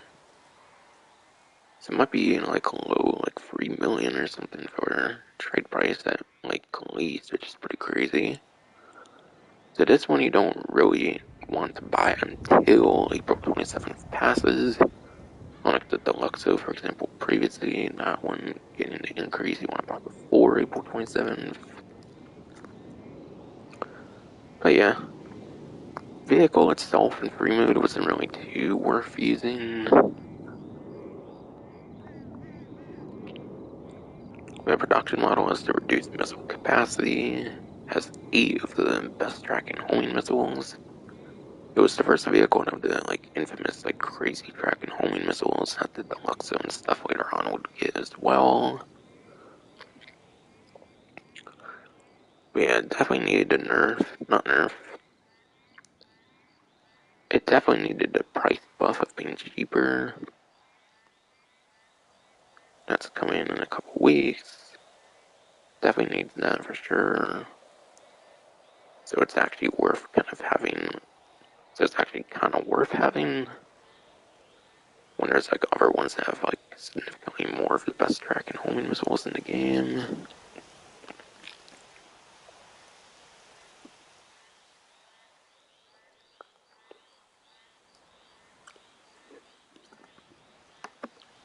So yeah, definitely very much needs to decrease.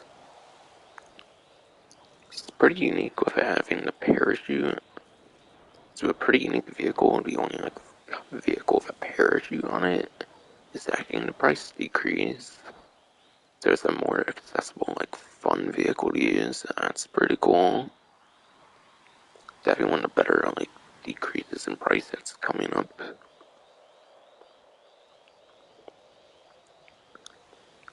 But yeah, the main use of this one is actually for the fully loaded version that has like the unlimited missiles that you get for like 20 minutes during the VIP work that you can only do like once per hour.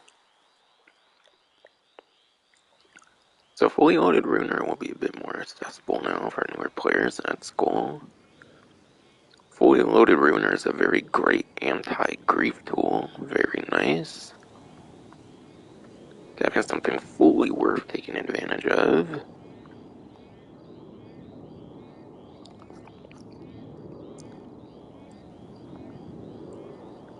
It definitely is as an anti-grief tool, and it's good as hell. If someone's being a complete pain in the ass to you or some shit.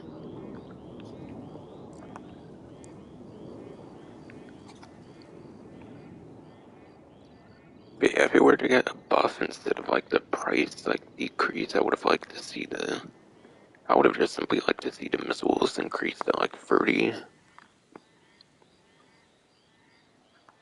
The only thing I felt was really too bad was the missiles not being 30. Later on, like other ones ended up being. But instead of making it more up to date, I guess they're just going to decrease the price.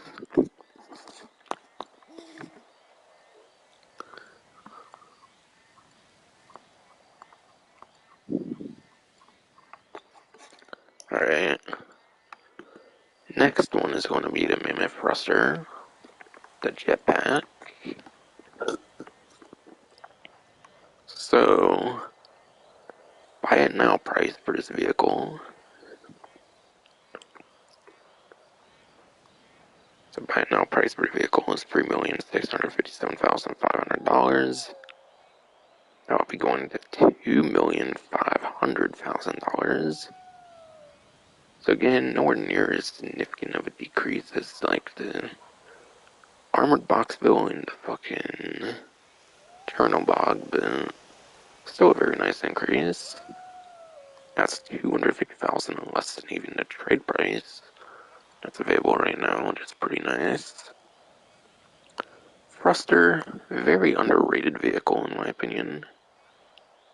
If he goes super quick with his vehicle, it actually has a very small missile hitbox, which prevents it from getting blown up.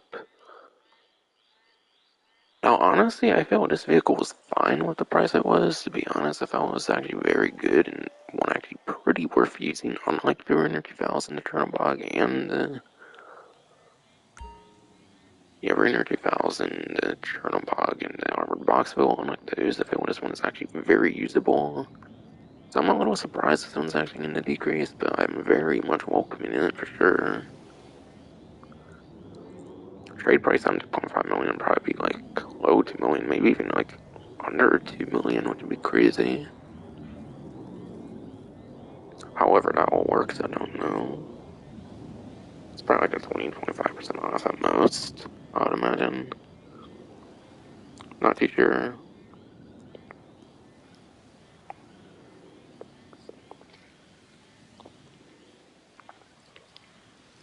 So yes, I really hope this vehicle gets a whole bunch more appreciation once the price decrease happens.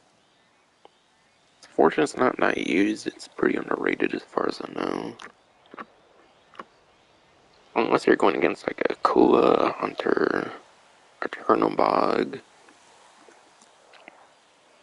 A Kula, Hunter, Chernobog, like B-11 Strike Force.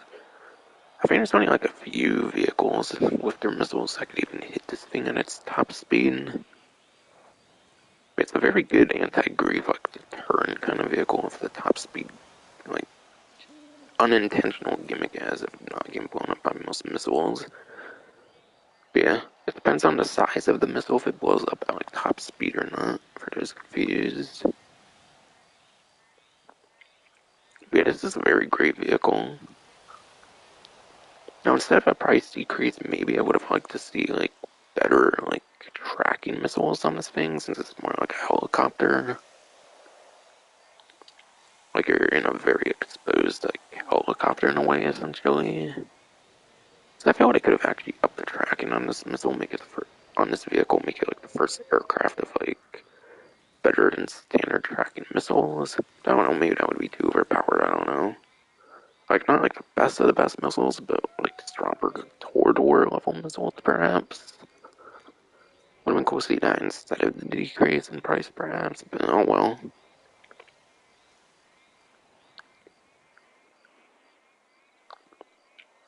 Yeah, strafing features make it very fun for flying around. Strafe is so cool.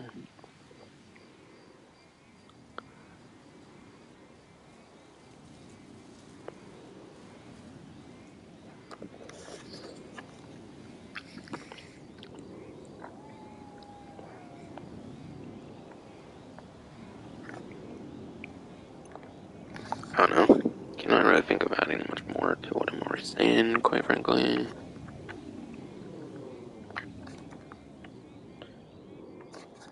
Alright, next one will be a plane from the Smuggler's Run DLC. And that will be the Mammoth Tula. Now, this one is quite pricey, and I think I very much agree with the decrease in price. I kind of honestly think it should have been on the higher end of decrease, though, similar to like the Armored Box Bill and the Chernobog.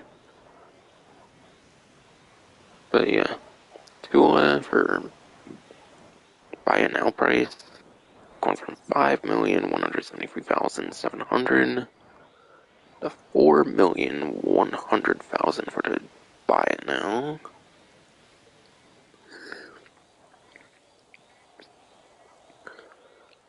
So perhaps on like a trade price, if that's still a thing with the price adjustments, it will go to like 3.5 or under now, which would be very cool. I don't know, honestly. I felt I could have used a little bit more of a decrease, almost half maybe, instead of only like 1 million.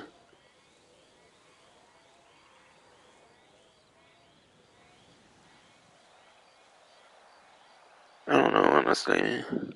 I mean, it's pretty unique. I guess it's the only like it's pretty unique with the features of being like the only VTOL like amphibious vehicle. I think it's the only amphibious plane with VTOL capabilities. I'm pretty sure. So I guess because it's unique functionality, I guess they figure it's still worth giving it a pretty high price. Though I'm not sure honestly. I feel they should decrease it more than they did, just because it doesn't have like missiles and stuff.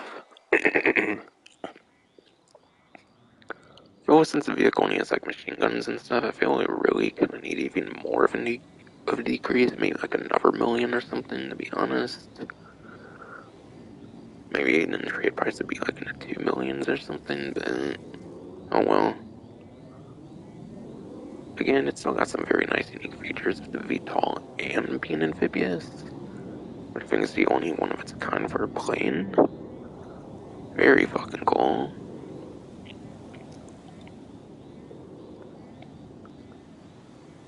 So definitely a very well deserved decrease for sure. Thought you feel it should have been maybe like a million more. Not having missiles, but still.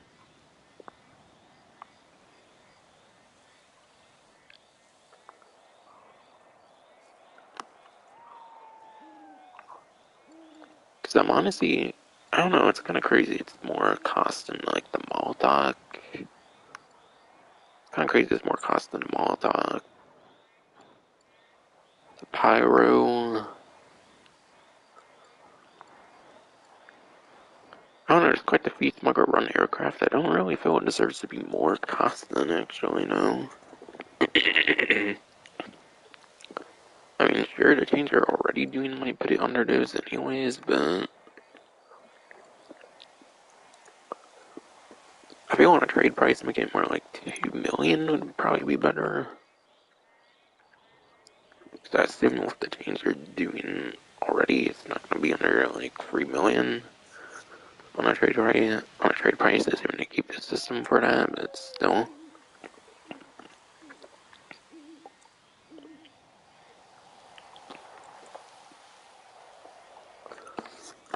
Alright.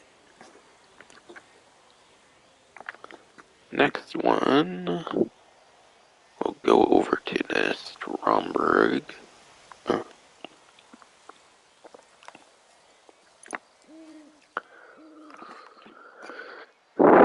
So, this one is decreasing in price, as I kind of already mentioned when I read that section of the newswire. Almost a 700,000 decrease for the buy it now price, it's looking like.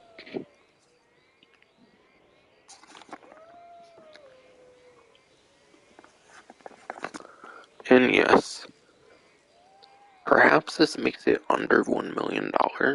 Not under 1 million, but under like 2 million on a trade price. Because I'm assuming they're keeping the trade price system still.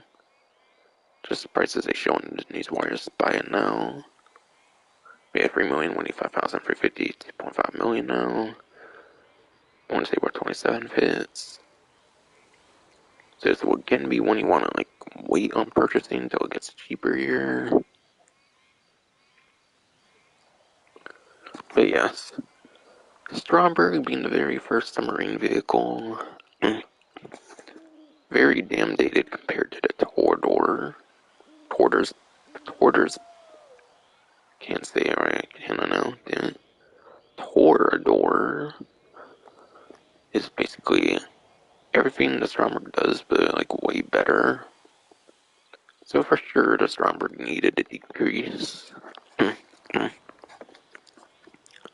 So for sure, the Stromberg definitely deserves an increase. Make it more worth picking up than the Tor. Make it actually more worth picking up since the Torador is now a thing. But yeah. So when you keep the trade price system, I do feel it's actually going to be like an under $2 million submarine vehicles if you do unlock the trade price.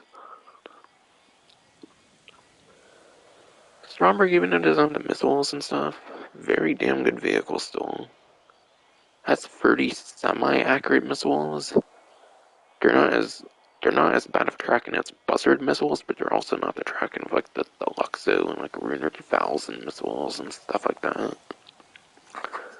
So this can be a pretty damn decent money-making vehicle. Since it can go in the water, it can do some amphibious stuff.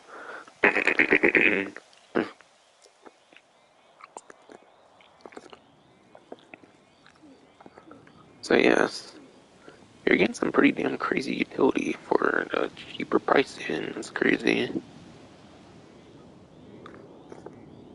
That's cool as fuck.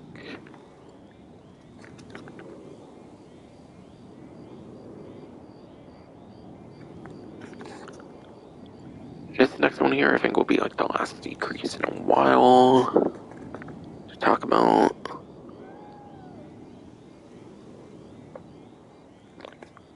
And that is going to be the other version of another one they mentioned for an increase. And that will be the Mark 1 oppressor.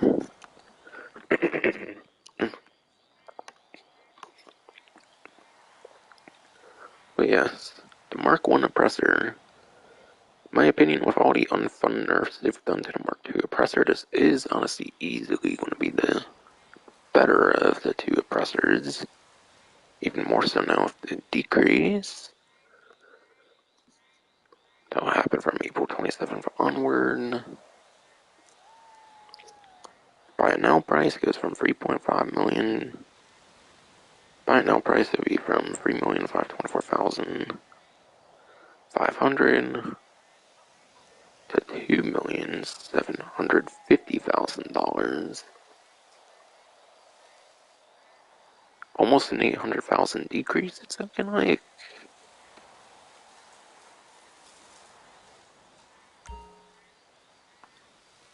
Who knows, maybe just gets under $2 million on a trade price once that happens, I don't know. Maybe, that would be pretty crazy. Pretty amazingly fun vehicle. With some very small combat capabilities that are still very decent, even though their missiles aren't the super greatest or anything.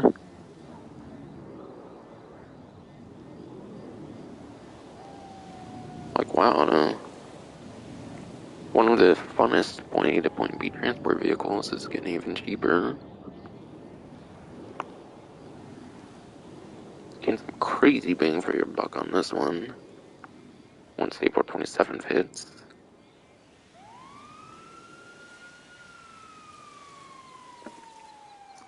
I can't really think of much more to say on that one.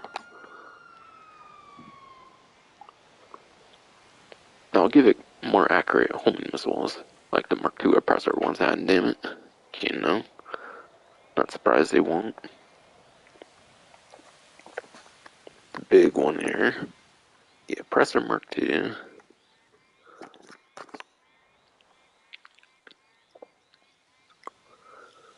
This motherfucker, though, is going from $3,890,000. $3,890,250 to $8 million. I am not fucking kidding. Over double, over a 50% increase in price. It's ridiculous. Now, if this vehicle never got the nerfs it did in like the criminal enterprise DLC or whatever one did that with like the missile nerf, the chaff and fire, if that didn't happen, sure 8 million could actually be worth it. Sure 8 million would actually maybe make sense, but you're not really getting too much more bang for your buck, I feel, aside for crazy convenience. The missiles are even worse than the Mark I oppressor, I believe, from what I recall from the nerf. Chaff and fires have like the longest cooldown now of any vehicle in the game. Chaff, sure, I get, but why flares? I think flares do have a nerf. Capacities were also halved. Honestly, I don't really necessarily feel that having the chaff and fire was really super necessary. I wasn't even like the main problem much at all with it, per se. At least for fire, for sure. And not in a fucking grief or anything, I'm just giving my opinions on this, by the way. I feel they've overly nerfed this vehicle to the point that over doubling the price is just ridiculous. Flat out unnecessary.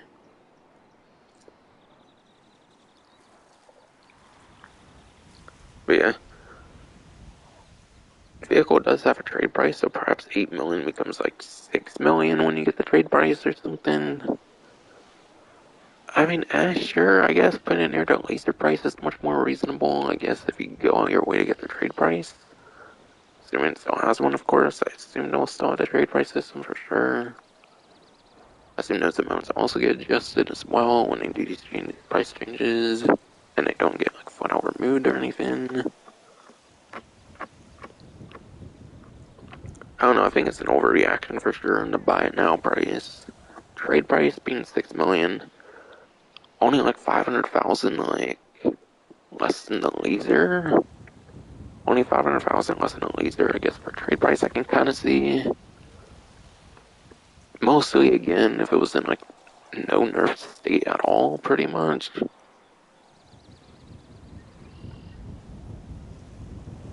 I don't know, 8 million for a vehicle that they significantly nerfed. How the fuck did they come up with that?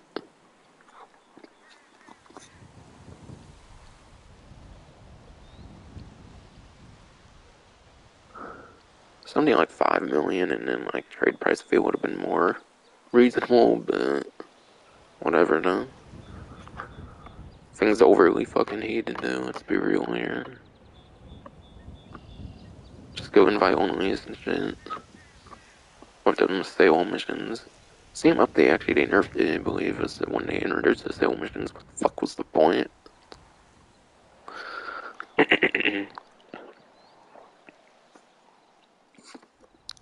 don't know. We have said more than enough on this one. I can maybe think of more over time if I think of it, but damn no.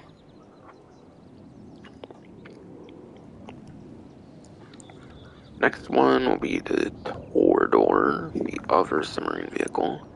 And this one is getting the increase. Again, despite any nerfs they did to it that were pretty significant for money making, they're still increasing it anyways. Fuck Rockstar, fuck Cockstar and shit. This one does not have a trade price, it looks like it has to buy it now no matter what. No way to decrease the cost on this one, unfortunately, unless during like certain event weeks. That is now going to be $4,250,000 once April 27th rolls around. I don't know. I suppose I could see it. I suppose I can see it when there's unlimited missiles. I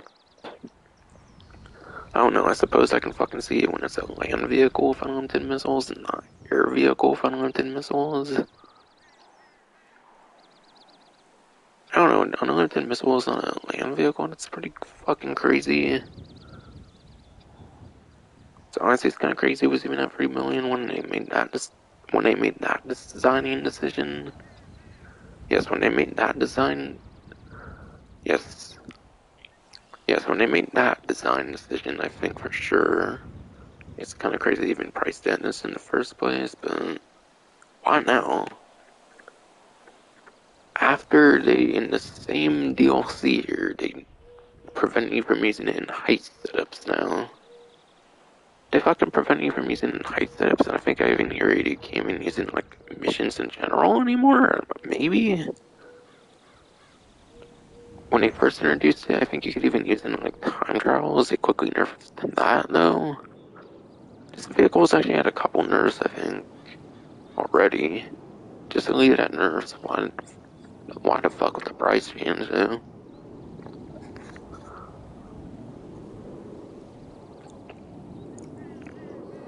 Like, this thing's already kind of a glass can with all the glass and stuff. Doesn't that kind of like make up for the fact?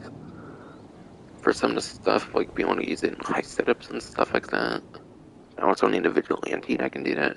Oh, whoops, the pressure said that Rockstar's probably going to change that now, aren't they?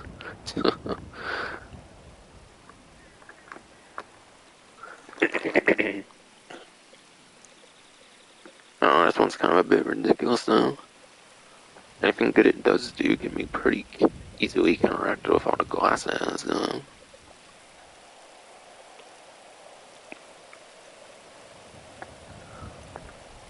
Alright.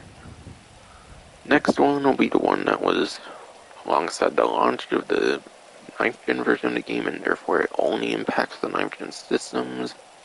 And that is going to be the weaponized Ignis.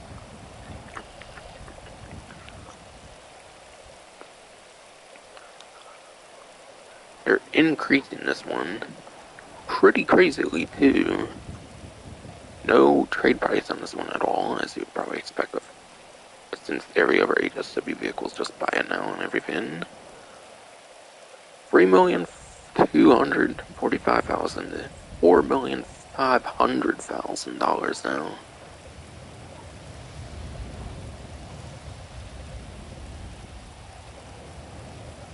$1,205,000 increase for this? Are you fucking serious? What the fuck, bro? This thing needs to be that fucking crazy, I feel. Did people have this much of a fucking problem with this vehicle or something? What the fuck? Who's actually getting killed by this fucking thing? First of all, when the weaponized Ignis was first thing, when I first saw it, I was like, hopefully it's as cool as the fucking weaponized Tampa with a fully rotatable gun. Well, nope. It pretty much only shoots up and stuff, or like straight across and shit. Not a fully rotatable gun. Why? If they're gonna increase the price, give a fully rotatable gun on this fucking thing, god damn it. Aside for that, the pretty much only worthwhile thing, aside for the typical HSW vehicle, is the missile lock-on jammer thing, essentially. I think it has like countermeasure. It's like the same thing as like the Monitech vehicles, where you can't get locked onto by only missiles. But that's not that crazy, because no explosive resistance on this. Minetech vehicles at least have the explosive resistance, at least if you put the armor plating on. Even without armor plating, I think you do get homing missile explosive resistance, but why? Why is this getting a huger increase than those Minetech vehicles are increasing? Shouldn't those be increased by like 2 million or some shit at that point if they're increasing this one 1.2, 1.3 million? The fuck?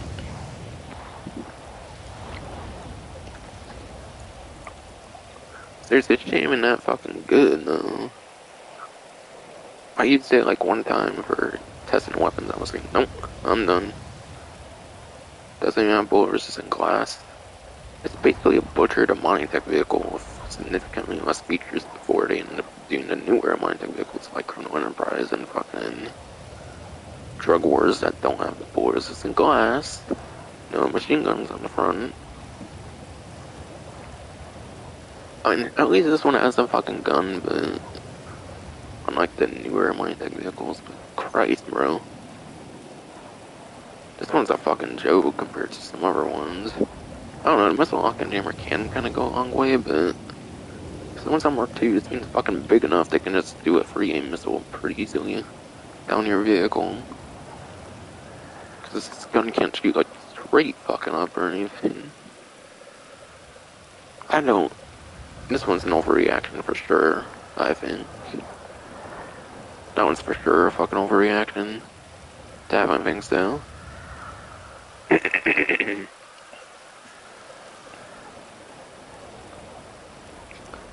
And last but not least, get the end on some good news for the price changes. RM10 Bambushka. This one is going to decrease as you would expect, since it's pretty utter trash. Ridiculously huge planes like this are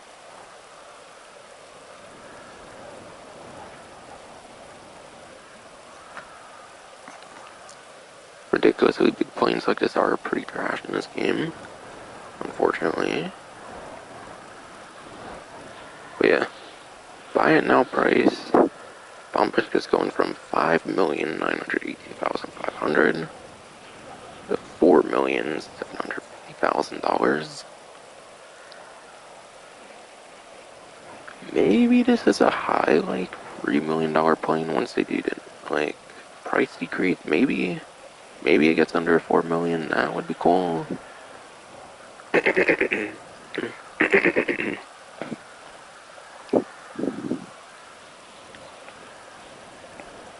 Would be nice if it got under 4 million, but even then it still wouldn't be too worth it. Apparently the gun cameras on this thing are broken as far as I know. Apparently the gun cameras are actually broken on this thing. That's what I've heard at least. I think when they first started vaulting adversary modes, I think the first adversary mode they vaulted was the one tied to the Bambushka. I think it was like Bambushka Run or something. And they've never returned that one from the vault. I know a lot of them haven't been returned from the vault, but I think this was like I think the Bambushka was in a mode that they first vaulted, and that was because the cameras are apparently like broken on it right now. So yeah, that part for sure they need to like fix, but at least they're decreasing the price.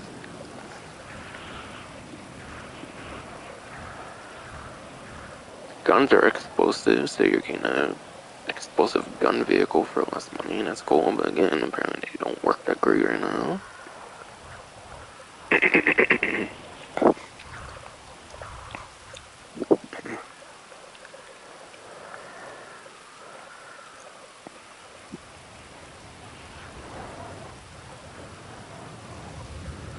But yeah, really. Instead of a price decrease, it would have been cool if they gave it like a significant armor increase. I think this thing needs to be able to at least take 10 rockets at least. Thing should be the ammo sleeve in the sky, to be fucking honest though.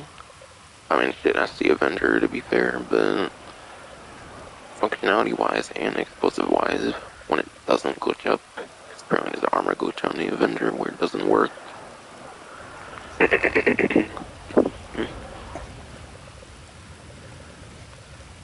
Honestly, instead of a decrease, I would like to see a significant overhaul in the armor on this.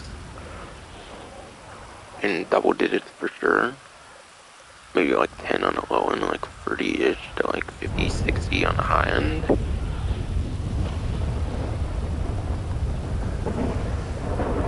So these big planes are such huge targets, they need crazy explosive resistance. I don't know how they haven't learned that from like 3 huge planes in the game with the Bombushka, the Volatile, and like the Alknost.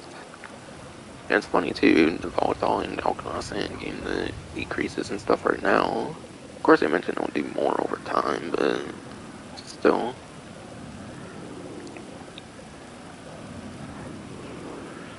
Honestly, in addition to these price changes, I would like them to actually change some stuff with the vehicles too. If applicable and it like makes sense, I feel. Like armor buffs and all that kind of stuff, like with armor box build and this and shit. Like I've been mentioning.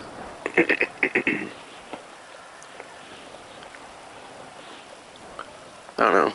This is definitely one of the vehicles that needed to decrease the most.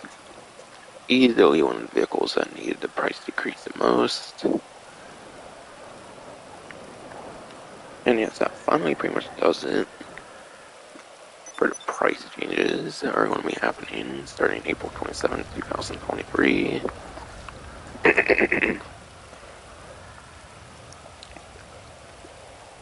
Last paragraph for that, by the way. In response to your feedback, we're also evaluating potential feature adjustments, including rebalancing certain aerial vehicles to help protect bystanders in free mode.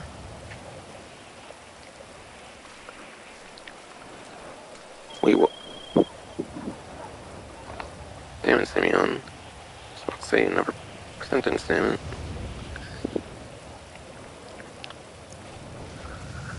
We will share more details on this as well as other fine-tuning efforts and service updates soon.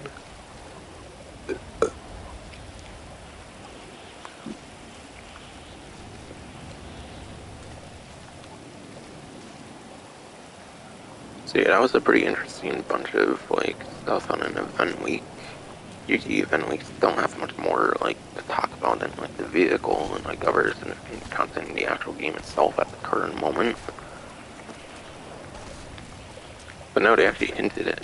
But no, they actually like announced that like next event or whatever, they're going to be doing a license plate creator thing or whatever to replace the Ivory app. And then vehicle price decreases especially, and unfortunately price increases. Pretty huge news wire actually for an event week. Now to react to that last paragraph for like that crazy amount of information.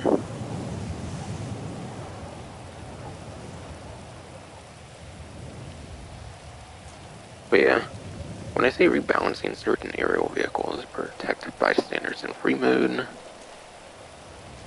I assume they don't mean like actually using the vehicles to protect bystanders. I assume they're like taking actions against certain vehicles to protect people in free mode. They're going to be aka nerfing air vehicles. And yeah, certain aerial vehicles that need nerfs the most, apparently people say are like the Laser and the Hydra.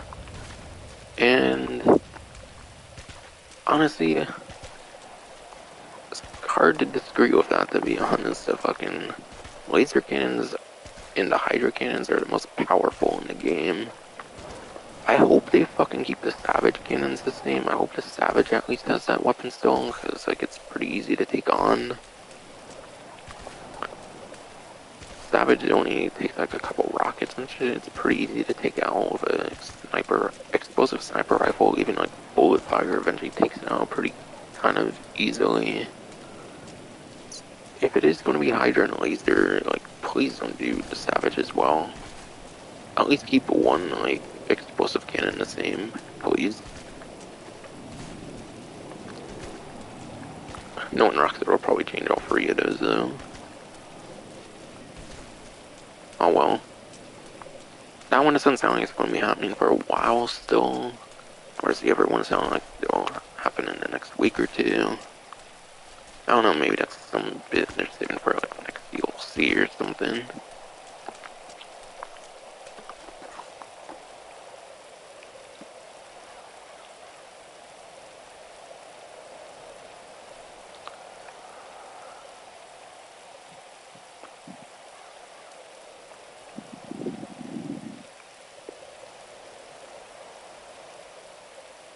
Yeah, gun van weapons 10% off, robables 15% off, armor 20% off. I mean, that's just a typical discount they usually do. But they mentioned it on the newswire, so I figured I would mention that. The gun van inventory this time around is the baseball bat and the knife, mainly for the plus subscribers on Knife Gen. The baseball bat and knife is mainly for when they do those new deliveries, like every month for those two weapons. The musket. Ooh, the musket's actually being brought back for a limited time, apparently. Musket, I think, is usually time limited, I think. Yeah, musket, I think, is actually usually time limited, and whoops, I don't know how I was going for a heavy weapon for them. The musket. If you have not picked one up, it's apparently pretty good in a very niche circumstance. If you are one of those people that are super bothered by the oppressive Mark II, apparently has a pretty damn easy time of killing people on Mark IIs, from what I saw from Gilly Master. Crazy player versus like player YouTuber on this game. Musket's pretty crazy for that. So for some reason you hate Mark IIs with a passion, Musket can be one of your best friends actually. Figured I would mention that one since that one stuck out to me. I think it's usually a holiday limited weapon, but the gunman has it right now.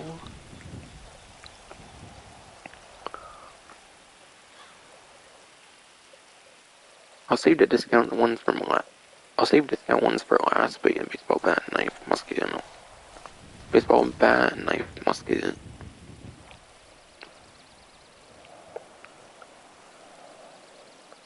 SMG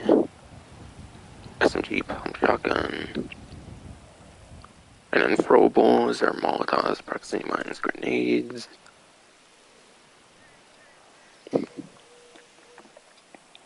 So this 50% off for Knife Gen only with the Plus subscription. If the PlayStation 5 has Plus Series XS for the subscription. And it's the Mark 1 carbine rifle. But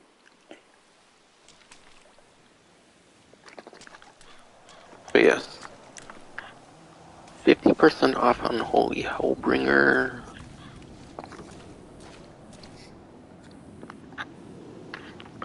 Very nice. It's a very damn good weapon. It's essentially like a combat MG. It's either a regular MG or a Mark 1 combat MG. I think it's a Mark 1 combat MG. It's basically a Mark 1 combat MG, but it has unlimited, like, no reload ammo. It's not actual unlimited ammo, it's got a number there. What I mean is there's no reload to it, so it's essentially a better, like, combat MG Mark 1. Essentially a better version of that.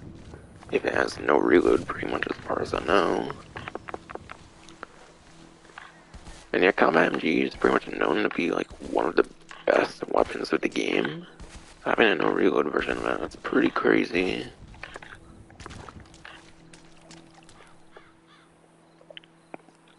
That's for sure worth picking up if you are a Plus subscription for 50% off.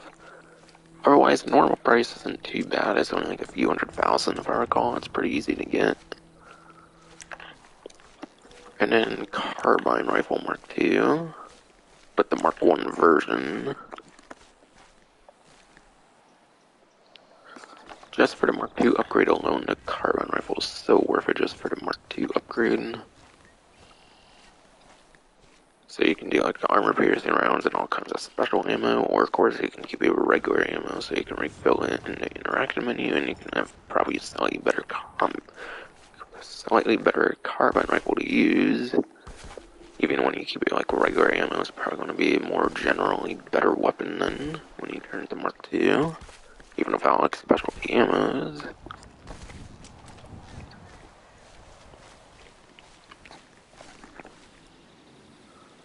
And I think that's pretty much going to end off the discounts in like the events section. Now I just want to do the HSW time trial, and I'll probably be done there afterward. Sure. Since this one's pretty packed with discussion material. Pretty packed with discussion material due to the price changing and whatnot.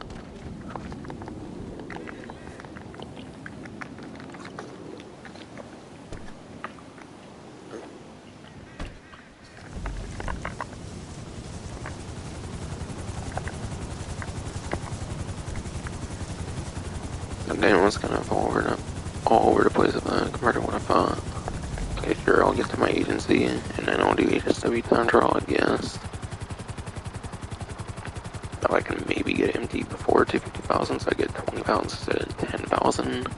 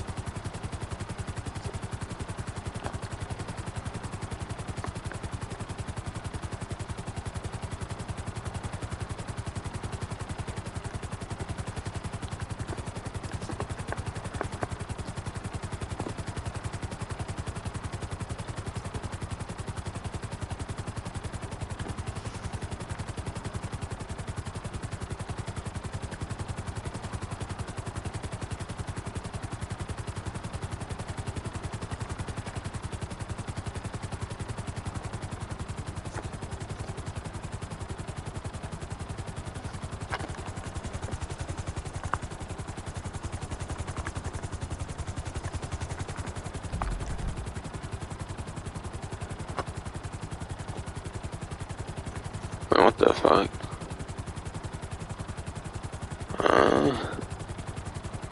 Why is there even a mission marker there? What the fuck? That's separate from like EOP, like what the actual fuck? I was about to say, it's where I disabled all this, get in the way of checking the town trials and shit.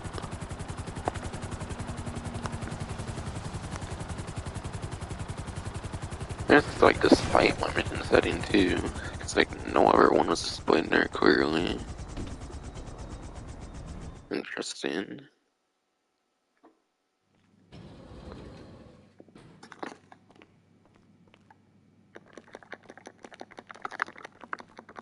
Looking good, boss.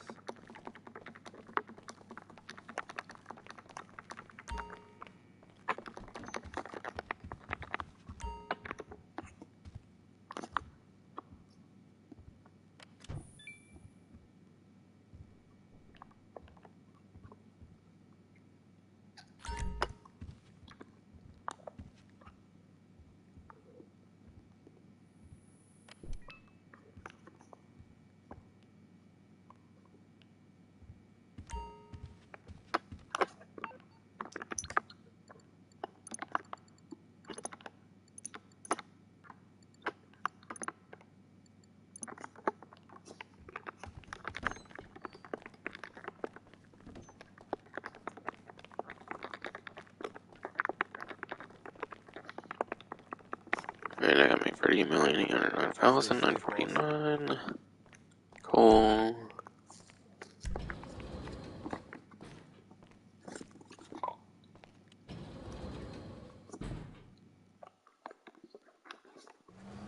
Oh, and yes.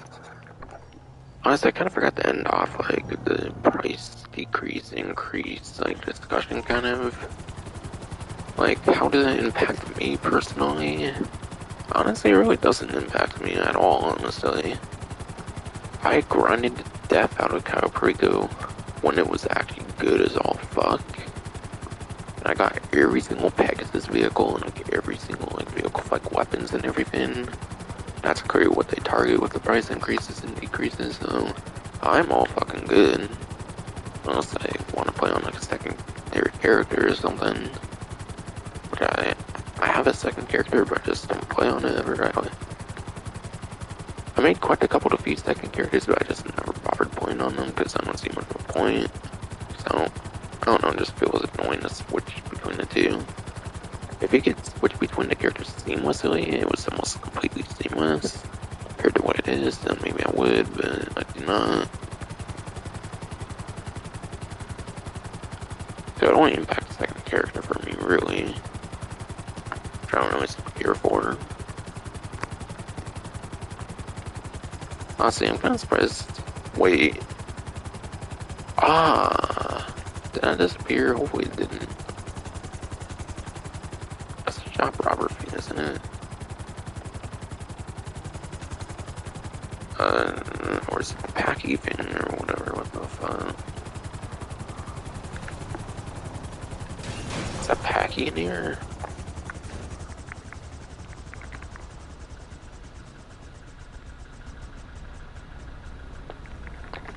It's like completely static or something, what the fuck? I wanna say that was maybe the packy event thing, where he's in like a police vehicle.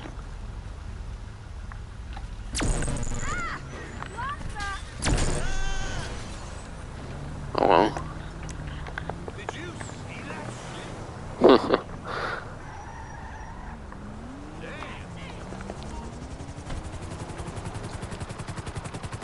I thought that was like a shop robbery thing, not gonna lie. Unless it was, then I don't know. Might have been the pack even though. From like the casino heist DLC.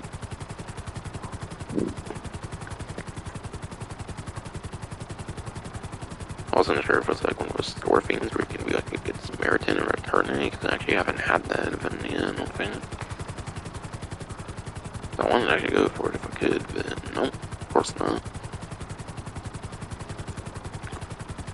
And by the way, I don't think I mentioned what vehicle I'm going to be using for the HSW time trial, but of course, as per usual, I'm doing the Izzy Rally, and then I'll have to think of something else to use for next time around. Gotta think of which ones I have not used. Since, yeah, once I do this with Izzy Rally, I've basically used every single Drug War DLC HSW vehicle in every of the HSW time trials. Even Chrono Enterprise ones. So I gotta use them from like the initial batch then.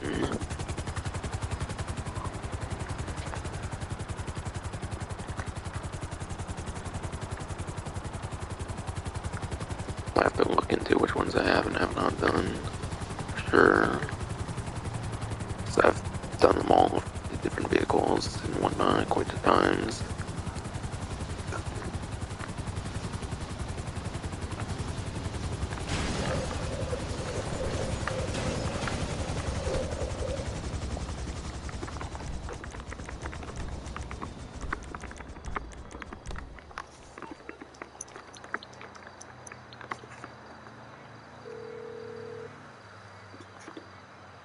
You're through to your garage. You, need me to bring you a ride?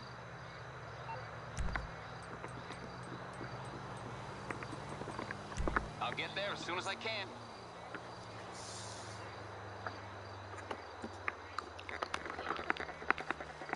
But yeah, this is the last time trial I need to do with this one.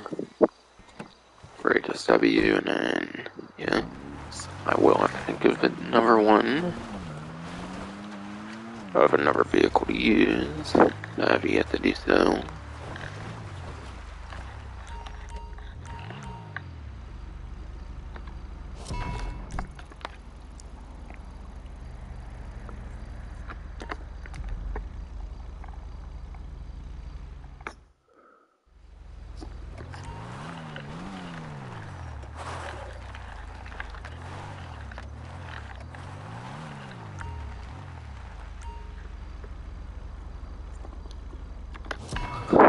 Yeah, this one sucks. That's fragile ass headlights, so I gotta be careful on this one.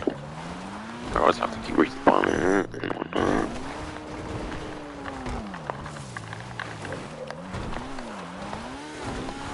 Alright, 417 in this vehicle, being an SUV class, or like, just because of the time it goes in particular or something.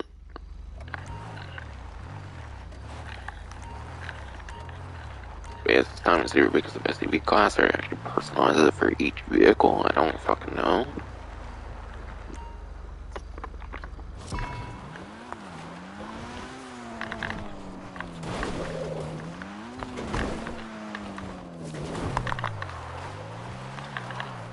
God damn.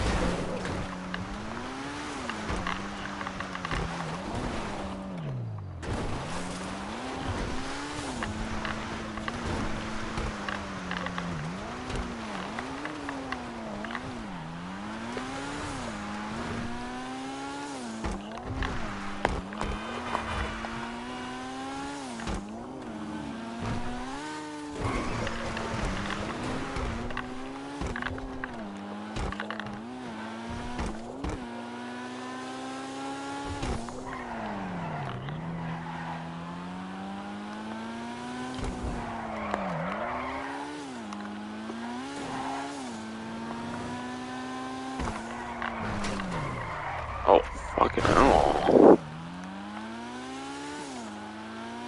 Might be able to recover from that, not sure. Yeah.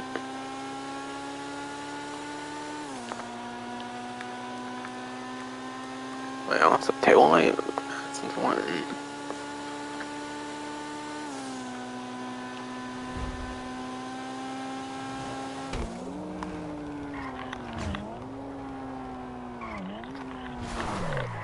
Oh, fucking hell.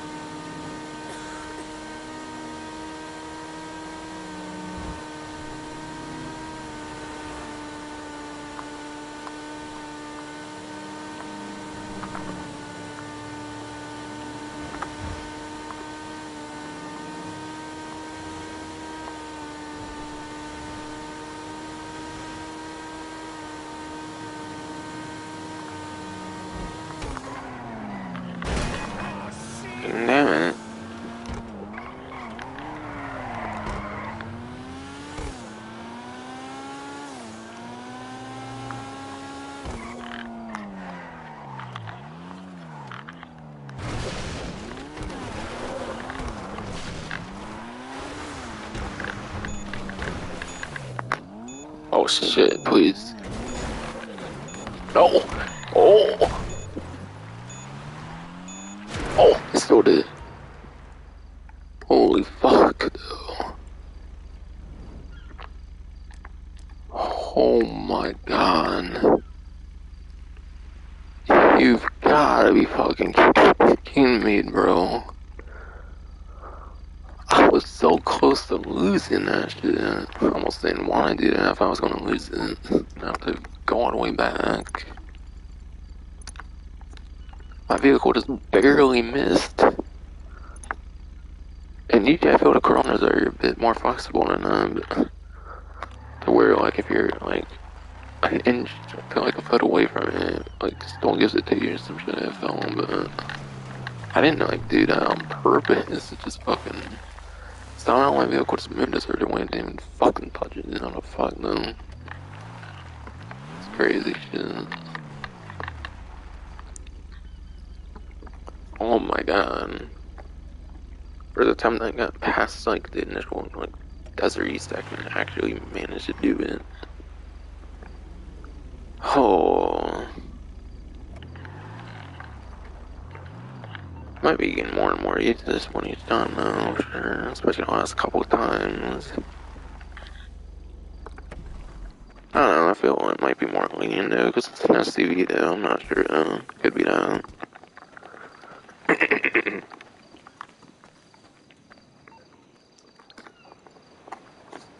So, because of that, I ended off of $1,063,949. Probably no more vehicles to buy either. Probably the Boor was actually the last one. And I have all the time-limited vehicles, obviously. Being a content creator, I pretty much do that. But yes.